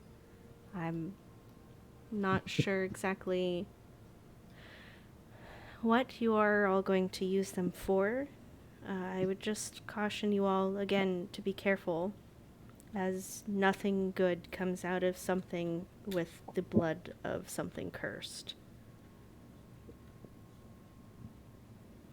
Mary nods, but smiles back at her. We'll keep that in mind. I personally don't know what we're going to do with it by the end of all this, but... Sometimes I wish I could read into the future to tell you, but I unfortunately do not have that type of magic.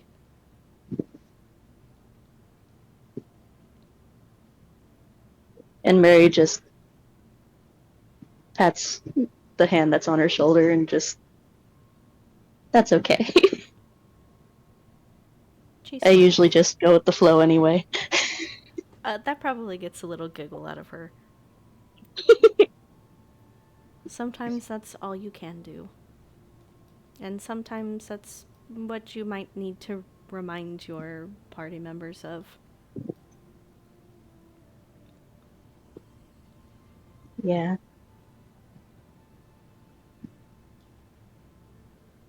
I should probably get going. She nods and takes her hand back. Thank you It again was for the nice meeting gift. you. Oh. She smiles, and it was a pleasure meeting you all as well, and I hope that whatever brought you here may end up bringing you back at some point. I hope so too. But until then, see you around, I guess. See you around. She goes back to her tea and kind of meanders off towards the hearth. And Mary will walk out. Don't forget your boy. Your boy Ivan. He down here. Hanging with the horse. Yay. Yeah. Get that boy. Pew.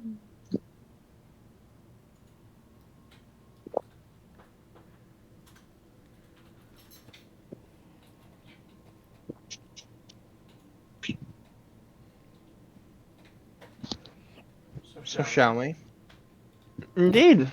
That was surprisingly easier than I expected it to be.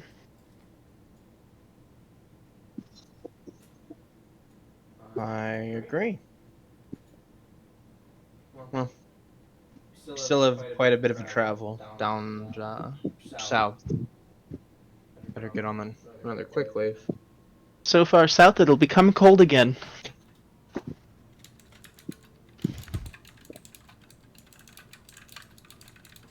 And I believe the group heads out. Yep.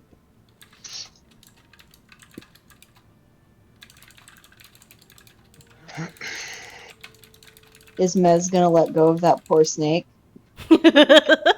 Oh, he hasn't been holding on to it since they got there.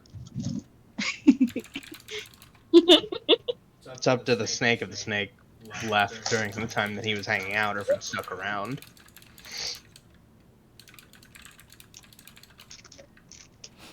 Okay. Small Snack has somehow, somewhere, slithered back off into the midst of its other friends. And you guys, excuse me. Oh, you guys go ahead and take off over the bridge and back over into the thicket. Oh, that's cute. I cried. I was like that it was Savannah that said that. Yeah. He just caught it through the window, that's why. Vaughn was the only one that saw. And Mary being the only one to understand. Yeah. That's cute. She's so sweet. Oh my god. Until you make her anger. I mean, yeah, but who would want to do that? True. To be fair. True. Evil people. True. I mean, yeah.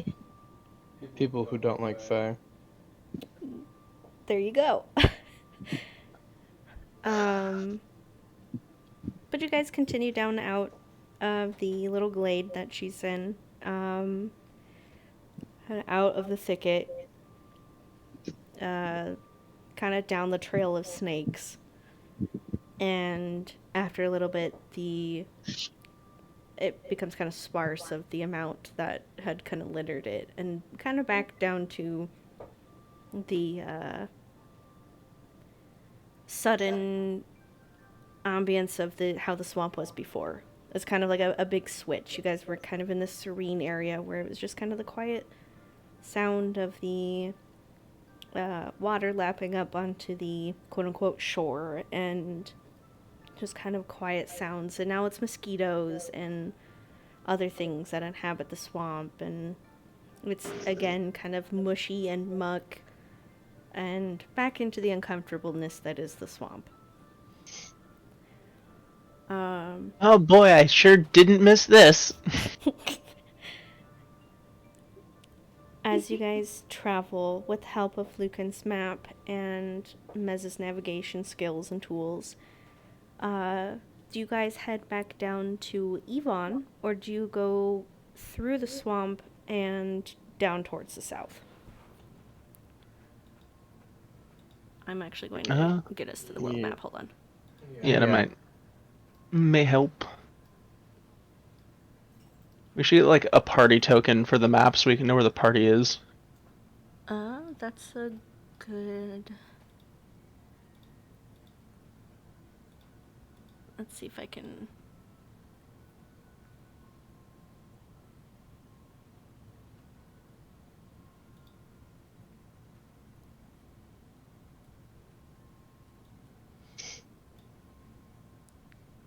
Okay. Oh, bye.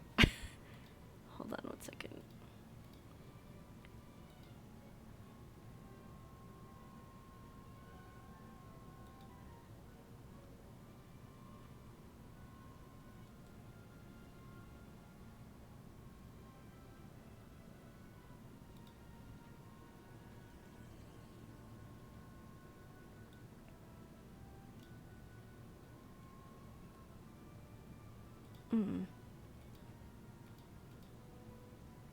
Okay.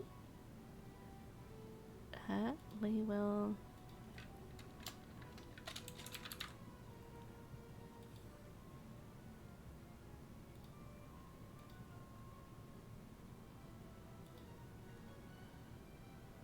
What?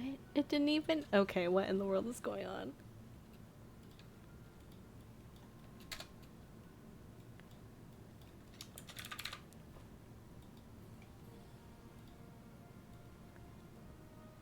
Okay.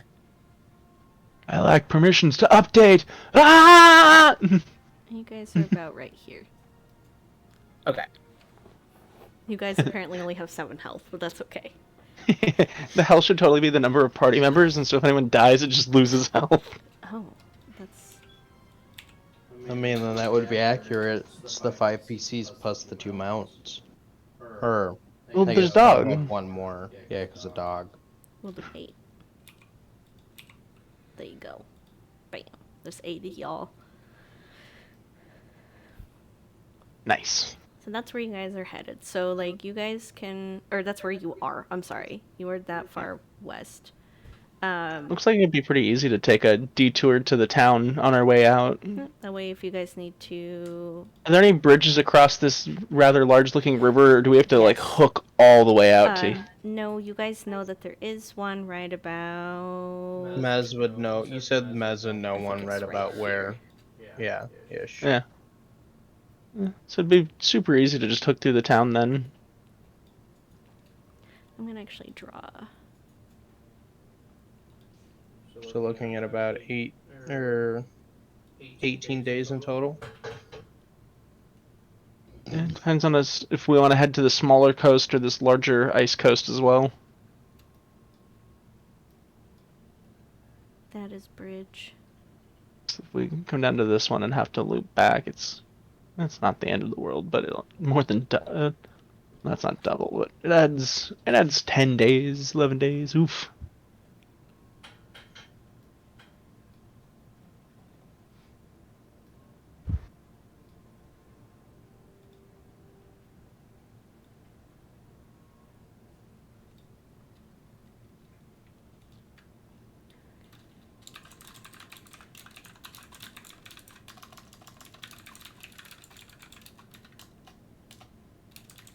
Wow, it would help if I could fucking spell. So I think we should stop in town. Anyone opposed to stopping in town? Mez is indifferent. I'm not opposed. That sounds fine.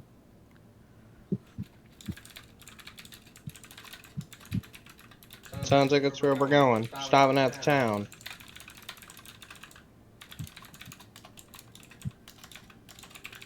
All right then.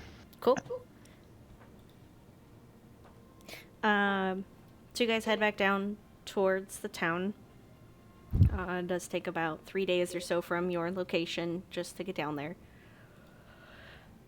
What was the town's name again? Yvonne? Yvonne. Evan. Got it. Evan. um, do you guys stop for any, extended period of time, or do you just kind of stop, gather your bearings, and then continue on? And probably stop to sleep if it's 3 days, right? Mm-hmm. I don't imagine we stay there long. We don't really have a No. reason to. Okay. Maybe see if there's any news of other adventuring groups.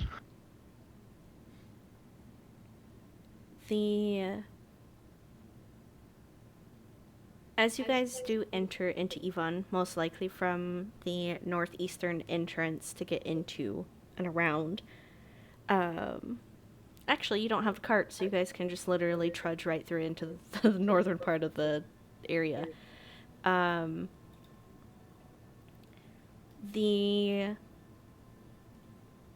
area is kind of quiet.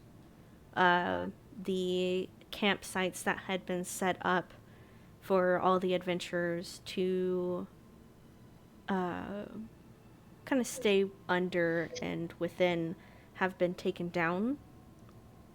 Some of the area has actually been hit by the wildstorm. So some of the trees that have been, or what were actually trees, have been hit with that strange texture and look as though Play-Doh. There, where the camps once were, some of the items that had been left behind have been changed into, like, we'll say, like a bedroll that might have been left behind is just now like a giant pile of, like, bright neon green or yellow, like highlighter yellow leaves that look like they kind of wriggle around on the floor like bugs. Gross.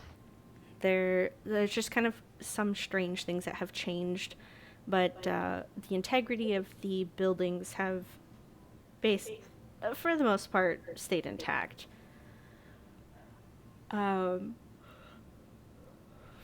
Which means you guys do have a lot of area to actually sit down and camp out where the campsite had once been, or campsites had once been. The corral is still there with a couple of the Nashakran zebra hounds and some horses.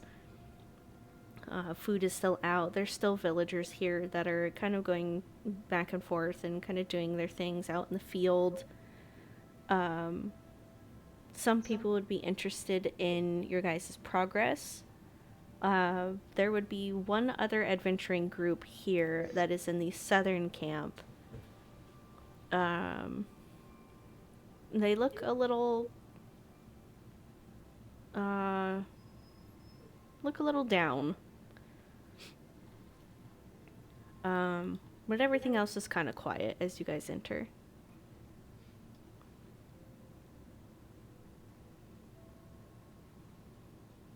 Do they look like be up or just down?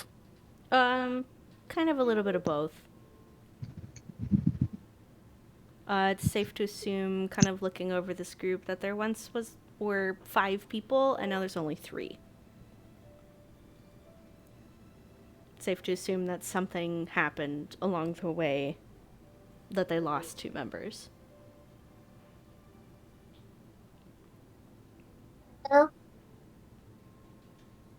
It's dangerous. Wait, is it a group we missed that? Is it a what? You just mentioned something about a group that has 3 instead of 5. Yeah, so as you I guys spaced are, out this time. it's okay. As you guys are entering the town and kind of seeing some of the things having changed from the Wildstorm, buildings are mostly intact. Down in the southern camp, or at least where it used to be, there's a group of 3 people that look kind of beat up, pretty worn down, and just down as in like mood atmosphere. And it was a group that once had 5 people and now is down to 3. All right. Do we recognize the 3? Are they like 3 of the people who went with the tiefling, friendly tiefling guy? It was not the group with Tyburn. It was not a group that it seemed Kimber and Sig had gone with, and it wasn't anybody that you kind of had. Uh, Ejets would kind of know just from having kind of talked with everybody in the plaza, having kind of seen them, but it wasn't like anybody who really stood out. Right. She'd probably go try to talk with them again, see what happens, offer them words of maybe like consolation or something if they're not necessarily like, hey, you guys can do it, but like, hey, stuff happens and you got to carry on, learn from the mistakes, stuff like that. Mm-hmm. Should not necessarily try to cheer them up, but at least let them know that like, hey, life goes on and you'll get stronger from this. They. Excuse me. I'm so tired today. They go on to tell, at least one of them. The others don't seem to really want to talk about it, as it's kind of a fresh wound.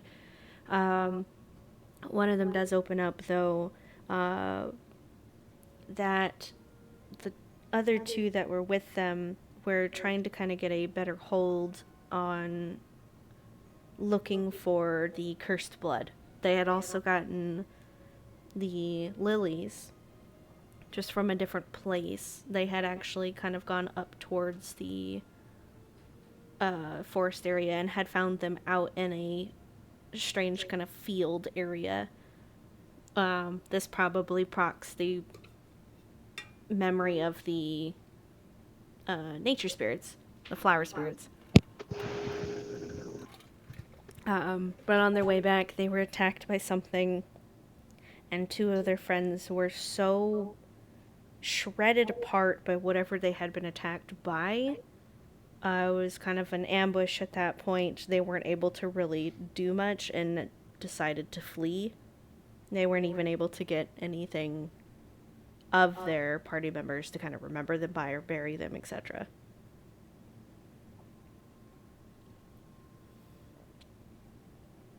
That's tough. That's rough, buddy. Yeah, that's rough, buddy. Best I could think would suggest is that best way to honor their memory then is to just carry on. Like don't give up on their memories just because it was rough. But I don't know. She definitely words it better than I do because she's got skill at this, and I sure as hell don't. That's fair. Again, those 2 don't seem to want to talk about it at all, and they don't really react. But the person that had told all the details kind of nods a little bit and kind of like sets their jaw, and kind of just goes back to looking off into the distance, staring at demons. Possibly quite literally. Who knows? Possibly probably some demons that we helped take care of a few of. Yeah. I don't want to tell them like, hey, by the way, we totally trounced them, because like that sounds bad. So Not everybody is at 4th level like you guys are. You kind of yeah, and also that sounds like bragging when like, hey, these guys need sympathy. So yeah.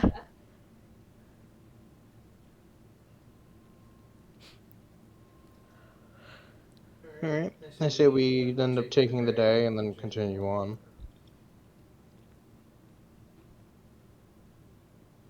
Okay. yep, I'm all down with continuing on. I think That sounds like a good idea. I'm going to go ahead and end the session here, just because you guys are at a good stopping point. And it is like 10 o'clock over there. Yeah. I mean, I'd probably go for another hour, but I don't want to go and then get you guys in the middle of something and then be like, okay, we gotta stop. Goodbye. So this is a good spot too, because then that way, if you guys wanted to role play out anything, you're more than welcome to. Um, I will role play out the questions that Hyacinth and Ejets would have gone over with you. And if you guys wanted to do any role playing with Hyacinth, just as kind of the time that had passed between whatever, you're more than welcome to bug me, and I will happily role play with you guys too. Yep. And Kat, I will get that ready for you for the recipe book. That way you can have that little progress Nice. bar of learning different recipes. Nice.